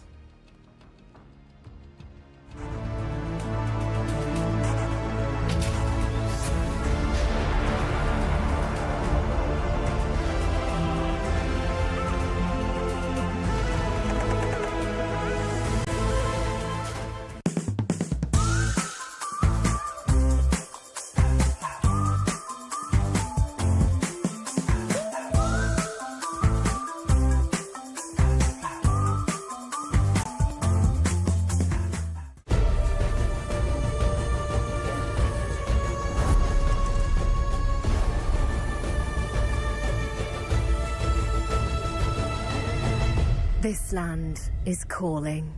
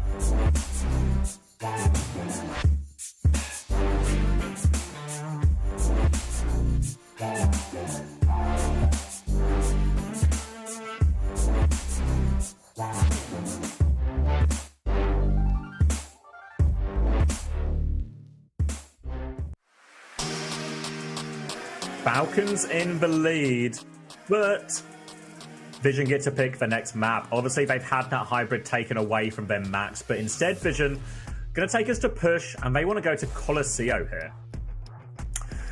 Ultimately, they can no longer avoid these Lucio maps. They can no longer avoid the push-pull scrap of a fast rush comp. What they can do, though, is change up the composition just a little bit. You see, they've come in with a Kiriko ban, and I really like the Kiriko ban. Kiriko is a character that is so good at fighting on the side, flanking with heroes like Tracer. If Tracer is giving you a huge amount of trouble, a Kiriko ban can implicitly make it a little bit more easy to play into the Tracer because there's no longer somebody fighting on the side with that Tracer. The nature of Colosseo as well, especially the first fight and where a lot of the fights happen, is a big long straight corridor. So if you ban Spakiri, you ban or one of the Kiri or Lucio, obviously they've already used the Lucio one, so they have to use the Kiriko one here, you can make some of these faster comps a little bit scarier, a little bit harder, and then there's maybe a chance to play a greedier backline, whether that's in the form of a Bat Kiri, a Juno Kiri even, or some kind of variation, maybe even an Alari if you're feeling particularly greedy. So really curious to see if Vision are going to lean into that, or if they're just going to go toe-to-toe in this Kiri Lucio mirror, or not Kiri Lucio, or in some type of Lucio mirror again. Yeah, I think we saw the Moira coming out on map 1, but maybe Baptiste a little bit more appropriate for Colosseo. Nice long angles, high grounds that can be jumped up and down from quite easily for the Baptiste as well. I think if we were going to see a Lucio back map mirror, it would probably be here on Colosseo. Still lots of opportunities for the Tracer to carry those. Still a reasonable chance for this to be Proper's playground, because you can have Lucio and Tracer fighting in the side instead of with the Kiri, and Chio obviously going to be more than comfortable fighting the side on Lucio. This is his signature champ after all. Very much so. Again, trying to get my eyesight's just not good enough to see what that logo is. We're about to go into Colosseo, though, and worth noting it's been an Orisa ban coming out in response from Falcons as well. Obviously, it really does feel like Tama's had his best performances in this series on Orisa, so trying to force up the Ram side of things. And it looks like both teams just going to go Bap Lucio in all of this, square up in the mirror. Yeah, I quite like that ban, actually, as someone, perhaps one of his weaker tanks is the Orisa, so getting it into a round mirror, wise choice from Falcons. Full mirror right now, with the exception of the hit scans. Merits over to his Sojin, a classic for him. Slow dive, sticking to the comfort of the Freya, where he was dominating on Serpent Royale. Slow neutral right now, as everybody is just trying to fight for the side, look for their angle to engage. Tama is very invested right now, though, and you can see someone, he pops the faster form and bullies Tama out of the scene. Everybody from Vision on the back foot right now. Half HP for Violet, he has to concede a bit of space as well. Team Falcons looking for their opportunity, but no kills with their initial HP trade. Now they're going to wait for their next form timing, try and negotiate another advantage, but the nature of taking more damage is he gets to do more healing, so Violet's got a quicker window in all of this. A window available for Violet, and that could be their swing timing. They just need to be careful that someone can't push over that window. Someone, typically not the player to go over the window, more about kiting them out, though. You can see he's playing far behind right now. It seems that he knows the situation with the window. He doesn't want to get caught out in the open, so Falcons, wise play from them right now, just backing it up a little bit. But now they've got double support ultimate Vision. It's time to go.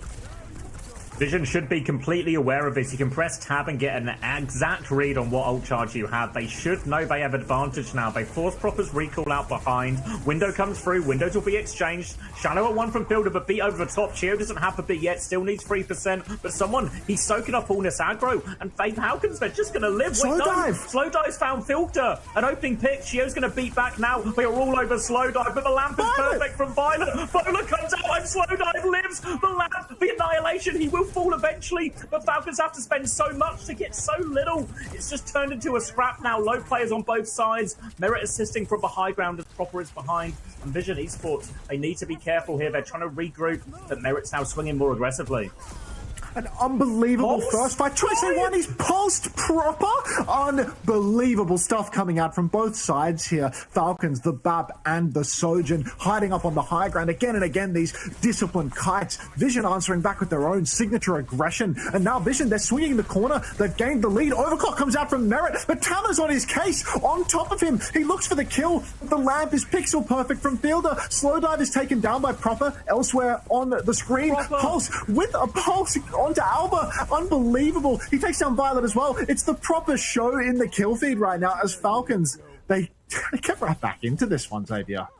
It really felt like Vision were winning the exchange of those ultimates there. Merit stuck. Worst case, Overclock in a Ramatra with Annihilation's face. But what if Proper just kills the entire backline? It has been known to happen. Many such cases, and this allows Falcons to try and get a slender lead, but there's nothing in this Colosseo so far, and it's looking like a full neutral as we go into this next one. Merit's got a rail, takes a take-aim bolt, takes a second take-aim bolt, lots of pocket coming through, but Tama's one with the most damage. Violet responds with Window, needs to pocket Tama, needs to keep him alive during all of this, but that Tracer is behind again. Look at someone, where is he going? He's 1 HP behind, but it's Proper who finds the first kill. How on earth has someone got to another form timing? Someone somehow lives. Merit with a little dink. Now onto the high ground. Merit taking natural. Tama cleans up one in the back. Choi and Violet will win their respective duels. It's an absolute brawl, but Proper is still alive, as is someone. Finally, someone falls. Seems absolutely criminal, but Proper is still here scrapping away, trying to regroup with Chio now. Realize they've not got the numbers for this fight, and they will back it up. This is an incredibly even matchup we're witnessing right now, Xavier. Less than 30 meters for either team after 4 minutes of Colosseo. such an intense back and forth. Nobody can seem to kill Proper unless it's Choi Se-wan delivering a pulse bomb to his chin right now. He is just staying alive in every situation and constantly being a nuisance to the backline of Vision Esports. They're going to swing back into this next turn, closing on a beat, slow dive with the boulder shot again, but it's going to be a slow neutral to open things up. This is what we've seen a few fights in a row now. Window comes out from Fielder, big damage onto Tama, but he's not going to go down easy. He's blocking and he is trying to kite this one out. Might be a bit of a waste for Fielder. Doesn't force anything out either. Albert now has the beat very soon to respond if Falcons want to keep being aggressive. Annihilations are neck and neck as well, so a big ult trade on the horizon. Tamag pops perform, doesn't have the annihilation yet. Bowler out, and Gio's dead! That's no beat in the fight. Albert is low as well, fighting for his life in the back. Boop away onto Proper. He can beat forward if he wants now, because someone has dropped this annihilation. Albert drops the beat, it hits everyone. This is their time to push. Pulse bomb is saved somewhat from a lamp, but it's not enough. Someone still falls. Proper is in the back looking for trades. Trades are so important here now for Falcons if they can find it, but Proper has been repelled for once. Vision Esports, they close that one out and they don't have to burn the whole bank for it as well. Someone he wanted to turn the fight, he pops the annihilation, he gets nothing done but Violet! He's caught straight lining. Merritt catches him from the high ground and now there's a humongous advantage for the side of Falcons. Lead has been conceded though. Choi Se-wan flanking behind. He's on Merritt's case. He shot him to half, but you can see Fielder jumps up into the sky. He will pocket his hit scan out of dodge and it looks like the card has been pushed back into main at the same timing. Choi Se-wan, he needs to run back into Falcons' spawn now. Be careful not to go down. That's a disaster for Vision. It was going to be a tough ult situation for them to win, but the fact that they lose Violet so early means they don't even force any ults out. So now Falcons overclock to start, window to start, beat to follow it up as well. Vision Esports, they need to make this one messy. They need to find trades. Choi is in the back, Fielder's down to half HP. Slow is good, pressure on, beat comes out from Chio. Tama has the annihilation in front of that window, but Merritt connects, looks for one, gets two, will get taken down by slow diving or fade away. Tama's annihilation, though, he's got nowhere to go. He gets to one more form. Him and someone are both so low, but Tama, he's got the support. Little boot from Albert to try and get him back out, but it's not enough. And Falcons now an opportunity for the cap. Falcons, they secure the lead now and they pressure the checkpoint too. Vision Esports, they're not going to have Tama for the touch. You can see he's used his form and spawn just to run back faster. Choi Se-wan, he's considering blinking on for the touch, but he doesn't have his recall and Violet's been slowed up on the high ground. Oh, Choi, he's contesting, but there's no way for Vision to really fight this one effectively. Tama's on the cart, but slow dive goes down first. Too many skills invested, just desperately trying to touch, and it's going to cost Vision heavy unless Alba can turn with the beat, but there's no timing for it. Choi goes for a pulse, but everybody is dead for Vision. So many times Alba's going to have these opportunities with a beat, but Proper is just on his case. Alba and Violet having to fight for their lives in this backline here. And Proper now doing it all. Kills the backline, then looks for the gap onto Choi. Recall has been traded. Choi's going to get forced further and further behind. I think that's going to be the cue for Proper to go back into the front line with this pulse bomb. Annihilation from someone. Alba's going to beat back in response. Proper dives into the back, looking for the Sojourn. Beat health is fading, and Fielder's killed Choi from behind. They're trying to regroup on the low ground, Falcons. Think they might still be, Proper might still be stuck. Wait, where are we going? Slow dive, disaster. Opening for Falcons to come back in now. Player advantage. Tama with perform, desperate for a kill. Albert does find a trade, only on the Lucio though. Tama's desperate for this Baptiste kill. The lamp is there though, and Falcons, it's all coming together. It's really falling apart now for Vision Esports. Such discipline earlier on in the map, so close for so long, but now that Falcons have pressed the advantage, they're not letting up. Choi Se-wan blinking about in main, but Merritt's already marking him out. Choi off on the side, Merritt dueling with Choi, but Proper's there to help him out. Kite comes out as window from Violet, will be immediately disengaged. Falcons, they're so good at these disengages. Time and time again, they go for it. Violet once again being slipped past, and Merritt finds a kill onto Alba. Fielder will be traded, so it's a 4 versus 4. It's a good trade for Vision here, but Proper catches slow dive and spawn. They push him aggressively there, Merritt and Proper. They confirm the kill, but Lamp has been forced up top by Chio as well. Merritt's coming to help out. Violet, no! Alba's there in time. They trade it out. They still get the kill. Proper's come to finish the job. Now he turns his attention onto Tama, who does have the annihilation. Choi is behind as well. These trades do mean that Falcons would be wise not to invest, but Chio and Proper, they are still killing everyone. Might get a few more meters out of this if they really want. Joy dead. Look at this, Proper continuing to chop through Vision even after all of this time, even after all of these trades. Proper continues to be a nuisance. Tama finally taking down the Titan, but ultimately Vision Esports, there's such a huge mountain to climb from this point onwards. 40 seconds on the clock, almost 100 meters that they need, checkpoint included. This is going to be a huge ask. If they lose a fight here, it's essentially the map already wrapped up, Xavier. Problem for Vision as well, if they need these fights to be clean, they need to win multiple fights in a row, so you need to stop Proper trading anyone. It's been an impossible task so far, but they have no option to keep themselves alive in this last chance qualifier. They have to find a way. Form comes out from someone, window to back that one up, someone wants to keep walking forward. Overclock now from Merit over the top, Slowdive finds the kill onto Proper, that'll help a lot. They need to avoid the rest of Merit's overclock. Joy has the off-angle pulse bomb, it's good! Stick there, the lamp is out from Fielder. Merit will live now, the advantage. Someone still has the annihilation, so they have to be cautious as they walk forward here. But here comes the form timing. Someone's trying to regroup. Proper back in the fight soon. Overtime now burning, cannot leave the payload anymore. Vision Esports, you can see they have so many ultimates online. Choice once have the recall force. Slowdive, he pops the clock, he swings. The beat comes in from Chio, the better beat from Alba. There's a window in main from Violet, but no kills have been converted yet. Merit swinging on the coast, he's dangerously low. Someone did pop the annihilation in all of this. Vision, they flipped over to the payload, but Choi is the first to fall. Violet soon to follow. You can see Vision, they're being dragged onto two separate sides. There's only two members left standing. Make that one as Tama is left alone on the payload, and Falcons come in to clean up the kill, clean up the map, clean up the series, and collect their ticket to the grand final. Really smart play from Falcons at the end. They know that Vision have to stay attached to payload. It's overtime. They literally can't afford to leave it. So they take the fight in main. They take this big ult trade. But poor Tama, he's been allowed to move the cart forward, but every inch he gains is actually doing more harm than good because he's getting further and further away from the fight. Then Falcons, they just have a 5v4 in main. They're able to convert that, and then as we saw at the end, everyone comes back to deal with Tama and simply nothing he can do. Expected result, but Falcons made to work a little bit more than we saw from Zeta on the other side of a bracket. Real signs of life from Vision Esports there. The first 4-5 minutes of this map were absolutely tooth and nail. Incredibly close. It wasn't a 3-0. We saw Vision Esports when they were able to play to their strengths, when they were able to pull out the double flex, they were able to take a map from Falcons, from a championship caliber roster. So really a respectable performance from Vision Esports. No surprises with the end result, but a very solid match from Vision that they have to be happy with, despite the fact that their aspiration would ultimately be to punch their ticket to the Esports World Cup, and now they're going to be going home with nothing but a handful of prize money.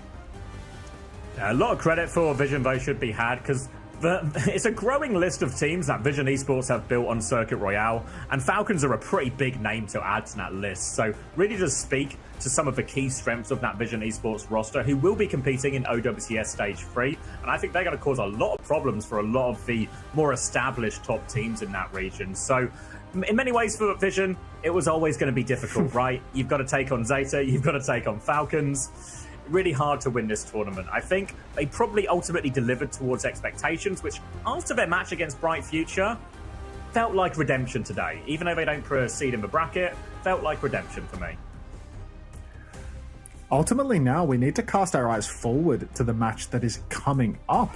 We do have our grand final fixture coming up next, and it is going to be, perhaps to the surprise of nobody at all, Team Falcons versus Zeta Division for all of the marbles. It is going to be an absolute Barney of a series, as both of these teams have traveled across the world. Full Korean teams coming out from the lowest seeds of OWCS Korea. Both teams perhaps expected early on in the year to qualify for an event like the Esports World Cup, and a huge surprise to see them needing to qualify through the Last Chance Qualifier. Little highlights. Glad they put that in the highlight reel. Yeah. Cheers, slow dive. Slow dive, slow fall. I mean, in many ways, it actually, watching these highlights now, it feels like that moment when Merit killed Violet from the high ground to low ground on Falcon's side of the map really felt like the turning point for what was just a really back and forth series, or really back and forth map, before we got any deeper. But yeah, Falcons versus Zeta Division, the match we all expected, a match that has happened multiple times in all of this. We can take a look at the brackets here as well to see exactly how both teams got here, as we've lost a lot of teams along the way. Falcons eliminating Invaders at the start of the day, then Vision Esports. Zeta Division on the other side, eliminate Force, eliminate Bright Future. We've also lost TFW, Cold Metal falling in the way of all of this too. Exactly right. And now all that remains is our Zeta versus Falcons final. The winner will advance to the main event. They'll collect their key and punch their ticket to the Esports World Cup proper. But only one of these teams gets to qualify. Even though we are witnessing two top-tier Korean teams scrapping it out, we are only going to see one of them actually make it to the Esports World Cup. Going to be a very competitive match, no doubt, and huge expectations, huge stakes. This is the series everyone has been waiting for, and for good reason. These teams have a long history of playing each other. They also have a long history of playing each other to qualify for majors. Unfortunately for Zeta Division, all of that history favors Falcons. I think it's happened 3 times in a row. Falcons have denied a major spot from Zeta Division. The only major that Zeta Division got to, or have been to since OWCS started, was actually the Esports World Cup last year. That's the only one. And they actually got to the final in that one. So if they can get there, they seem to do all right. But the problem for Zeta is getting there, and it is going to be no mean feat up against this Falcons team. I think we're going to say it multiple times, but it cannot be understated that the quality of players, the quality of investment in both of these rosters, the idea of missing out on the major is unfathomable for both teams. It's simply not acceptable. So this really is, every single marble is on this one. Everybody will be spamming play for this series, no doubt about it, because there are far too many marbles on the line. The stakes are simply too high and the expectations simply too great. I'm really interested to see whether or not Zeta Division can finally shrug off this curse, their inability to beat Team Falcons when it counts. Every single time they have to go up against Falcons for a major qualification slot, it is Falcons that comes out on top. We've seen incredibly competitive series between the two teams. It's not like it's a roll. It's map 7 tooth and nail fights, but it's always Falcons coming out on top. We'll have to see now as we have a renewed format and a little bit of a renewed roster for Team Falcons as well. And same goes for the side of Zeta Division. We've got Alpha playing main support now for this roster. Whether these changes impact the outcome of a very historic curse. Can Alpha break the curse? He was technically there before, but now he's going to be there every time. There's one theory I've seen being spread around some Reddit forums that perhaps it was Violet who was cursed all along, and Zeta Division were merely victims of having Violet on the team and therefore inherited the curse, rather than actually being the primary target of the curse themselves. So we'll have to wait and see. Obviously, Falcons have taken care of Violet, and in many ways have still denied Violet a chance to go to the major this year. But Zeta Division are going to be a different kettle of fish. This is the toughest kettle of fish at the Last Chance Qualifier. Of course, there is the history. There is the fact that Falcons, time and time again, they manage to edge out Zeta Division when it counts. But so much has changed about these rosters. Falcons have come off the rockiest stage they've ever had as a roster. Since formation, they have never had results as poor as what they had in OWCS Korea Stage 2. They have never had to come through a Last Chance Qualifier before. Zeta Division, it's a similarly rough story for them. Typically, they come third in these tournaments. Now, they're fighting for a 5th or lower place slot. They are really being pushed out of the top. So both teams coming through very tumultuous stage 2s and once again needing to confront the same old matchup. It can and will happen again. It's really a storied fixture at this point. Zeta Division, Falcons, it's been pretty poor for both of these teams. Zeta Division had a pretty strong start to the year in that early stage 1, in good form, looking in good condition, and people were wondering if this was finally the time Zeta could start hanging with Falcons and Crazy Raccoon on a more consistent basis. Felt like Flora was playing some of his better Overwatch in top form, but all of this, as we've gone through the year, it's kind of faded, and Zeta find themselves not just falling behind Falcons and Crazy Raccoon, which can happen to a lot of teams in the world, but they find themselves leading or trailing behind All Gamers Global, trailing behind T1. They might have fallen to 5th in the pecking order. Surely impossible. we'll have to see whether or not they can actually develop and turn it around, because all of this new blood in the scene, it doesn't mean that the veteran talent, that the captains on these rosters cannot regain and come back into it. But we're going to have to wait and see. We're going to throw to a quick break, and we'll be back in a few minutes to talk through a bit more of this final fixture.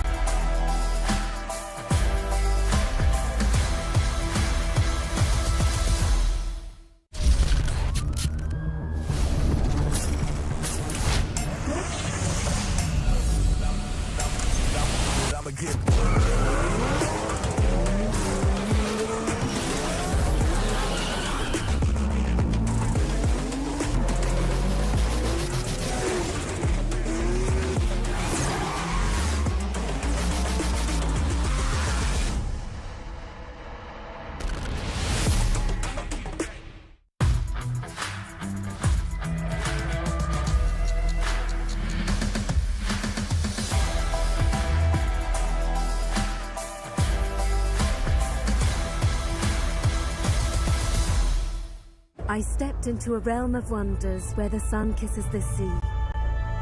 Two worlds inspired by each other. Two worlds making one. This land is calling, Saudi Red Sea. The human body was built to move. Not trapped at a desk in one singular posture for 12 hours a day. It's time your chair evolved. This is Secret Lab Titan Evo. Ergonomically engineered for you, gamers, hybrid workers, artists, backing your every move.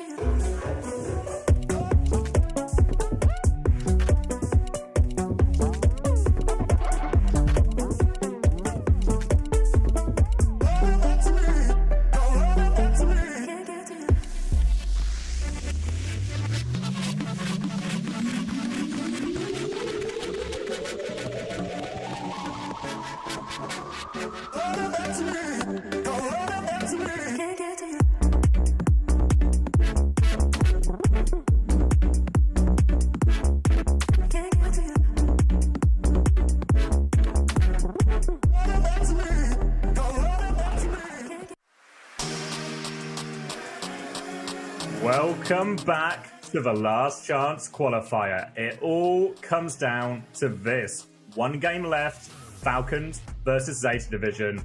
Every last marble from both teams on the line, as only one key is available. Only one team can make their way to the main event. One key, so many marbles, quite literally everything to play for right now. Falcons and Zeta Division, this is going to be a scrap for the ages right now. This is such a high stakes match and the expectations are outrageously high for either side. Neither team can mentally comprehend a loss here. This is such an important game for either side right now. You can see the players already face to face warming up for the series. We're going to be getting into this one very, very soon, Xavier.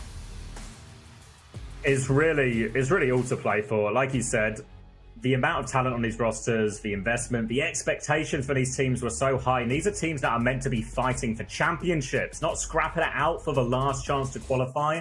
So the idea that one of them isn't going to make it is almost preposterous. It couldn't be higher in terms of stakes. And I think we've felt from both teams so far, very serious approach to today. Minimal celebrations, all business from both sides.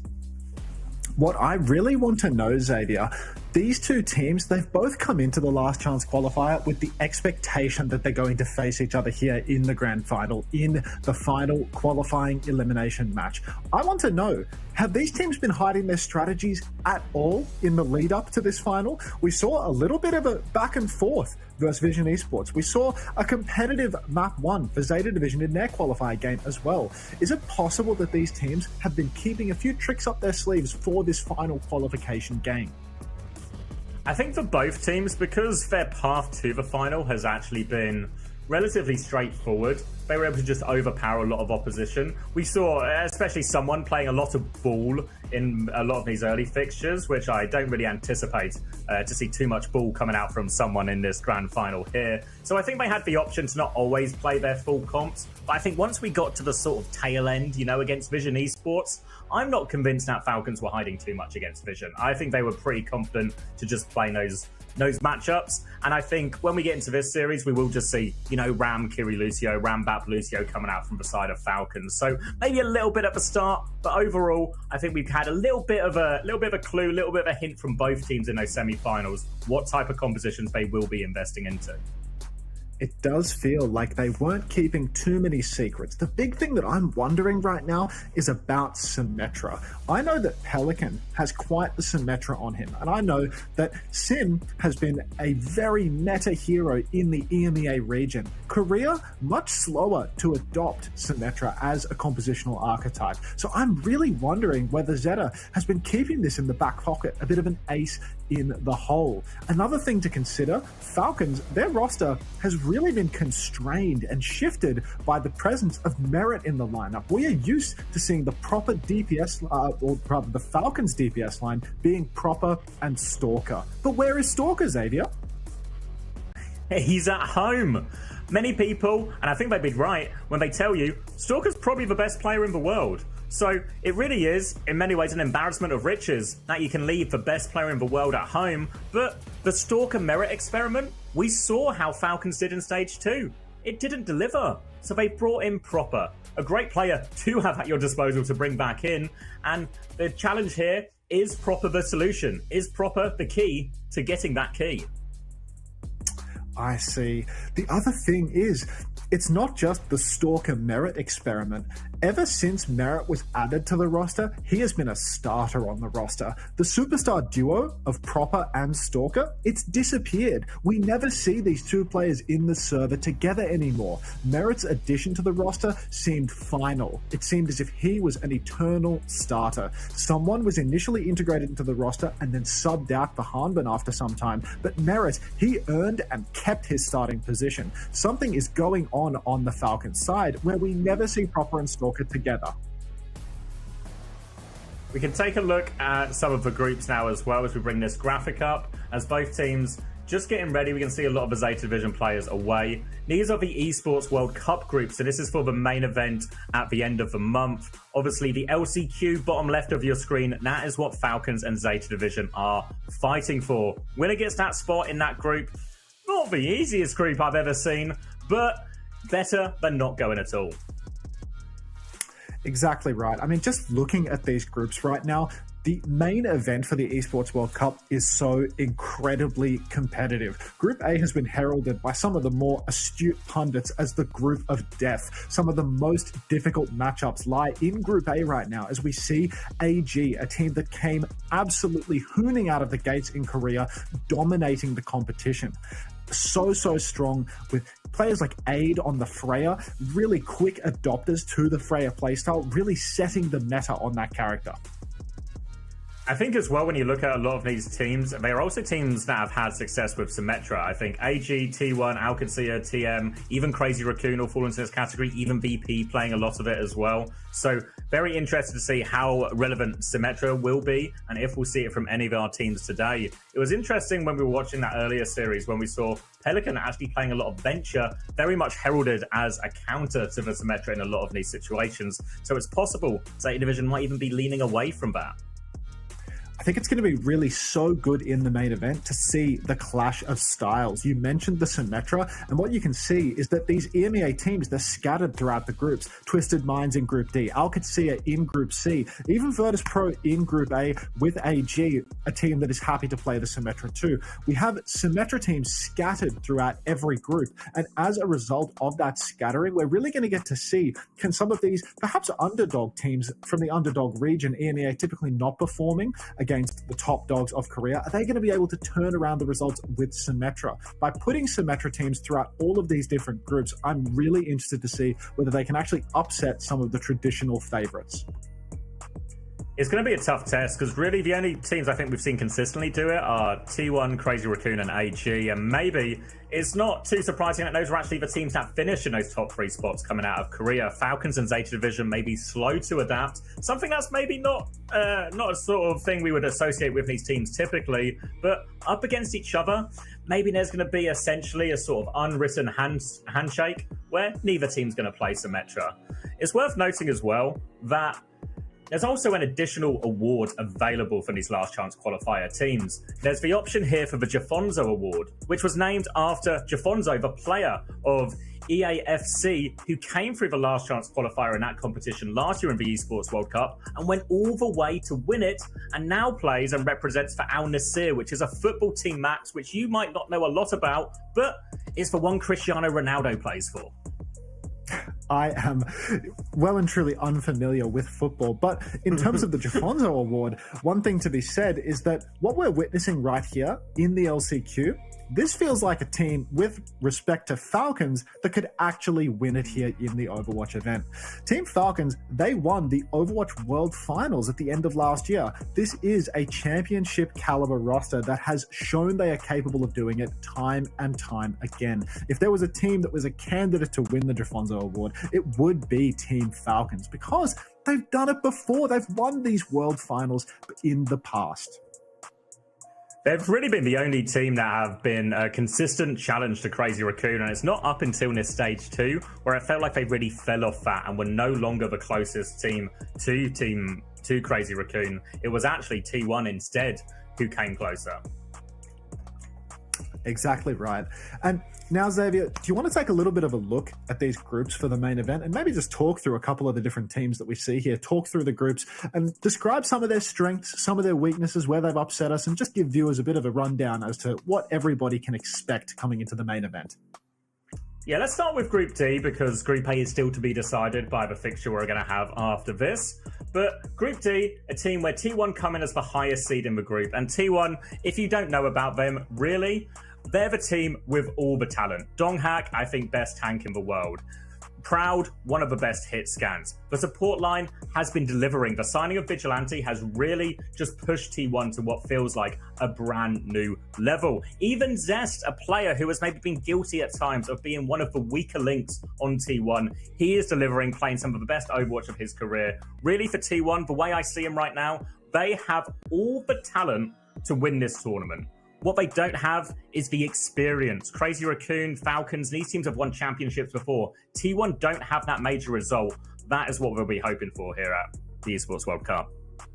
I think the truth of a team like T1 is that you are always unproven right up until the moment that you do it. At the beginning of the year, people saw the T1 roster and they saw some glaring weaknesses. T1, they made the tiniest of adjustments. They changed out one player and suddenly they looked like not just a contender to be top dog, but a true top dog within the Korea region. Players like Proud, where their potential has for quite some time been recognized, but now it's really getting the opportunity to blossom. Proud has been a dominant force in the Korean scene throughout this year. And then, of course, you've got people like Donghak, who, for the longest time, even since 2023, playing on the Atlanta Reign as a rookie, has appeared to be an absolute monster in the tank role. If someone was previously regarded as the Hyperflex tank, as the man who can do it all, Donghak is the new guard of that. Top tier Winston, Wrecking Ball, Doomfist, Hazard. The guy can flex to Diva. He can truly play it all. He is the anti-someone. All of the heroes where someone has a little bit of weakness, Donghak has his ultimate strength.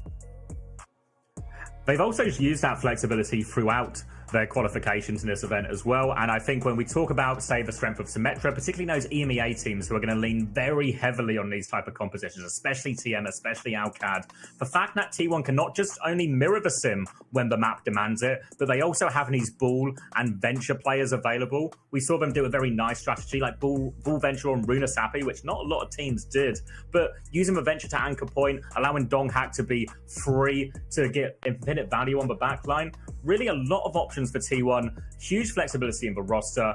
We have to give some credit to Skewed as well, who very much known as a flex support who can play Brig. He can also handle the Lucio as well. So this T1 team is looking super well-rounded, and on talent alone, they are in with a chance to win it. You're right, Xavier. The Skutio has well and truly surprised everybody this stage. But I want to talk a little bit about how T1 might match up with a team that, probably requires no introduction, but I will introduce them nonetheless. Twisted Minds. Everybody that's familiar with the EMEA scene is familiar with Twisted Minds. This is a roster that is filled with players who have won the Overwatch World Cup. Players like Yubi, who quite literally invented Symmetra in Overwatch 2. Real top dogs on this style of push and pull, flanking with Symmetra, constantly trying to push the boundaries of what is possible and defining the meta in the EMEA region. And I'm really interested to see how a team like Twisted matches up against a team like T1, because T1, they have a Wrecking Ball specialist. They have Donghak. Symmetra is such a powerful composition. It is such a powerful hero because it enables people to flank, to constantly be all over the map. It's so difficult to keep up with the pace of a good Symmetra team. But Wrecking Ball, one of the fastest characters in the game, so good at doing the exact same thing as what Sim does on DPS within the tank role, being all over the place, displacing people constantly. So if you've got Yubi teleporting over to the side on Symmetra, you might just have Donghak grouping you away from that teleporter and catching a kill. I really want to see T1 versus TM in Group D, because it's going to be such a test as to whether or not the Symmetra style that EMEA has really pushed and excelled at can actually succeed versus a top Korean team. It's going to be key for all of the EMEA teams. If the sim truly is meta, really can't ask for a better one for EMEA to finally perform well at an international event. I think we might have to go as far back as the Dallas Major last year for the last time EMEA got a reasonable finish. And if you're from the EMEA region, as I am, that is way too long. Hoping and praying that Symmetra stays meta, because Twisted Minds, they're so good at this type of composition. And what Twisted Minds have as well, with the experience of Yubi and Quartz and KSA and these players who have played in these sim teams for so long, is they have played it against everything. They have played it in the mirrors. They have played it against Dive. The level and knowledge that has built up over the years is really second to none in the world. So I think Twisted Minds are going to be a great litmus test for just how far the Symmetra can go, and T1 will certainly be the strongest test in their group. The next strongest test, probably going to have to be Sign. So you might all recognize Sign Esports. It's the Nightmare team, the American team that qualified in third place from North America. Sorry to bring it up, Max. But they qualified third in North America, and they have been signed temporarily for the purposes of Esports World Cup by Sign. So this is the team, probably Chronic and Painkiller, the biggest stars on this team, Max. Yeah, those are the rising stars. Painkiller, he has risen to dominance in the North American scene in a very short period of time. In the span of a year, he has come from no competitive experience whatsoever to being a top tank in the North America region. The release of Hazard in particular really rocketed Painkiller up to new heights. As a new hero was released, and Painkiller was just dominating all of the competition on it, constantly putting on clutch performances, then it would be a disservice to the signed roster to not talk about Chronic. This is a player who's been in the North American scene for a little bit more time, but he has consistently had really solid performances on the hard hit scans. Signature for his Ashe and his Widow in the past, but the release of Freya this year really took Chronic to completely new heights. Massive upset wins for the Sign Esports roster in Stage 2 of North American OWCS off the back of the heroics from Chronic on the Freya. Can't wait to see Chronic go up against some of these Freyas from across the world as well. I think in America, it wasn't the stiffest competition for top Freyas. But once we put people like Proud and Quartz into the equation, now we're going to see a true test of how far Chronic's ability to carry can go. This is going to be certainly the biggest test he's had so far in his career. And I really can't wait to see it. I think Nightmare, potential dark horse for this group. Really the best case for them if Freya is hard meta, if Hazard is really viable, which we have seen quite a bit of in a few regions. So there's a way here for Sign, and still a decent shot for them if they can upset them. Remember, the way all these groups work is going to be GSL groups, which essentially means you have to win 2 games. So Sign, they don't need to beat everyone. If they could just get one upset against a TM or even a T1, there's a great opportunity for them to snatch that spot in playoffs. A team that might have a bit more of an uphill battle is, of course, the Gatos Guapos Max, who come in as the contender from the Pacific region. You're right, Xavier. This is going to be a very difficult group for the Gatos Guapos. And in fact, whatever group you place the Guapos in, they are going to struggle a little bit. Lots of players on that roster are very close to my own home. We've got Aki and Punk, who both hail from Australia, and Color Hex, close second, hailing from New Zealand as well. We've got Light, Nyang, and of course Rakatak, a familiar face for many a North American fan. So we have a real international mix here. Lots and lots of different players competing in the Pacific region here. But many of these players are actually people that they've converted to being streamers, they've retired, they've moved on from full-time competitive play. And then they come back into the Pacific region to clean house and just compete for the chance to be at the Esports World Cup again. Whether or not they actually want to push further into the group is another matter entirely. It's going to be an uphill battle for sure, but one thing that is going to be proven time and time again is you can't stop Punk getting on that plane to the Esports World Cup every year. So he is going to be back representing his region, trying to keep his legacy alive, but 100% big underdogs for that one in this group, and it's going to be particularly tough for them, but I'm sure they'll do their best. And you never know, right? Last year at the Esports World Cup, one thing that was certainly true in the groups is a lot of these teams from smaller regions actually overperformed. Remember Bleed giving a couple of close games to teams last time around. Even Makers, probably in large part to you, of course, Max, giving Twisted Minds a run for their money. So there is an option for some of these smaller teams to cause an upset. By the time you get to these bigger LAN events, you know, there's the favourites, there are the teams everyone expects to win. But whatever happens at LAN, happens at LAN. You can't control that. It all comes down to who plays better on the day.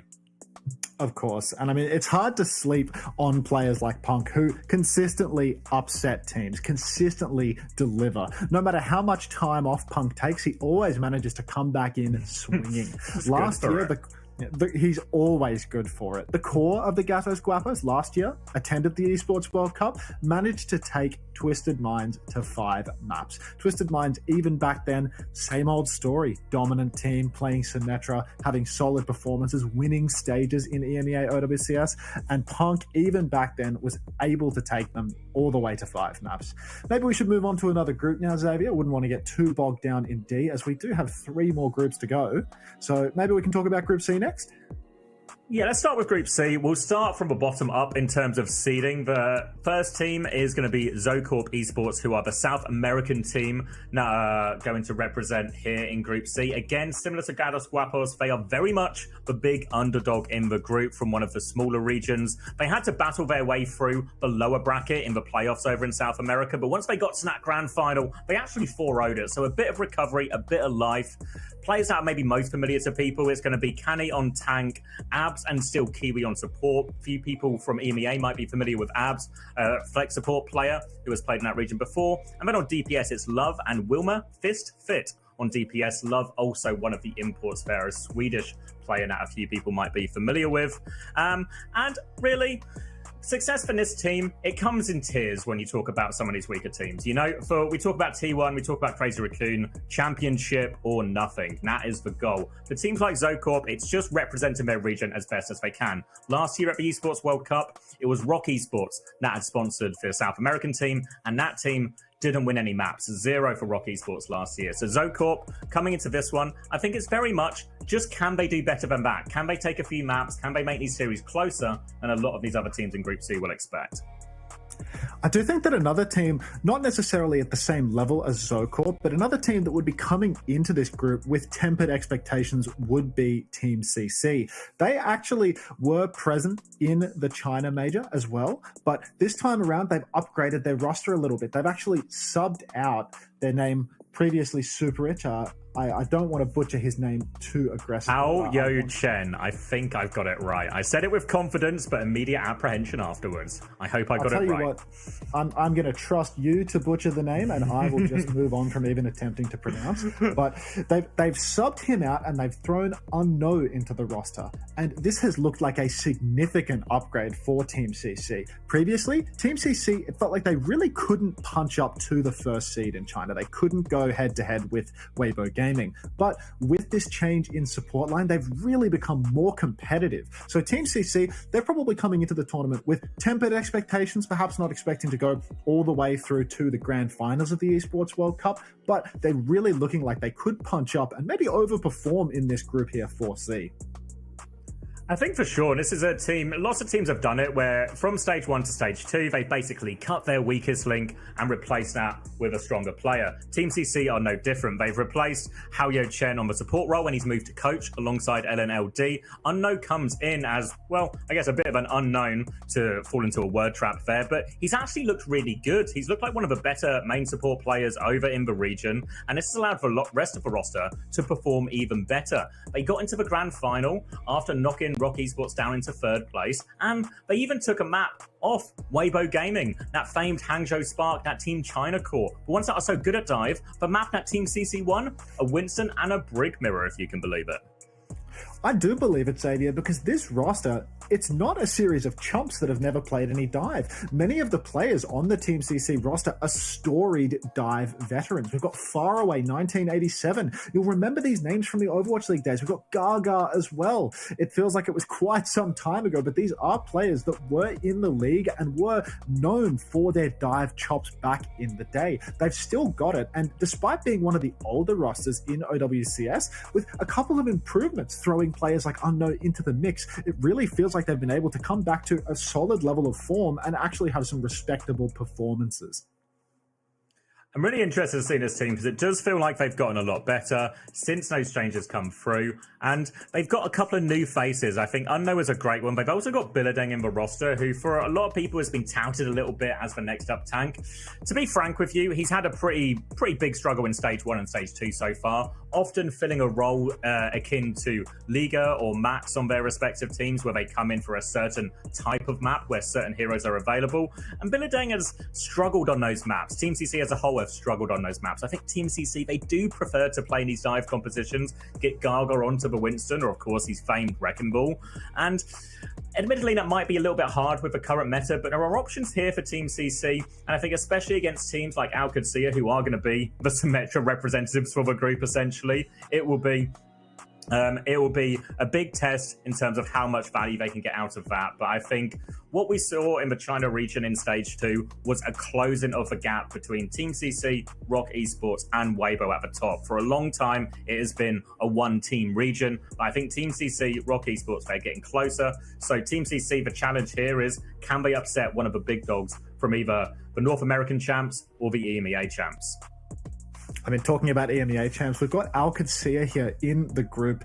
If Twisted Minds was the team that invented Symmetra play, OWCS is the team that refined it. We've got Checkmate coming in from Korea and pulling out a Symmetra that has gone toe-to-toe and then perhaps even surpassed some of the performances that Yubi has been able to post up. We've got the newcomer. We've got Ziad on the Diva putting absolutely monstrous performances out, fight after fight, map after map, series after series. Ziad is without question the most dominant Diva player in EMEA right now. And OWCS, they have really revolutionized the style of Symmetra play by doing it with the Diva so much more. Twisted Minds, they were always anchored to playing a Ramatra, playing the ground tanks, but OWCS, they opened up the pool. They started playing the Symmetra with more and more flanking fast characters.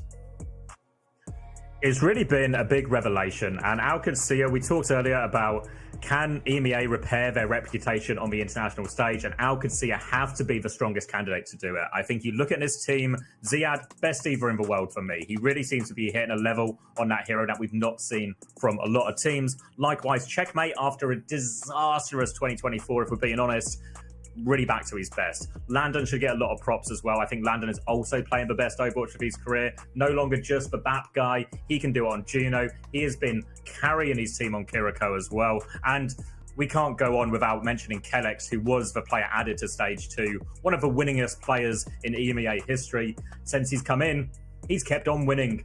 OWCS, really excited to see this team. There are some questions you maybe need to raise about them, just in terms of in EMEA, they do have a bit of a luxury where everybody's quite happy to play the sim. So they've not had the sim banned against them all that often. Similarly, everybody likes to play the Diva. Not the most Diva bans against them all that often. So there are no options for some of these other teams to try and lean in and exploit the bans against OWCS in a way that hasn't quite been done by the EMEA region in the same way. Yeah, I mean, you were talking about Kellex being one of the most winningest players. If we're talking about people that are just good for it, Kellex is the definition of that player. This man subs into lineups, wins tournaments, and then disappears without a trace for year after year after year. This guy knows how to time a placement on a roster in order to take a win and then just step back and relax for another year every single time. OWCS, they are so good at winning with Kellex because you put this guy in and he will transform your team. He is a rock solid presence. He is never the problem. Often when people talk about the main support role, it's a lot of situations of are they being picked? Are they making game losing mistakes? Yeah. And Kellex is the type of guy, he knows his limits. He never throws the game. But honestly, that's enough about OWCS. They are the Diva Sim team. Let's talk about GK a little bit because they've got a little bit of a different style in North America and it worked well for them in North America. They love to pull out Kuffer on the Hazard on the Ram, Ultraviolet on the Baptiste, and then Admiral on Lifeweaver of all things. The Bap Weaver was well and truly pushed to its limits by GK Esports, but this is in a region where nobody plays Diva. Very few teams play the Symmetra, and I'm not sure that Bap Weaver has any legs versus a team like OWCS where they have a top-level Sim and a top-level Diva in the pocket. Lifeweaver Baptiste, so good on some of the maps where your backline can just play really far away, quite safe, and the rest of your team can take these aggressive duels with a grip or a lamp to bail them out. But GK, they have not ran into a Sim Diva team, because if there is a composition that's going to be good against Bap and Lifeweaver, it is going to be Symmetra and Ziad pulling up with these heavy rockets. So this is going to be a great clash of styles and will ultimately decide, I think, who's going to finish top of this Group C. But you shouldn't count out GK, because they are a team, they are back-to-back champions in North America, and they have a team that you just can't seem to stop them. No matter how many times people try to kneecap this team, whether it's at the start of the year where all of the players are passed up by some of the partnered organizations, they get together, they win Stage 1, and then Stage 2, their best player, their star player, Zera, the promised boy from North America, he is taken by Team Liquid. Then he can't, but it doesn't stop him either. They bring in Wimone, another EMEA player contributing to this GK lineup, and they just go and win Stage 2 as well. You just can't keep these guys down. GK really is a roster that is just good for it, with or without Zera. On the topic of Zera, Team Liquid acquired Zera. They actually picked him up and they looked very, very solid in the North America region. To be honest, even in stage 1 of OWCS, Team Liquid looked like a formidable team. They were so good at these push and pull comps. Infected on heroes like the Malga was incredibly strong. Sometimes you would see issues where Knife would be getting picked a little bit early on. Perhaps they would struggle with certain compositions where a lot of team play and a lot of intense communication was required. The Team Liquid, even in the first stage, looked really solid. With the addition of Zera, it feels like Liquid reached new heights. They got a better Tracer player, a better Genji player, and the ability to communicate completely comfortably in English. Team Liquid, I was very surprised to see them go down to GK in those grand finals because they have a huge range of compositions that they can play. Infected, a monster on Wrecking Ball, on Orisa, on all of these ground tanks. And somehow, some way, GK were able to clutch it out regardless.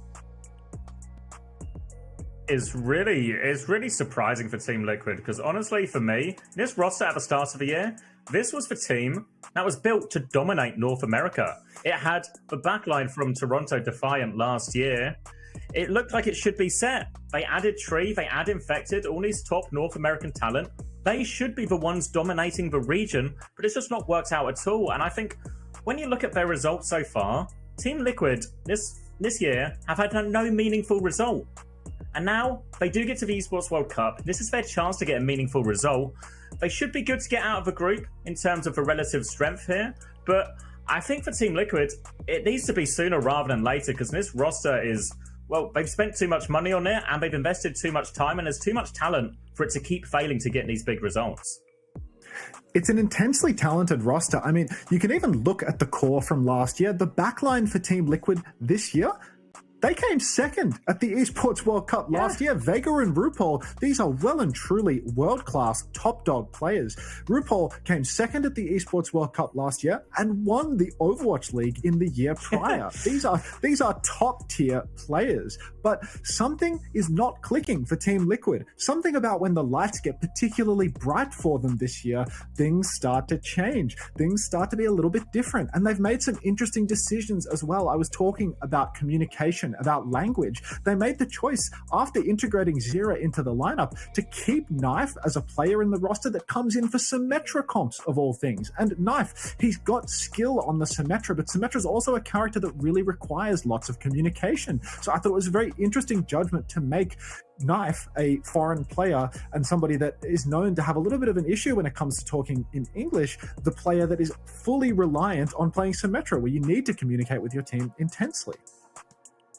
It's a really tough position for Knife to be put in as well, because you have to do so much leading and so much decision making. This is what makes players like Yubi so good at it, because he is the in-game leader. He controls the entire team and their movements when he plays that sim. Similarly, even though Checkmate, also a non-native English speaker, he's very much the exception that proves the rule on OWCS, because again, you need to be a heavily vocal player. Checkmate, though, he has experience playing with RuPaul on Florida Mayhem, being a leader in that team on these English-speaking rosters. So he's got the history and the experience to back it up. Knife really doesn't to the same degree. And I think when you take these potential compositions and make them no longer a strength for Team Liquid, we kind of saw that in the NA Grand Final, right? The maps that Team Liquid won, they won the dive map, they won playing ball on Saravasa, they won playing Malga. They're actually unable to win on some of the more meta matchups, and they were unable to stop the BAP Lifeweaver. So I think Team Liquid, they have a lot of questions to answer, but realistically, they should still be okay for the group, because a couple of the other teams in the group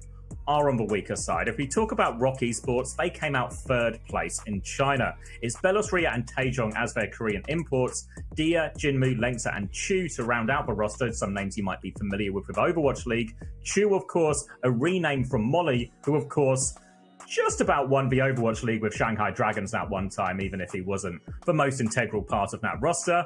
But really, a very similar situation to Team CC, where we expect them to maybe finish around that third spot, and there is a chance to punch up. I think the biggest problem for Team CC really is the fact that a lot of the comps they're good at are stuff like dive, which they're just not as good at as the Korean teams, and it's not very good in the meta. So they're going to get outclassed by the people who mirror them, and they're going to maybe struggle playing a non-meta comp into the meta in a lot of these situations. So Rock Esports, they still stand a chance. I think Chu has actually really been their star performer for a lot of this. So I think there's a chance, but far from straightforward for Rock Esports in this group.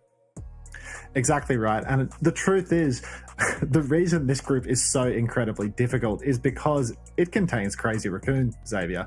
Everybody knows Crazy Raccoon, best team in the world. So many times they continually clutch it out. They won the first major of the year in relatively dominant fashion. They won the Esports World Cup last year, the trial event for hero bans. Since the introduction of hero bans, Crazy Raccoon have looked even stronger than they did in 2024. They didn't need to make roster changes because they already possess so much depth. Falcons this year, they wanted to make changes. They wanted to shake things up. They introduced someone. They introduced Merit. Crazy Raccoon, they don't need to do a thing. They've got Lip on Hitscan, the most flexible of all Hitscan players, somebody that has been non-stop winning for his entire professional Tier 1 career. He cannot stop winning. They've got Shu on Flex Support. He won the MVP at the Esports World Cup last year. I will always be glazing Shu as he never stops dominating the opposition. He is so mechanically skilled. He is the best teammate. He is well and truly a world-class player that everybody wants to play with all the time. And then, I mean, you can talk about some of the younger players on Crazy Raccoon as well. There's so much talent on this roster, and even Stage 2, I think in many ways, has been the stage of Max. Max has come in, he was a bit part player for most of 2024, coming in for the occasional map. Not you, Max, grow up. The good Max, the one who's attending the Esports World Cup. He's come in and played a really pivotal role in their Stage 2 success. And I think for a lot of people who might have been hating on Max or saying he wasn't a key factor, starting to really prove his worth in this Stage 2. And as a lot of the heroes that Jumbin prefers to play weren't as meta, has really taken over a lot of that role and a lot of that responsibility on the tank front. Likewise, Heesang, a player who was maybe criticised for some inconsistency last year, maybe getting gaps on Genji by Proper at times. It has been known to happen, but it feels like these players, they're maturing, they're growing, and honestly, there's no other way to say it. We have had 4 majors since OWCS has began. We have had 4 majors since Crazy Raccoon's roster formed.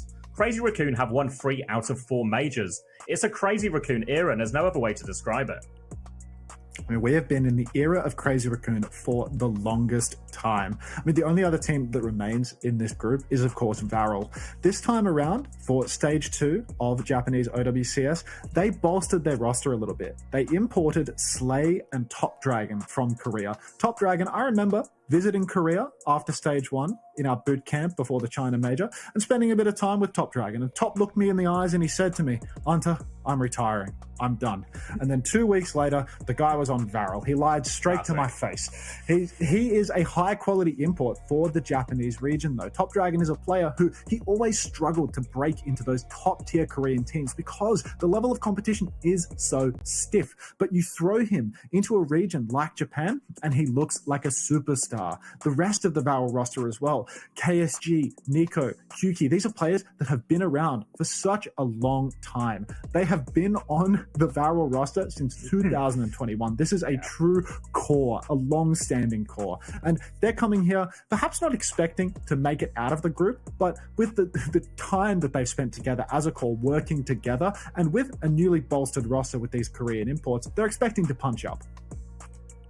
Yeah, look, when we went to the 2023 World Cup with Team UK, we were in the same practice room as Team Japan, so we played them all the time. And honestly, we weren't expecting too much. We thought smaller region, we'll just boss these guys in scrims, no drama. But honestly, KSG was insane. There was a lot of talent on this roster, and with the addition of players like Top Dragon and Slay, means they can lean into a lot of these double flex support comps. And if there is options for KSG to get onto Hazard, or even a Doomfist, maybe that's hard in the modern era, but if he can get onto these heroes, KSG can be a real difference maker. Slay and Top Dragon bolstering this team, and similar to how we talked about Zocorp, it's a lot about representing the region. How close can they get in terms of series? How many maps can they take? Is there even an upset there, you know? As far as upsets, Rock Esports, it's not the craziest idea to say this is one of the teams that might be most liable to an upset from one of the smaller regions. So I think there's a real chance here for Varel to try and pull one over. I'm excited to see them play because there's a lot of support for the game over in Japan,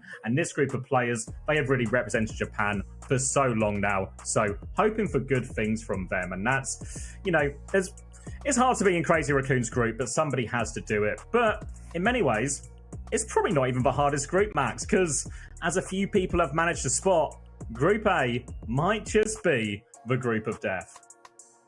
Group A is so incredibly difficult. When what looks like the easiest opponent in your group is Virtus.pro, you know you are in big trouble within this group. The team up the top, all gamers. This is a roster where at the beginning of the year, so many of these players had not made their mark in OWCS Korea. They started out as the Wei core, and they were really consistently causing upsets in OWCS Korea. Time and time again, players like Lee Sun-min, like Milgaru, were constantly causing a ruckus in Korea. Lee Sun-min, famous for his Kiriko. He's a main support player, but a new generation main support player. Traditionally, this is a role filled with players who play Lucio and they play Brig. They're not known necessarily for their mechanical skill, but more for their leadership and for their control of the push and pull of the fight. Lee Sun-min, if Yubi reinvented Symmetra, Lee Sun-min reinvented main support. This guy plays Kiriko non-stop in the main support slot. No need for a Lucio, no need for a Brig. How's about I go Kiriko, I flank, and I kill half of your team solo? So Lee Sun-min, main support, cannot sing this guy's praises enough. And I mean, I feel like you should talk a little bit about Aid, Xavier. Aid really has just...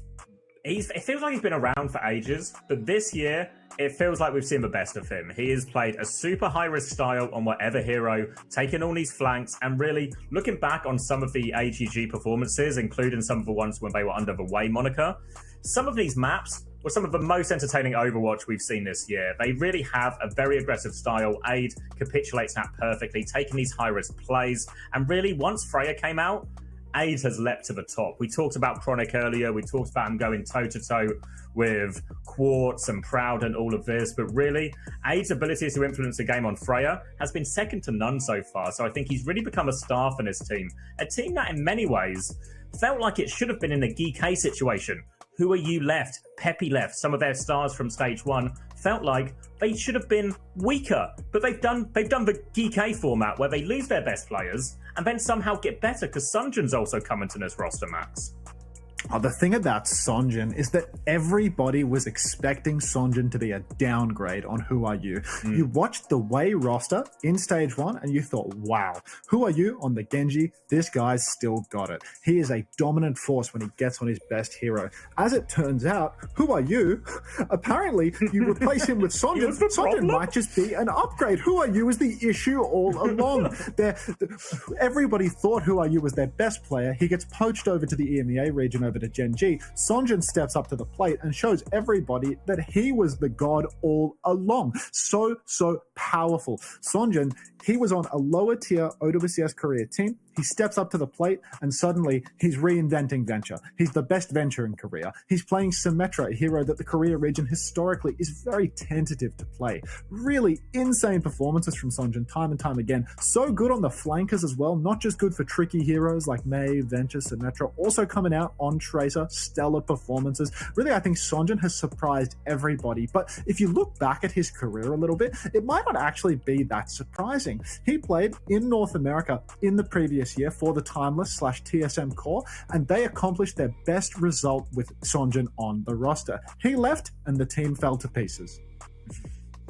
Yeah, I mean, I thought Sonjin was going to add flexibility to this lineup, where Who Are You, a specialist, Sonjin would come in a wider range of heroes. But Sonjin's not just been able to play a wider range of heroes, he's hitting this whole brand new level. And AG, even before they were AG, when they were still Wei, they were very much a team that lent into their best style, like we see with Lee Min playing so much Kiri. And with Sonjin in the roster, they have just kept doing the same thing. They're very happy to be creative, to play their own style, whether that is the heroes they are selecting, whether that is the way they are playing the map, whether it's that is just leaning into some of their players' tendencies, like Aid's willingness or desire or need to take all these high-risk plays. So a lot of reasons to be excited about AG. They're one of the most fun teams to watch. The biggest worry for a team like this, honestly, their draft and their map picks feel a little bit dodgy. For a team with so many unique looks or twists on the meta, I really would like to see them lean into those strengths more often, whereas it feels like sometimes they can just get suckered in to just playing a lot of the default stuff.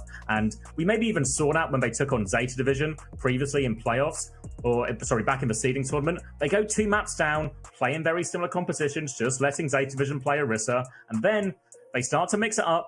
They reverse sweep Zeta Division, and it must be said, this is the team with the last chance qualifier spot on it. And if Zeta Division get through, AG are actually on a hot streak. They've beaten Zeta Division 2 in a row, so Zeta's problems won't end today even if they win. But they're not the only hard team in this group, Max.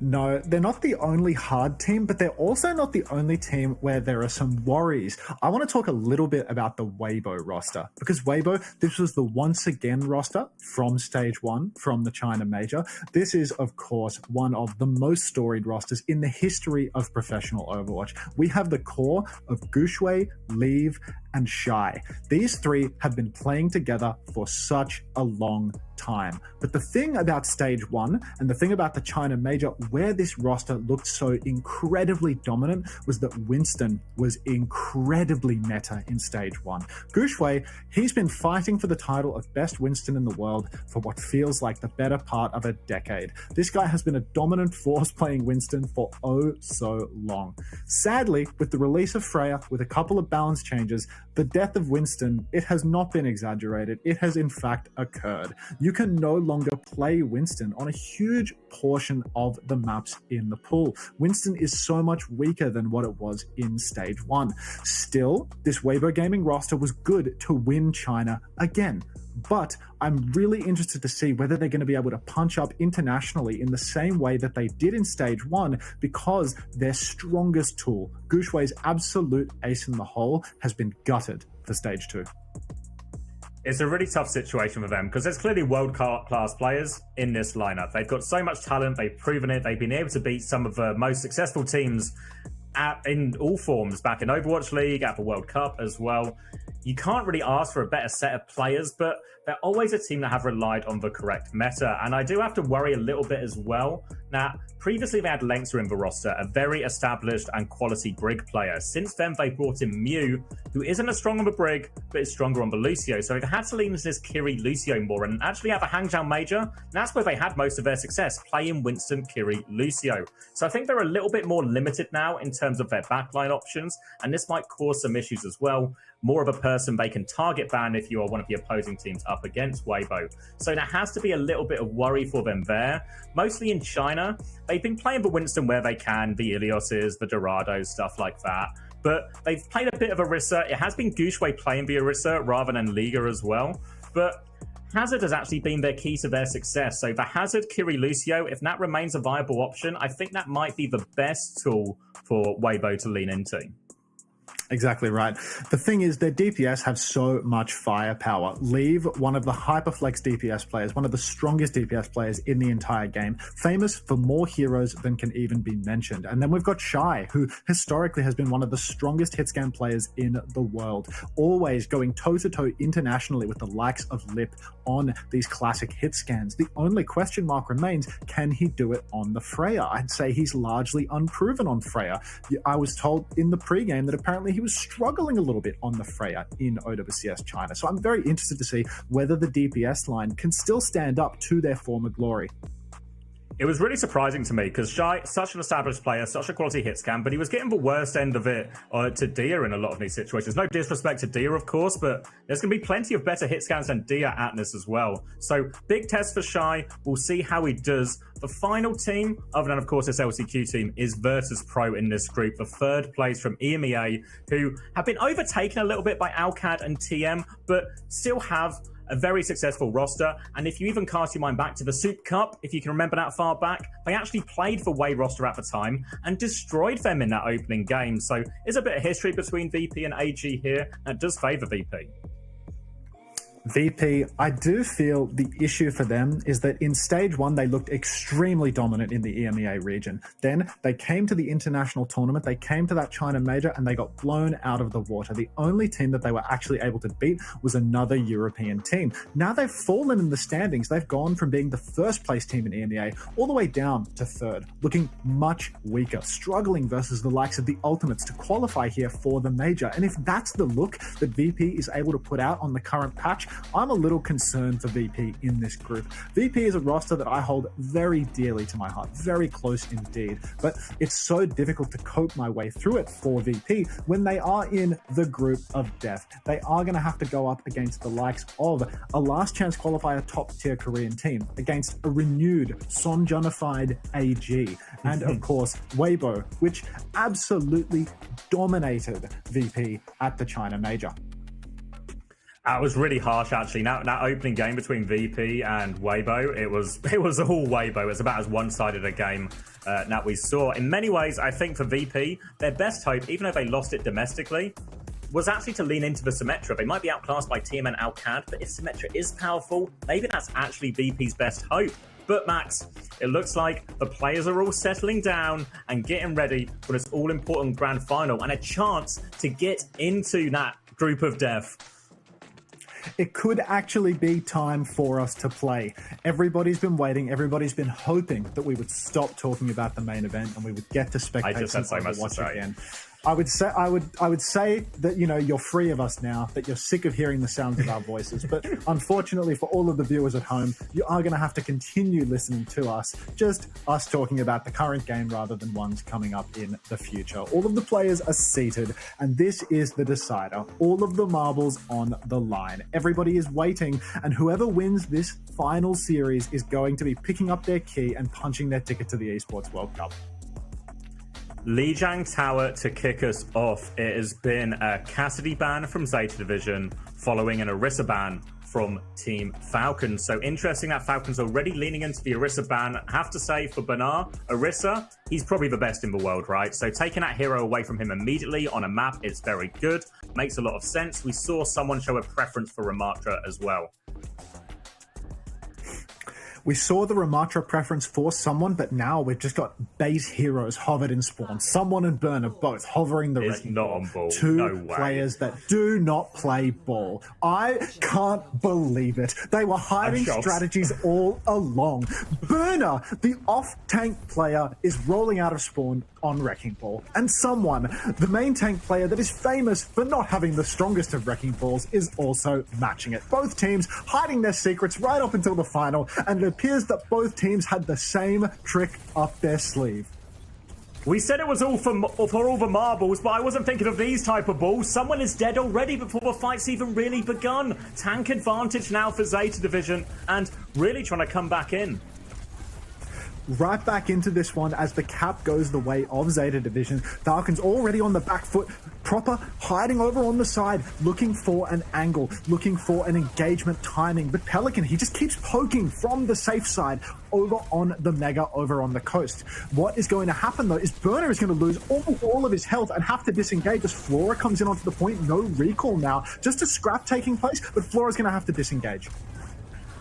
Bernard slowly rolling back onto the point. Proper spam a kill onto Flora during all of this as Bernard looks for the backline. Slam comes through. Pressure onto the Freya. Needs a bit of pocket here right now. Does Merit. He's going to get booped through again. Trying to keep him alive through all of this. Bernard has to reset. They don't quite get the flip by Falcons. They're keeping it contested. Bernard comes in for one more swing through as these balls will meet in the middle. No flip. Still Zeta Division desperate to hold on to this point.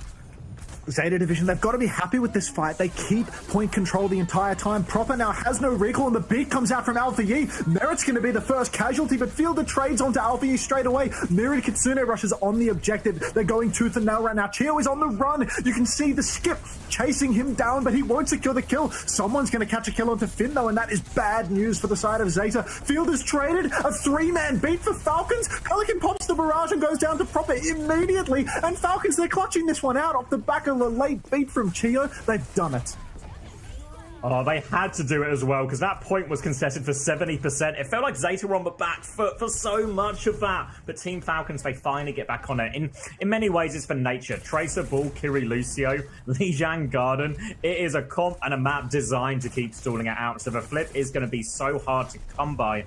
Zeta Division going to rely on their mines to clear a bit of space on point. But someone has mines ready to go to match that. So going to come down a lot more to these individual duels. Can they find a Tracer opening? Can they find a Farah connect somewhere on one of these flanks? Already the minefield comes out for Burner, and he will catch an early pick onto Merit. Chio as well. Burner somehow doing it all by his lonesome. Someone doesn't want to give up the cap, though. He throws down the minefield on the point. This feels incredibly wasteful, as Fielder is also going to go down. It's going to be incredibly difficult for Falcons to ping-pong the point here. And with the mines from Burner blocking main, they're not even going to get it done. He's completely wasted his minefield. The Zeta division, they're right back in control. 76% and counting, Xavier. Team Falcons have no option to make it work. No real ults to do it, just a proper pulse bomb. We saw him carrying up against Team Vision in the semi-final, but this is the real test. But Proper is good for it. Takes down Pelican immediately. Now someone trying to get on point, freshen his backline, force teams cooldowns out, sets up a few more kills, goes for the roll through, can't find it. Duck underneath from Alpha Yi. Need more kills though, because the respawns will be coming through very quickly. Proper can't convert that one. Looks for it now. So low, can get it. Chio helps out with that. Proper now looking for more as well. The opening is there, but under a lot of pressure is Chio. He's going to fall. Looking for the trade. Flora goes for the pulse bomb. It's good. Flora clutching up on Tracer. He's getting pressured by Proper, though. He can still turn the kill. Pulse bomb for Proper. Just lobbed off the side. No connect. So low is Alpha Yi. He dies just before beat. Now, Falcons, they managed to claw their way back onto this point. Oh, it's a timeless classic. Proper on the Tracer, clutching out when it matters most. Even though Flora, a valiant effort, good for 2 at a deficit, still not enough to save them. Falcons now, they've got ultimates in hand. Finn a little bit slow on the Kitsune rush. Chio a little bit slow on the beat drop. There's going to be an ult clash very soon. We've got to get eyes on Burner though. Last time he came in from the top ropes, he had an incredible slam angle and he opened up the fight immediately. This time around, need to be so careful not to be caught out by that again. Flora though, he's being chased by Proper all the way in spawn, but the flip has gone the way of Zeta. Criminal that Falcons have let this flip go through. They have no choice. Beat comes in. Chio goes for the beat. Chio gets the beat. It catches everyone too. Kitsune rushes invested from both sides. Pelican getting ever closer to that barrage, but it's Finn who falls first. Out is down. That's no heals. Falcons have clutched up again, but because they got the flip, they're going to have to do it one more time. Oh, so costly for Falcons letting the flip go like that. That means they have to fight one more time. And the ult situation is dire for them. They're really relying on Proper to carry them through this one, as he's the only man closing on an ultimate. Pelican's going to delete his barrage and go Sombra for the final turn. He's actually opting to counter out Merit a little bit, make things more difficult for someone. Burner, he has a minefield, but he's re-engaging from main. He's not setting up from the top ropes this time around. Proper goes to mark Flora on the flank. Flora tries to go past, but does get the Mega actually, so Proper having a hard time marking this. Flora's just ran right past him onto the backline. Burner still has his mines to invest, looking for it, wanted to force for cooldowns first. They back it up to point a little bit. Now Burner looking for those mines, blocks off the route towards the point, so someone's going to have to take over the touch. Falcons, they turn their attention onto this ball. If they can kill this ball, they can really threaten the point. Alpha Yi can kill the ball. Now the flip getting really pressure to dive on desperately from Falcons. It's going to be Chio taking over the touch. He is so low though, cleaning that up. Flora has the pulse bomb on the left-hand side. He's found Chio. He's looking for Fielder as well. Burner is good for it, finishes that one off. And Zeta Division, they're back into it. It's just Proper and a pulse bomb, but he's got to fight everyone. He saves his KD. I can't believe what I'm seeing, Xavier. Burner on the Wrecking Ball is putting on an absolute clinic. I really want to highlight what he did in that final fight. Someone was not able to leave the point. If Burner put his minefield on the point, which is a classic play, put the mines down on the point and then the enemy has to come in and touch. But if Burner put mines on the point, he would have been able to counter slam that minefield and break it up. Instead, Burner, he pulls someone onto the objective. He makes him come and contest. And then he goes and throws his minefield out in the open. That completely splits someone from the rest of his team, and someone he can't counter slam the mines because he has to keep touching the objective. A clinical performance from Burner, and that's not even the first fight that he won for his team with the minefield. So a very, very solid performance from Burner on Wrecking Ball. Now though on Control Center, complete switch up. Tracer Reaper, and it's going to be Tracer versus Reaper, Tracer versus Venture here for Zeta Division and Falcons. Merit on the Reaper, not seen that one in a while. We did see Pelican tearing it up on Venture, really looking like one of the best in class on that hero. Early Suzu has been forced out as someone turns around just to try and punch Burner in the back, punches him to death as well. Burner, one-way trip for him. Now someone can drop the slow, drop the shield, just trying to stabilize for his team. Merit wants to push for more though. Eyes on this Venture, confirms that kill, and a good fight there. Zeta Division really just going all in on that first timing, but with no immediate kills, it meant someone could just hold the line, block it off, isolate Burner.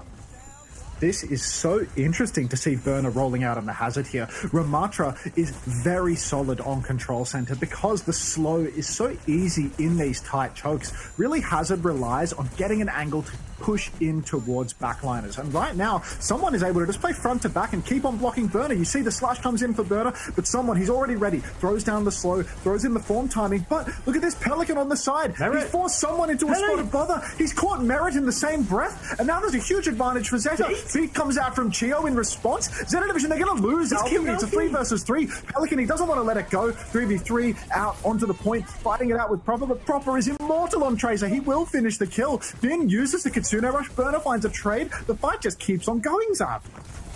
Still in control of a point. Falcons Proper comes in. Can't quite get the touch in time. Honestly, it was a bold move from Gio to beat there, but killing Alpha Yi, stopping any beat coming out of response, it gave him a chance. Very least it forced out the Kitsune Rush from Finn, leaving it's a reasonable situation.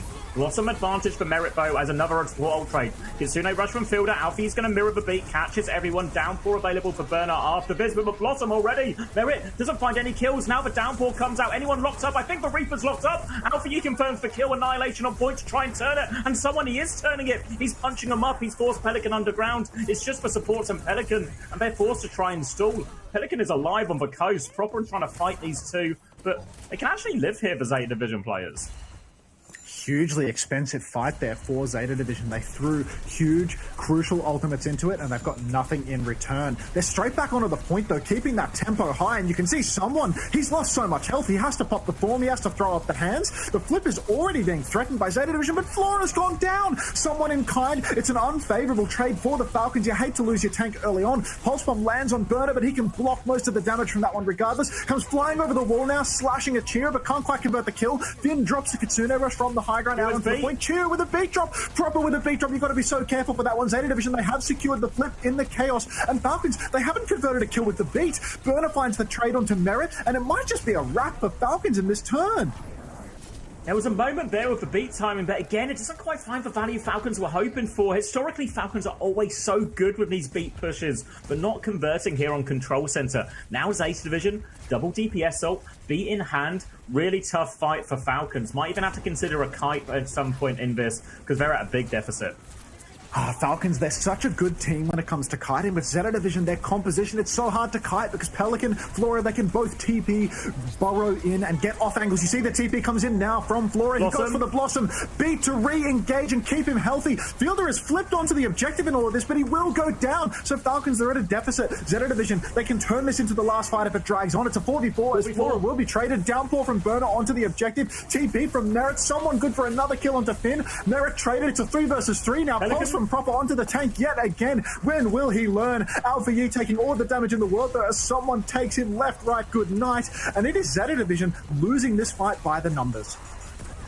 Bernard is so low on coast. Pelican's going to uncloak, tries to get there, but the wall from Bernard actually causes problems. Suzu though, Pelican's not dying yet. Someone can't turn the kill. Pelican, he's living in every pocket. The beat comes through to finish the job though. Now they're pushing forward. Falcons have to win this fight. They've got a 2-player advantage. They will be able to win this fight. Finn trying to invest for Kitsune Rush, but this time the beat gets the job done for Chio. There's still one more fight.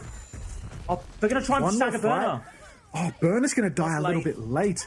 Look at the ult situation right now, Xavier. There's nothing in the tank for Zeta Division. Falcons, they've got Pulse and Merit's Death Blossom. Death Blossom is one of those ultimates that's really feast or famine. You can clutch up and kill everyone, or you can put yourself in a very terrible position with such an ultimate. Proper over on the side, trying to block Pelican, but Pelican's just going to drill right up to the high ground. Now Zeta Division need to be concerned with the touch. Overtime is about to begin. Already we've got Flora with no shift being chased out by someone. Someone's on his case. Alpha E, Flora, they're both going to go down. And Falcons, maybe not even going to need to really capitalize on this ult advantage to clean up this final fight.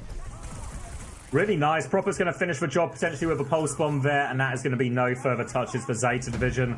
They tried to go quite early with the Blossom, actually. I think there's two ways to do it, right? You either take a neutral, trade your cooldowns, and set the Blossom up as the final blow, or you just hit the Blossom button, pocket, invest your own Suzu into it, allow the Blossom to force all of these cooldowns, and then just push aggressively afterwards. And that's the key there. Don't just use your ultimate and then get forced back, but instead capitalize on that cooldown advantage from using that early ultimate. Falcons do it there, and we are tied up 1-1.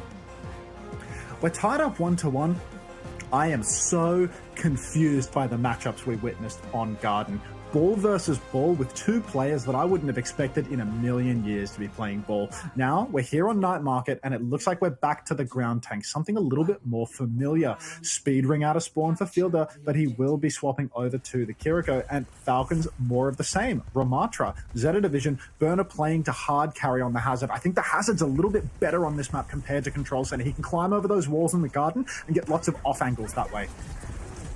Pelican and Finn already forced to use a couple of their cooldowns defensively, so Falcons have a bit of initial space, but a chance to try and push back now. Pelican just stuck in main, looks to try and isolate this Reaper, pushes Merit back, but then turns his attention onto someone, has to slow it down, forces the Wraith out, but now Pelican has to duck behind the Mega. Falcons, they have the territory advantage, but no meaningful kills yet. They're going to swap back to point. They try and isolate someone in main, but it's Pelican who actually gets isolated by Proper. Flora is diving in, trying to push this advantage, but can't find it, and now the form comes through, and Proper from behind, doing so much work.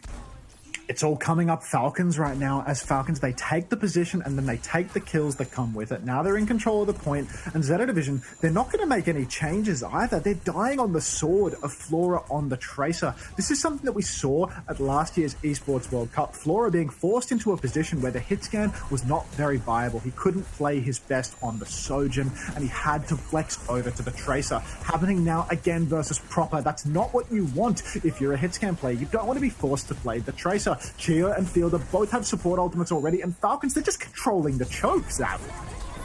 They're trying to flip it around to point now. Kitsune rush from Finn and Fielder is matched. Chio has beat Alpha. He still needs a few percent. Pressure comes on. They one-shot Finn before now. Alpha, he's really low. Can he use the beat? They're a player down already. I think they're just going to cut their losses. Flora goes for a pulse bomb to turn it. Pelican does find one. He beats now 3v5. He's moved off the edge. He can't TP up. Burner has knocked him off. Player's still fine for this one. Pelican goes down. Alpha, he ducking down, trying to play his life. He's so low. Burner weak on the coast now as well. Trying to hold on. Someone also weak. Burner ducks down. Alpha, he flies back up. Now Burner, he has to accept. He's going to reset. A lot invested there for both sides. Glimpses of brilliance there for Zeta Division. Alpha Yi, the flex DPS reroll on the Lucio, booping the Blossoming Reaper off the map, seeing the window of opportunity and popping the beef to clutch, but it just wasn't enough. Now Zeta Division, all they have left is Burner's Downpour, and Falcons, Proper picked Finn in spawn! Grow up, mate. Proper going absolutely gangbusters right now in the spawn. Someone getting aggressive. Downpour comes out from Burner. This is last fight already, Xavier. He will be locking up someone and preventing him from pushing any further, but Proper's in the spawn again. Look at him go. Proper doing so much in the back here to force these cooldowns. Flora has used them early as well. Merit's going to pop that Wraith. Regroup with his teams. A little bit isolated here, but Zeta, they have no choice but to go to point. They do get over to point, but here come Falcons. Player advantage. Big slash onto the Reaper. Going to try and force it down, but he's got so much pocket. Merit ends up getting the kill. Now no tank. They have to keep committing into this. Chio's going to stop Alpha. You getting the touch. And Falcons, 2-1 map number 1.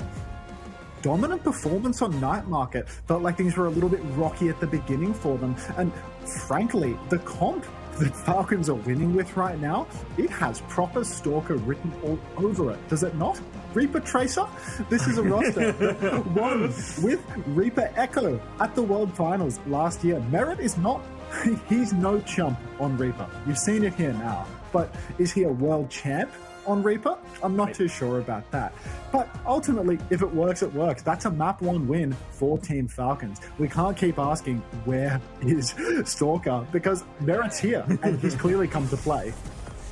It's interesting, isn't it? I felt like, even though there's been a lot of talk about Proper Stalker and their ability, one of their key advantages last year was playing double flex DPS. And it felt like we've barely seen any double flex DPS this year compared to last year. But all of a sudden, as we come into these crucial games in the Last Chance Qualifier, we are seeing different looks. And it's actually Flora who finds himself being put into these uncomfortable positions.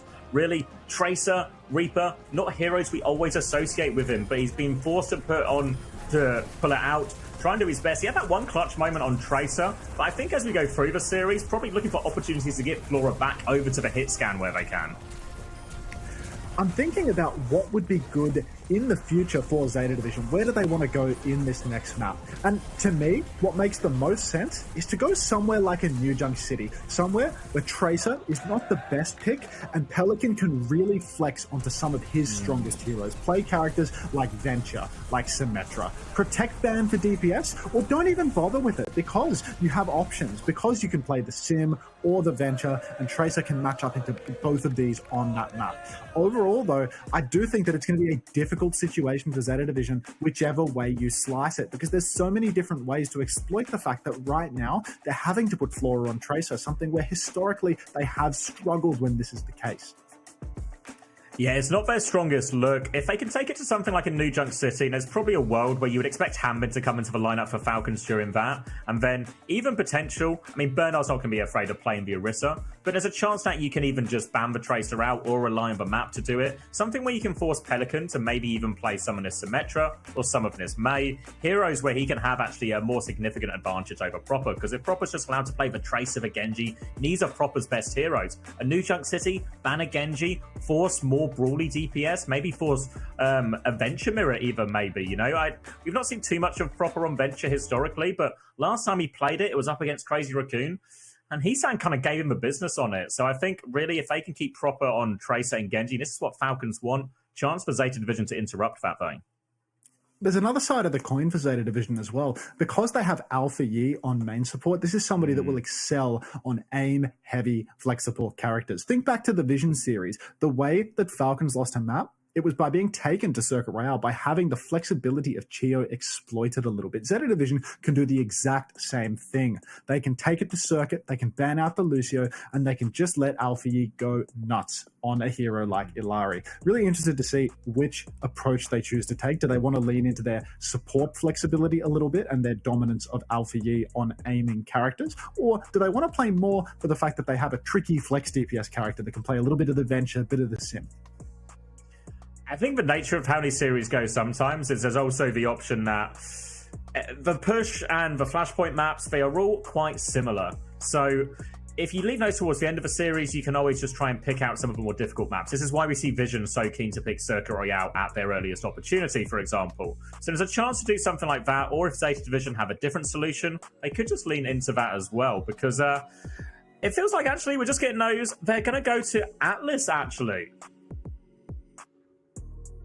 Oh, well, we are going to Atlas, but before we talk about what's going to happen on Atlas, we're going to have a quick break. I'm sure you could do with a few seconds of not speaking, Xavier. I know I could, so we'll see you shortly.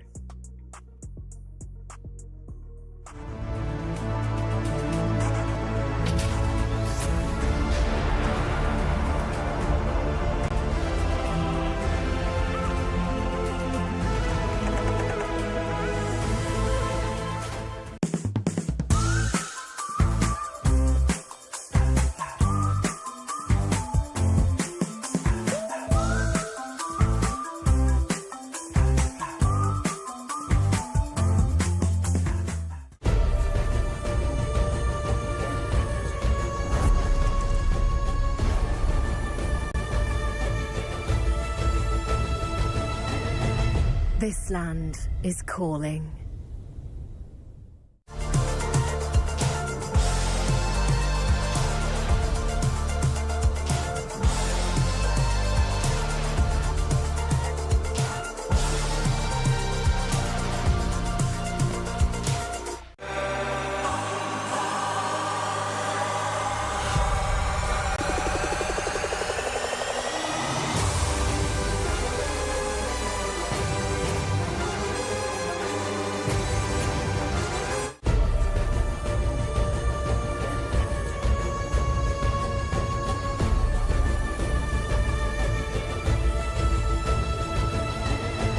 This land is calling.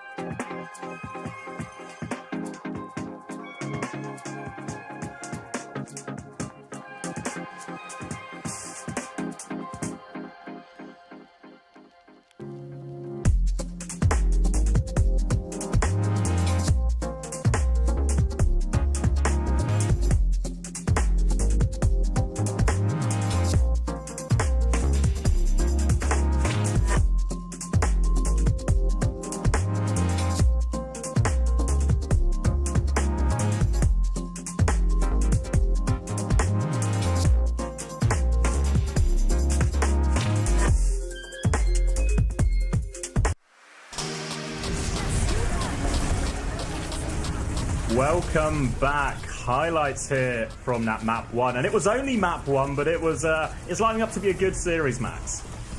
Very close series, but the tides turned a little bit on the final round of Control. 100-0 victory for the side of Team Falcons. Of course, the teams want to change the matchup a little bit after a result like that, and we are being taken to Atlas as the next map. Have we seen Atlas so far at the Last Chance Qualifier? I don't think we have. No, not really on any of the broadcast or any of the key games as we got to this single elimination part of the bracket. So a good look between two of the best teams in the world on a brand new map. Should be very exciting to see. And we did see a lot of Reaper on map 1, but none on map 2 as Zeta Division have used their ban first and they are going to take away that Reaper.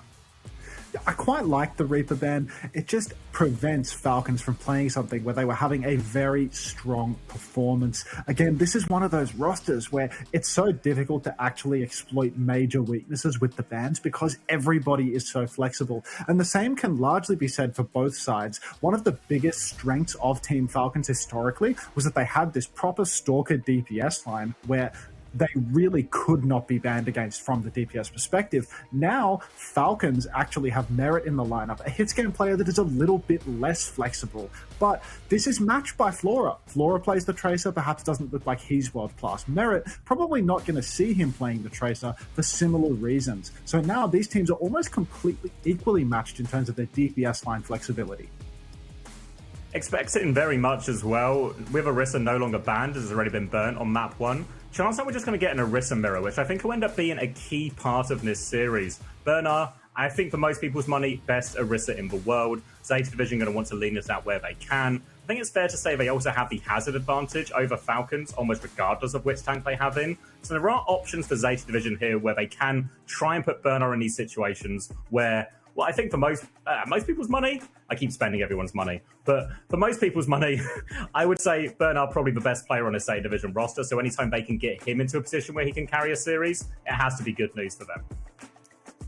Exactly right. I also think that for someone, the Orisa is a little bit of a weakness for him, historically speaking, and then seeing, even in the earlier brackets, some situations where he was getting caught out a little bit. So really wondering, are they actually going to play an Orisa mirror, or are they going to try and just put someone back on the Ramatra? Because he's shown he's really solid on the Ramatra, but I'm not sure whether he wants to play it when Burner's on the Orisa. Orisa's a little bit of a soft counter to Ram unless more characters are being used to make life miserable for Orisa. So much damage can come out onto an Orisa if you play heroes like Kiriko, like Symmetra, but we're actually going to see a Kiriko ban coming into effect, which is only going to further enable the Orisa.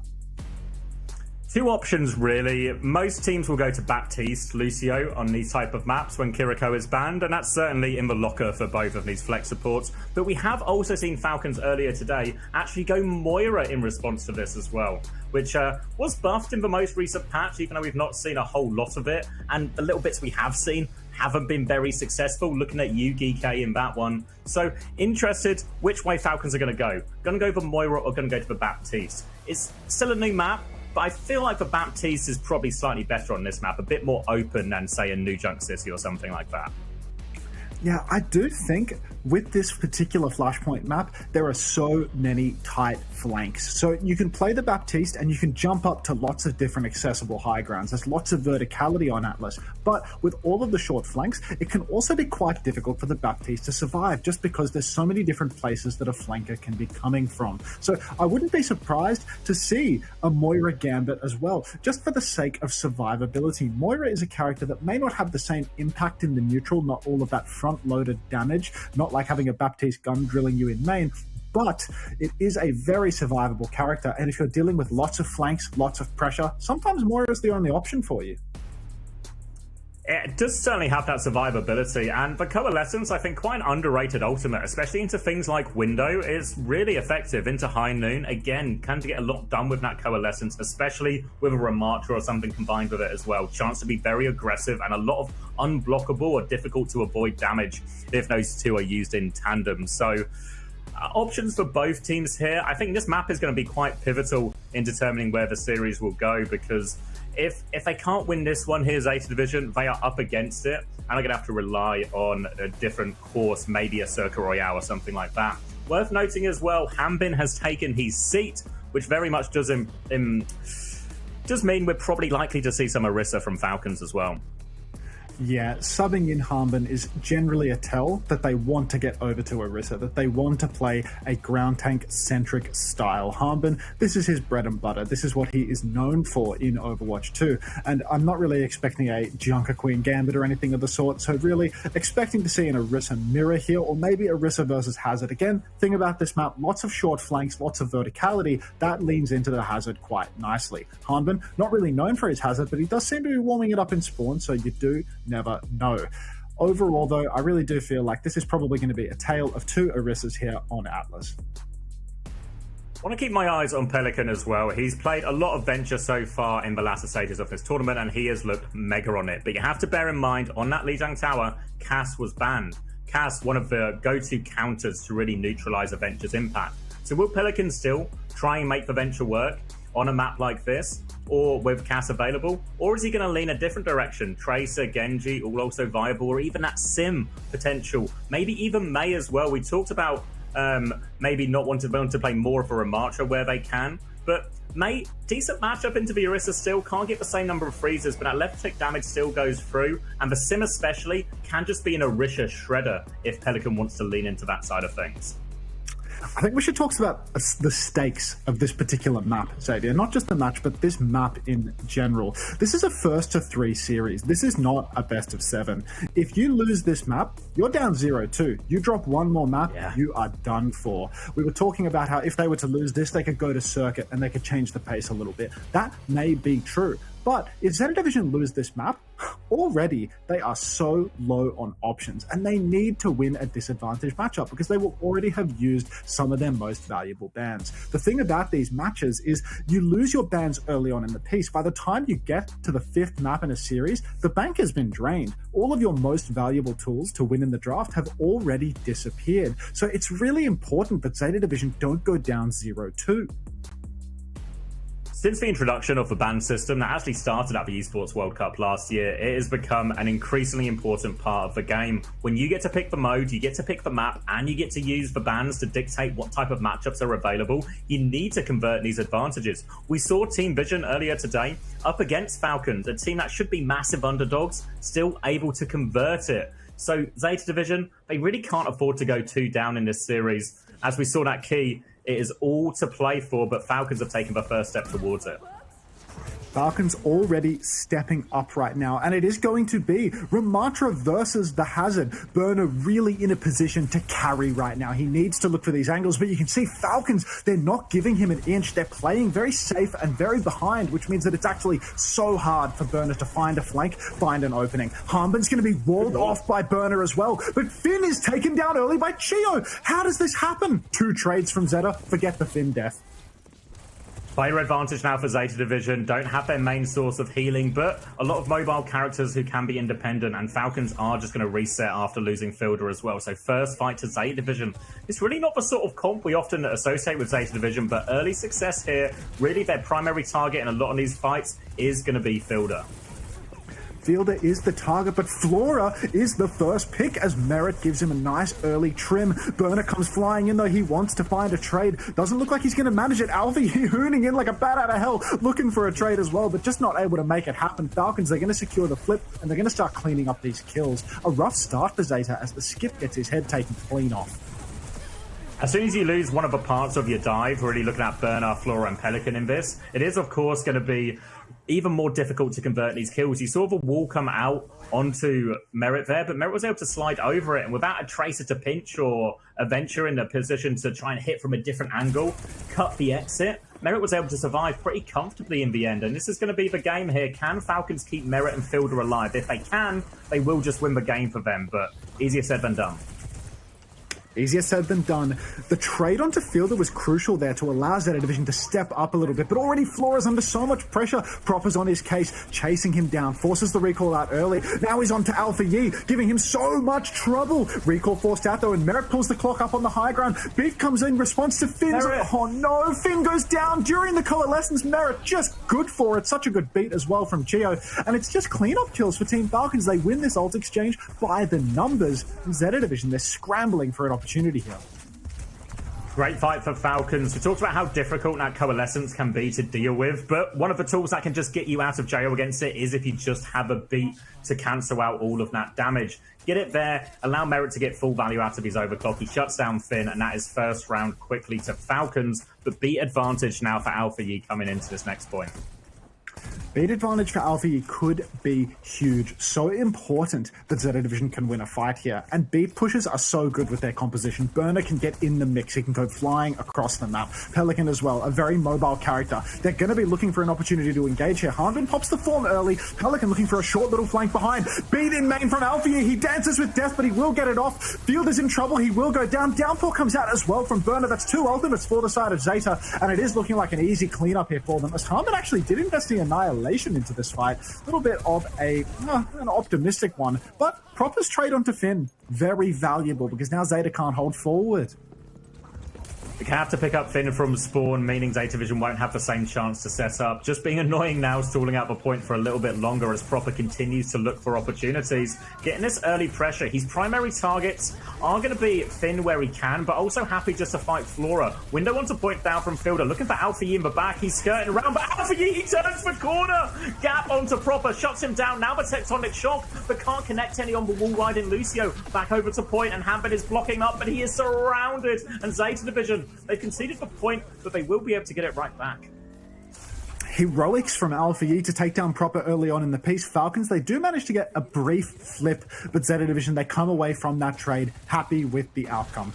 They're closing on a window from Finn, but that's all they've got.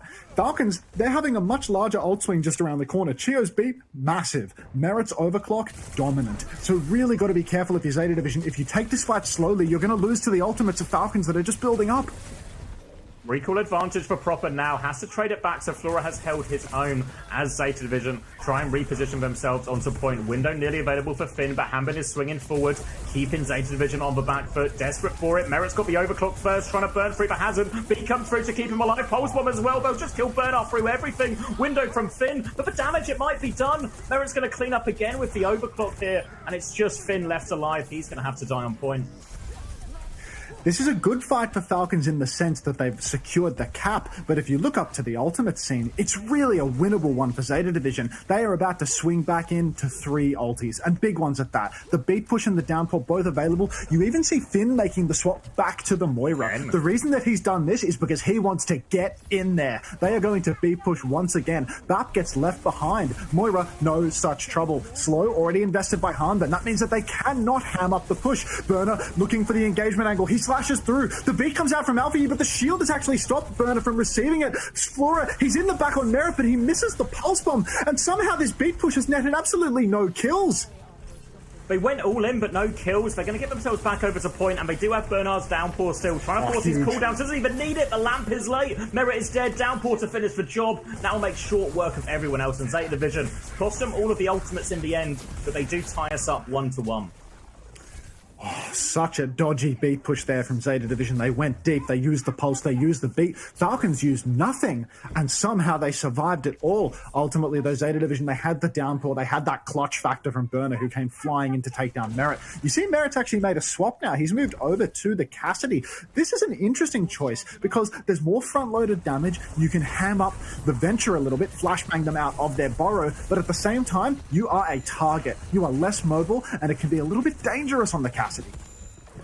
have more people to look after now. Fielder and Merit both quite vulnerable to these engages from Bernard, so a chance for him to have a large impact. They need to keep that pressure off their backline. For now, they have the window and Annihilation to keep Zeta Division at bay. Proper's going to have his recall force. Flora's going to hang on to his, actually, as they look to turn this dive. Form forced out of Hanbin. And the window in the back from Fielder, looking for more of this. Tectonic Shock still coming through. Flora dies off screen. Pelican's been forced underground, still looking for his backliners, but he's booped back by Chio, keeping him at bay. And now Pelican, too far from the action, runs into a Remarker, but that's not who he wants to fight. Burner has lost all of his HP on this as well. And Falcons, not only do they survive everything, but they only use the window for it.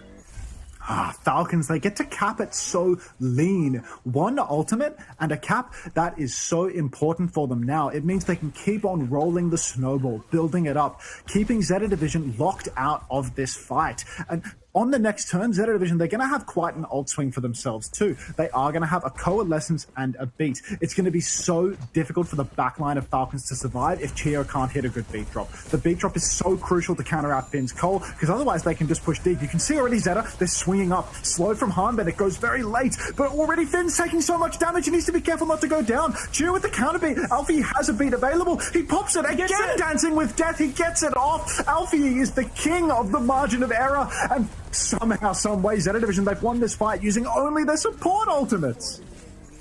Really well played from Zeta Division. Finn kicks it off early, forces that earlier beat out of Chio, allowing Alfie to get a better beat. It was a scary better beat, but as long as it goes out, it's all good. And before Hanbin can even respond with Annihilation, the fight is over. Now Zeta Division a chance to set up early good starting positions for Pelican and Flora. Hanbin has the Annihilation, but the key for Falcons won't be if Hanbin can survive, is whether they can keep Fielder and Merit up through this oncoming downpour. Downpour's going to be deadly. You can see already Falcons looking for a flank angle, but Pulse Bomb comes out. It catches Merit. He rolls into Chio. Flora good for it. Downpour comes out now. Proper has traded Flora in all of this, but the Downpour, it's caught up Hanbin. They need to shoot him in the back. They need to take him down, but he's blocking, and Proper is chopping through the back line of Zeta Division. Burner will finally kill Hanbin, but the damage might just be done. Proper, Merit, they've weathered the storm. They've survived it all, and they've got it done. They've got the flip back. 70%. Zeta Division is going to be a desperate last touch.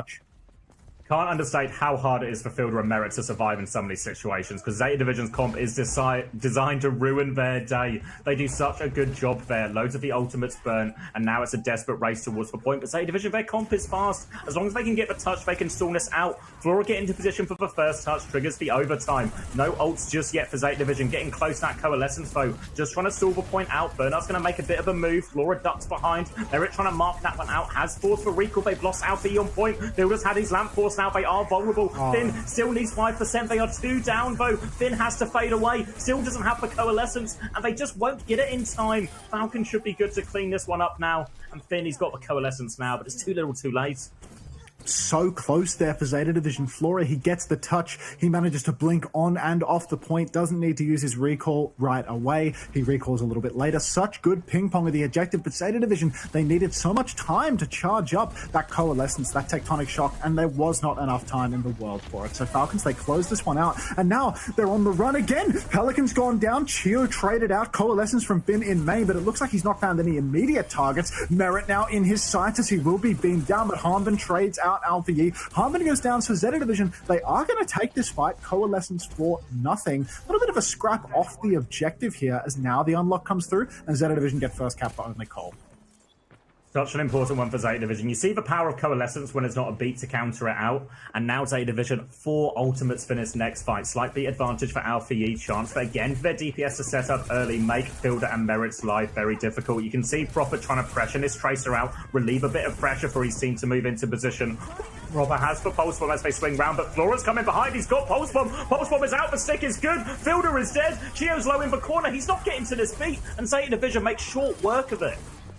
Tremendous fight for Zeta Division here. They really needed to keep the snowball going. They couldn't afford to lose the cap, but one little bit of pessimism for them is that this was expensive. All they have is Burner's Downpour, and Falcons is coming up on an absolute treasure trove of ultimates. If Zeta Division take this next fight slowly, they are going to be in for a bad time. You can see they know what's going on. They're setting up forward. Everybody is flanking right now. Everybody wants a fast engagement, but Falcons, they flanked around to the back. Huge slash from Burner. Downpour comes out. He's caught Merit. Merit is in so much trouble right now, but nobody connects the kill. Finally, Chio goes down. Field is in a spot above them. Merit goes down as well. And Zeta, they might have just done it, but it's not over yet because Falcons, they're trading. Fielder goes down with the window, but Harmon and Proper are alive. Harmon has the Annihilation in the pocket. Zeta Division, it's 2 supports and Flora. Alfie dies to the Proper Tracer, and it's a 2 versus 2, but an Annihilation on the point. It's so hard to clear that off. Falcons get the flip.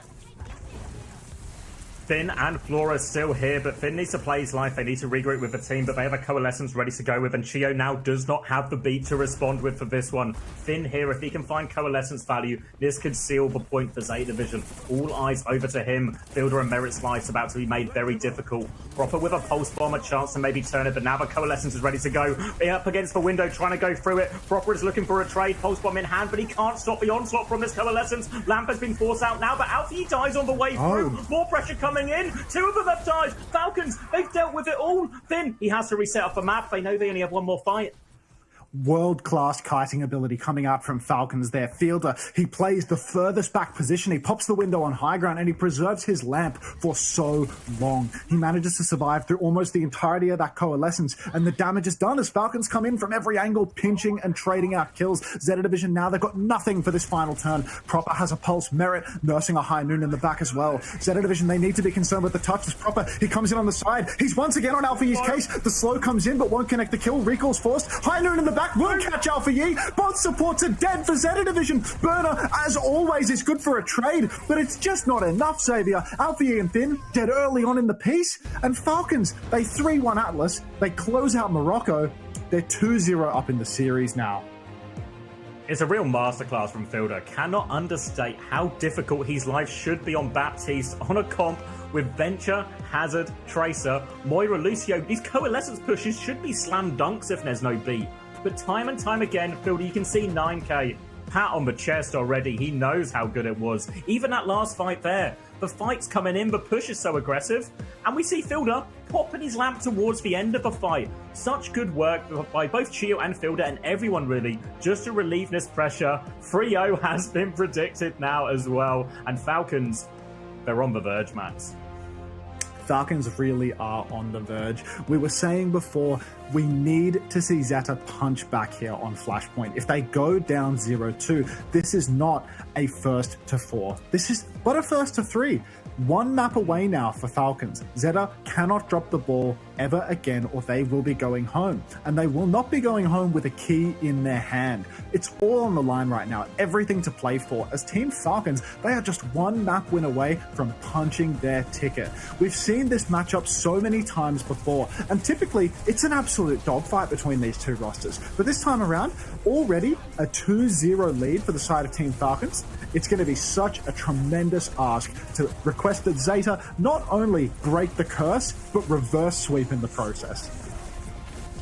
It's a tremendous ask from Zeta Division here, and ultimately, when you look at the type of compositions we've seen so far in this series, if we just cast that ball out of our mind for a little second, these are the type of compositions that Falcons have had their biggest success on throughout the years. You think about when they were actually on top of Crazy Raccoon, it was that Malga meta, and before that, it was an Orisa meta, Orisa Lucio, again, these big push-pull metas. This is what Falcons are best at. You see some of it here with some of these incredible kites and the ability for Fielder and Chio to live situations that quite simply most support duos wouldn't be able to. So now Zeta Division, you have to feel it's time to go Circuit Royale or something. We need to play double flex support. We need to change the nature of this matchup. It's not so much that Alfie is lacking in the main support role either.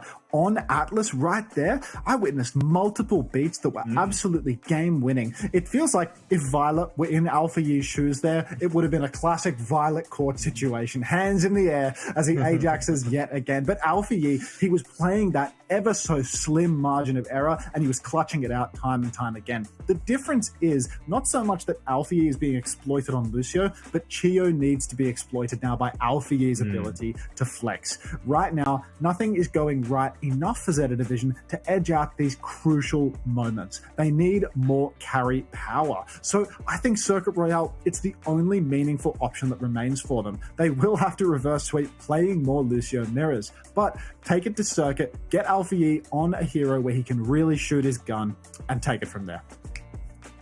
One step at a time. At this point in the series, 2 maps down on the verge of elimination. Some of what you need is just to reverse the momentum a little bit, because we saw Falcons afterwards.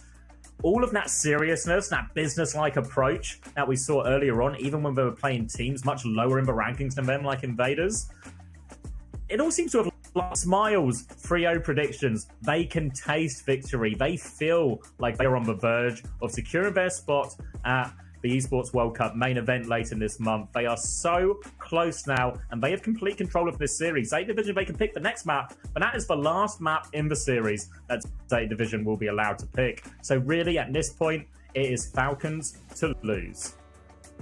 That's really the worst punishment. The part of going down 0-2 is that not only do you need to reverse sweep the series, with the current format of Overwatch, with pick and ban, you lose the ability to ban first for the remainder of the series. You can get one map in, but thereafter it's always going to be playing to Falcons' best, to Falcons' ideal first ban scenario, their map choice. Falcons, all they need to do is edge out one more map win, and they surely can manage this one. Don't go anywhere, though, as we see map 3 comes up. Zeta fighting for their lives. We'll see you after this short break.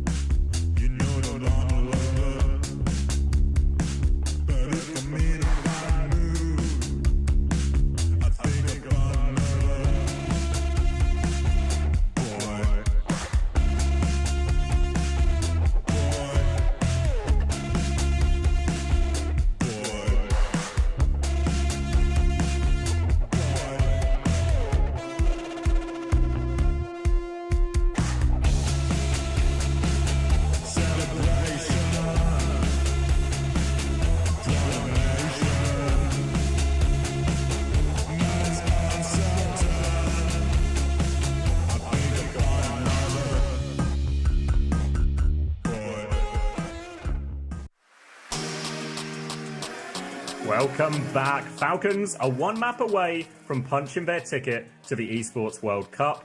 And Zeta Division, they've got one more chance. We're expecting Circuit Royale, something like that, to enable double flex support, but it feels like Zeta Division, Moby Dick and the coaching staff, they don't agree. They want to go to Esperanza instead, Max. Apparently they have a completely different theory when it comes to the nitty-gritty. Really thought we were going to see an escort map come out next. Really thought that we were going to see Alpha Yee's biggest strengths pressed, but instead, Esperanza, a push map, and a first ban of Tracer. That makes sense. That feels sensible. We all know how proper can be on the Tracer. Problematic is one way to describe it. But at the end of the day, I'm just not sure whether this is going to be the difference maker for them, because they've really been struggling in these matchups. I really want to see Flora back onto Hitscan as well. He obviously has been playing a lot of Tracer. Banned out now, so he won't be. Could still go the Reaper direction, but I think, but not just about Flora individually on Tracer versus Hitscan, but I think just about the type of compositions Zeta Division normally excel at. It is normally when they are playing these more Hitscan standard ones, and as much as Flora gets a lot of flack really over the years because he is up against some of the best Hitscans in the world, playing up in Korea so consistently, I think that Flora is a player with inconsistencies. But when he hits form, he can go toe-to-toe with the Lips, with the Merits, with the Stalkers of the world. So, chance for Flora, maybe onto a more comfort hero, something we know him for a little bit more, especially on the Cass if he leans into that. So hoping for more from Flora here. It does actually seem rather sensible to take us to a map where we can ban out the Tracer. That the fact that Proper has been running amok for so long, and not just that Proper has been performing on the Tracer, but the fact that Flora has been forced to match him on it. Taking that out of the game completely seems very sensible. Maybe on Escort, there's just many options available for the side of Zeta Division. They can play Diva on a more dive-heavy map. They can play quite literally whatever they like on a map like Circuit Royale. They have many options. But the problem is really the fact that Flora is being forced to match Proper on Tracer, and Proper is arguably the best Tracer in the world. Is no mean feat at all, and Proper is getting through loads of work. Lots of questions coming into this event for Falcons about the decision not to bring Stalker at all and to lead with Proper instead. But so far, so good, honestly. This has been one of the most convincing Falcons performances against another top team that we've seen in quite a while. It's been a very convincing performance, and ultimately, I think even though this series is already a 2-0 lead for Team Falcons, you do have to give props to Zeta Division. This is not a blowout. This is not some sort of domination. This is a very close series. The initial cough, 99-99 dogfights across the board. Flashpoint, 3-1, very close. 99-99 consistently on the objective meter. But I mean, both of these teams have faced immense challenges throughout the stage. Rerolls of DPS over to support, integrating new players into their lineup, but right now it's sink or swim. It's time to really show which team can come and rise above the competition right now. So I do think that Falcons, historically, this is their moment. This is where they always close it out against Zeta Division. This is where they prove time and time again that they are the world-class roster that everybody hails them to be. 9K running over there last minute, talks to Sparkle, message passed on to Fielder. So even though it was all smiles at the end of map 2, Falcons not taking it for granted. They know they can't afford any sort of slip-ups, and at this point, you're 2-0 up in the series. Do not give them a sniff. Do not let them build any momentum. Do not give them any hope. Close it out before it even begins, because Zeta Division, they're on the ropes right now, as we do seem to be having a few issues here just sorting out on the Falcons side. But we should be getting into this Esperanza sooner rather than later. Oh, looks like we are having some technical difficulties as the headset will be ripped from someone's head. But it appears, as he is continuing to smile his way through it, that it cannot be all bad. Surely we're ready to get into the action any second now as he reseats his headset. His coaches step back to make sure that they're not interfering in any capacity. But I mean, just look at the spirits of the Falcons roster right now. This is one of the highest pressure scenarios they could be in. Single elimination. And they are all smiles. They know they're good for it right now. Nothing but confidence. We're going to head into the game now, but we always talk about Crazy Raccoon as the plot armor team, the team that always clutch it out. But the only reason that reputation doesn't belong to Falcons is because Crazy Raccoon's plot armor is just that bit thicker in more situations. In reality, Falcons so often rise to the top. They so often win maps, even when it doesn't feel like they're going to, as we actually watch the action unfold. But now, Falcons, they've been in this situation plenty of times before. High stakes games, important moments. They've delivered before, they're delivering so far. Really, the onus is on Zeta Division to step up and change the course of this series. They have to do it, Xavier. It's now Zeta Division's game to lose, or rather Falcons' game to lose. Zeta Division, they need to completely change their approach at this point, because what they've done up until this point has not worked. We're actually going to see Proper rolling out of spawn on the Symmetra, and so is Pelican. Yeah. So we went almost the entire tournament without seeing a blink of sim from either Korean roster, and then when it's all to play for, finally the Symmetra is revealed. Worth noting as well, Diva has been banned on the other side of this by Falcons. Don't think that's going to change all that much. Really, with these sim mirrors, it's going to be Bernard who's going to be under the most pressure here on the Orisa. So we'll see if he changes it as we go through. Would most likely be to a Ram, if anything. That versus Kiriko in the mix too. But for now, Falcons have slightly more position around the payload control, but it is a slow neutral as both teams are just poking and probing. just lots of poking right now, looking to see if anybody can find an opening. So much damage actually coming out from Proper, but Flora swings and pokes out Merit immediately. So now it's time for Zeta Division to step up a little bit. Shield invested by someone, and straight away Burner, he's going to spin in, he's going to get aggressive, but Fielder, angle up on the high ground, he's going to find the opening pick onto Pelican. He's still up there on that high ground, juicing in damage. Window comes out from Finn, he doesn't want to let this one go. Then the hammer from Flora, a desperate attempt to turn the fight, but it's just not happening. Someone actually push to the wedge, it is happening. Fielder's going to Kitsune Rush. Falcon's going to commit to this as well. Fielder is so low. Burner is also slinking away with the robot as well, but he needs help. Not enough pocket to get him through all of that. But Kitsune Rush does get it done in the end. They're able to turn it. Dangerous one for Falcons there. Someone dying at what felt like could have been a crucial moment, but the ult advantage, too much. Now, over to the ult charge, though, because Falcons beat charges even, but look at this symbol advantage.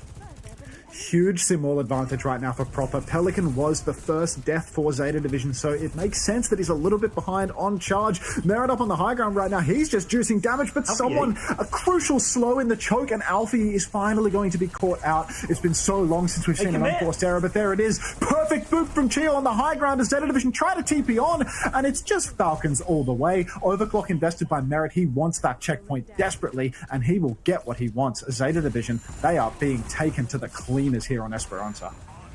Yeah, honestly, didn't even need that overclock. The boop was so good from Chio. It put all the squishiest targets right in someone's lap.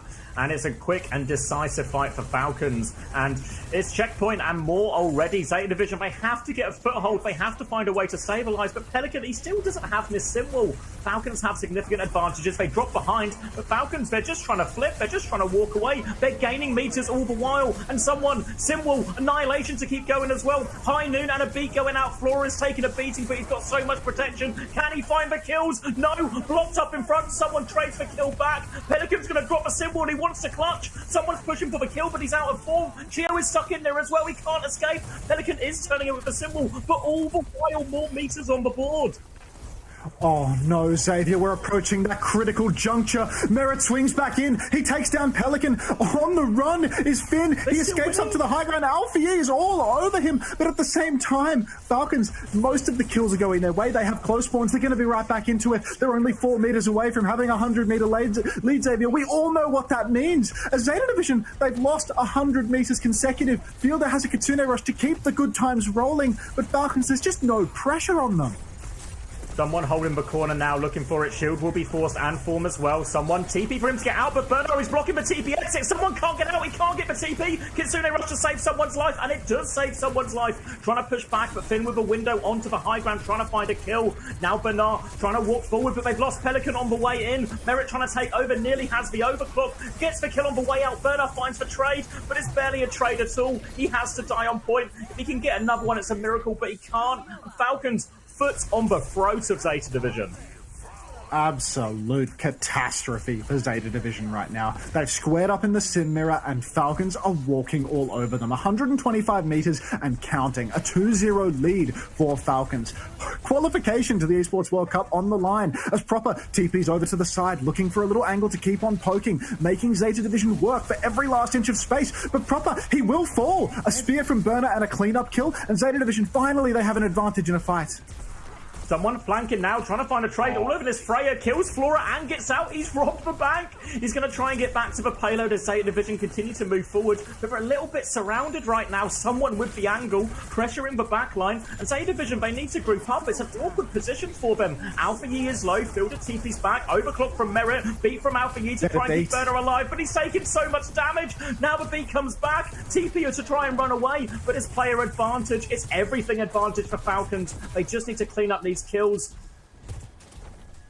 Even without Proper, Falcons are able to soft kite back. Bowler shot from Flora will once again take down Proper, but Falcons, they've mastered the art of playing slow. Fielder this time around goes down, but the trade, Merit onto Flora, these trades are deadly for Zeta Division. Falcons with close spawns, they come back so quickly. Even if they die here on the payload, they're not going to lose their close spawns. They're all going to be back so fast. They're going to be able to contest the cart with high ground, Xavier. Laura over to the Sojourn now. Kitsune Rush Terror Surge, nearly a symbol from Zeta Division to try and take this difficult fight. They are underneath now, but Falcons have a lot of ults to mirror it as well. Drop down from someone to try and anchor the point. Slow on the TP. We'll just beam that one down. They have flipped the point though, Zeta Division. Kitsune Rush, but Falcons, they want a kite. They want to play for a later Kitsune Rush, and the kite is good. Such a good kite. Now the ults come out for Falcons. Symbols on either side. Terror Surge from Burner, but he goes down as he pops it. Merit now, he is so good for it as Proper is beaming inside the ultimate. Someone is swinging for the fences, and it's just all Falcons in the kill feed yet again. Zeta Division now, they're going to have Burner make the swap over to the Ramatra, but already they've conceded 127 meters. Already the close spawns have been re-enabled for Falcons. Flora in main being chased. He goes down. A rail, a slow. It's falling to pieces. Perhaps it's already fallen apart. Falcons now so close, even with a Ramatra swap. It evens up the matchup, of course, but look at someone. He's just taking all the liberties in the world. He's on the backline. He's forcing them into spawn. They're on the back foot. Bernard, he has to anchor the point. Alpha Yi slightly advanced. Zeta have stabilized, but it has to be perfect from here for Zeta. Oh, no. Imperfect immediately as Pelican is picked by Fielder. So close to a full push at this stage. Merit takes a lot of damage, but he's in the enemy team. Spawn, Zeta Division, they don't stand a chance. Finn chased down. Someone beats him to death. Chio pops the beat. Huge health advantage. Alpha Yi goes for the beat, but cannot get anything done with it. Flora is down. Falcons, it's all the way for them as they surround the objective. They shoot Burner from every angle. Overclock comes out from Merit. He cleans up a kill onto Finn once again. Pelican is dead as well, and it is going to be Falcons full pushing Esperanza 3-0 against Zeta Division, punching their ticket to the Esports World Cup in style. Cannot say they didn't deserve it as well.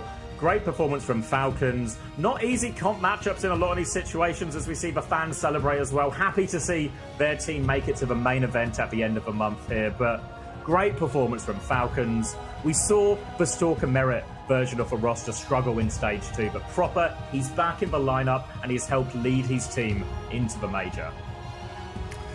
I really thought that the Symmetra picks would be the difference maker for the side of Zeta Division. Apparently it wasn't the difference maker that I had in mind. As we can see, Proper here, the MVP, hoisting the key, hoisting his ticket to the Esports World Cup. He has well and truly earned it. No surprises to see Falcons making it all the way, keeping the good times rolling, once again reinforcing the curse that Falcons never lose to Zeta Division in a match that matters. And look at them, just look at the faces on this roster. Everybody happy to have earned their ticket, happy to have earned their key, ready to go all the way at the Esports World Cup in the coming weeks. Has to be said as well, normally, sometimes you get a last chance qualifier and it's pretty rare for the team to then be that much of a danger going into the main event. But Falcons, convincing win over Zeta Division, few new looks, some of the really top performances on some of these compositions, right? We saw Fielder, especially on that Baptiste, over on Atlas. We've seen Proper just back on Tracer. Really great performances, even someone looking a lot better than he has done on his roster so far. So I think Falcons a real contender, honestly, once we get to the main event. Falcons is for sure a contender at the main event. There's a reason that pundits have coined Group A the Group of Death, and it is because Falcons, despite coming through a last chance qualifier event, is the type of team that is geared to take it all. I was a little bit skeptical about whether or not a Korean team would pull out the Symmetra, especially a team like Falcons, which is known for having such a powerful Tracer player. Proper on Tracer, he's a dominant force. But he pulled out the Symmetra here for Esperanza, and he was an absolute beast at it. So I really think if this Falcons lineup can integrate a little bit more of the Symmetra, keep these compositions working for them, they could have a deep run in their future at the Esports World Cup. Really is what you want from a roster like this. The point of having a big roster, the point of having so much talent on the roster is so you have this flexibility and this ability not just to play every comp, but excel at every comp. And that has been missing for a lot of Stage 2 from Falcons, struggling to excel on any situation. And still, there's holes, right? The Hazard still seems to be a big gap in their tank roster in particular, but better looks on the Orisa, a stray ball even from someone as well, and all of a sudden, starting to look like Falcons maybe regaining some of what their fans and everybody expects from them. Exactly right. The revival of Ramatra in the meta as well, that is a huge boon to someone. He is a legend on the Ramattra. Anything that he lacks on Orisa, he makes up for twofold on the Ram. And Ram is a hero that pairs extremely well with the Symmetra, so you get to see it here as time and time again someone is running down backlines, hitting game-winning slows, drawing so much aggro and creating so much pressure for the enemy team's backline. Here we see a highlight reel of backline kills as time and time again the Zeta Division backline being caught out by someone pushing deep, rails from Merit. Just superstar performances across the board from the Falcons lineup.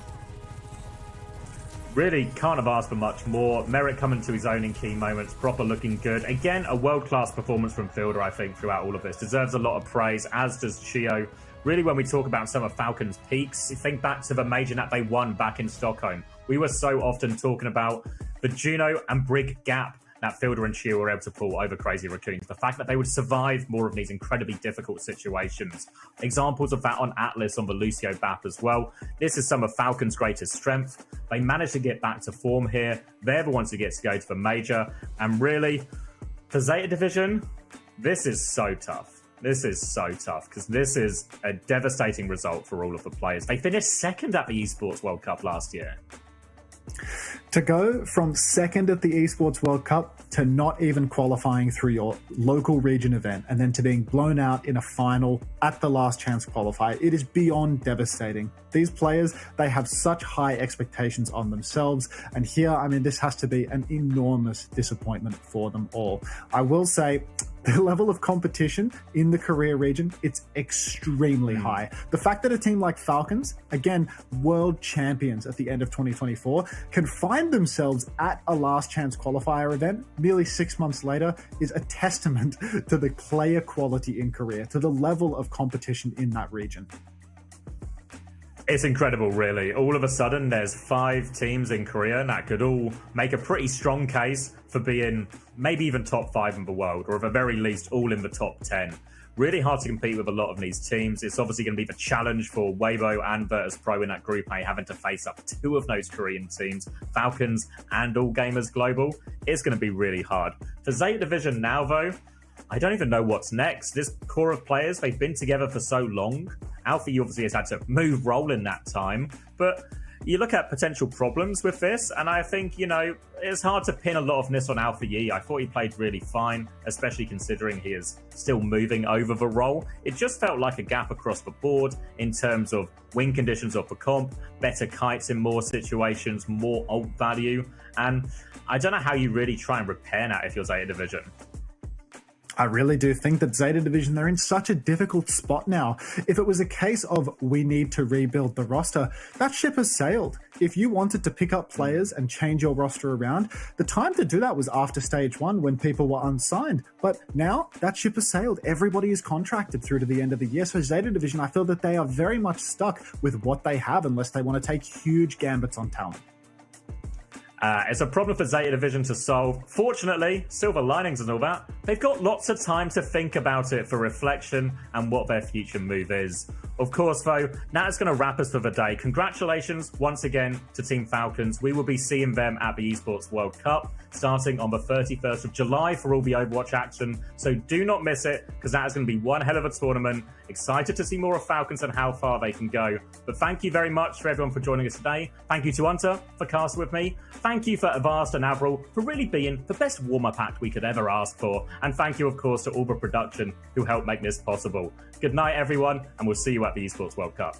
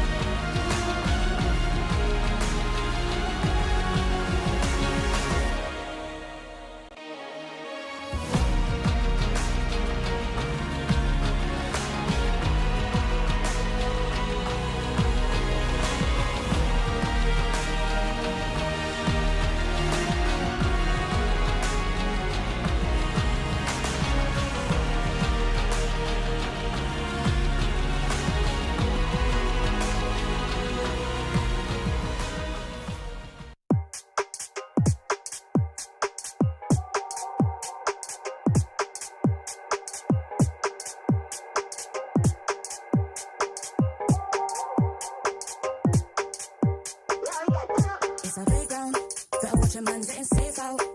See some play game like snakes and ladder. My ex-base come on, new ones better. It's a playground. Better watch a man getting safe out.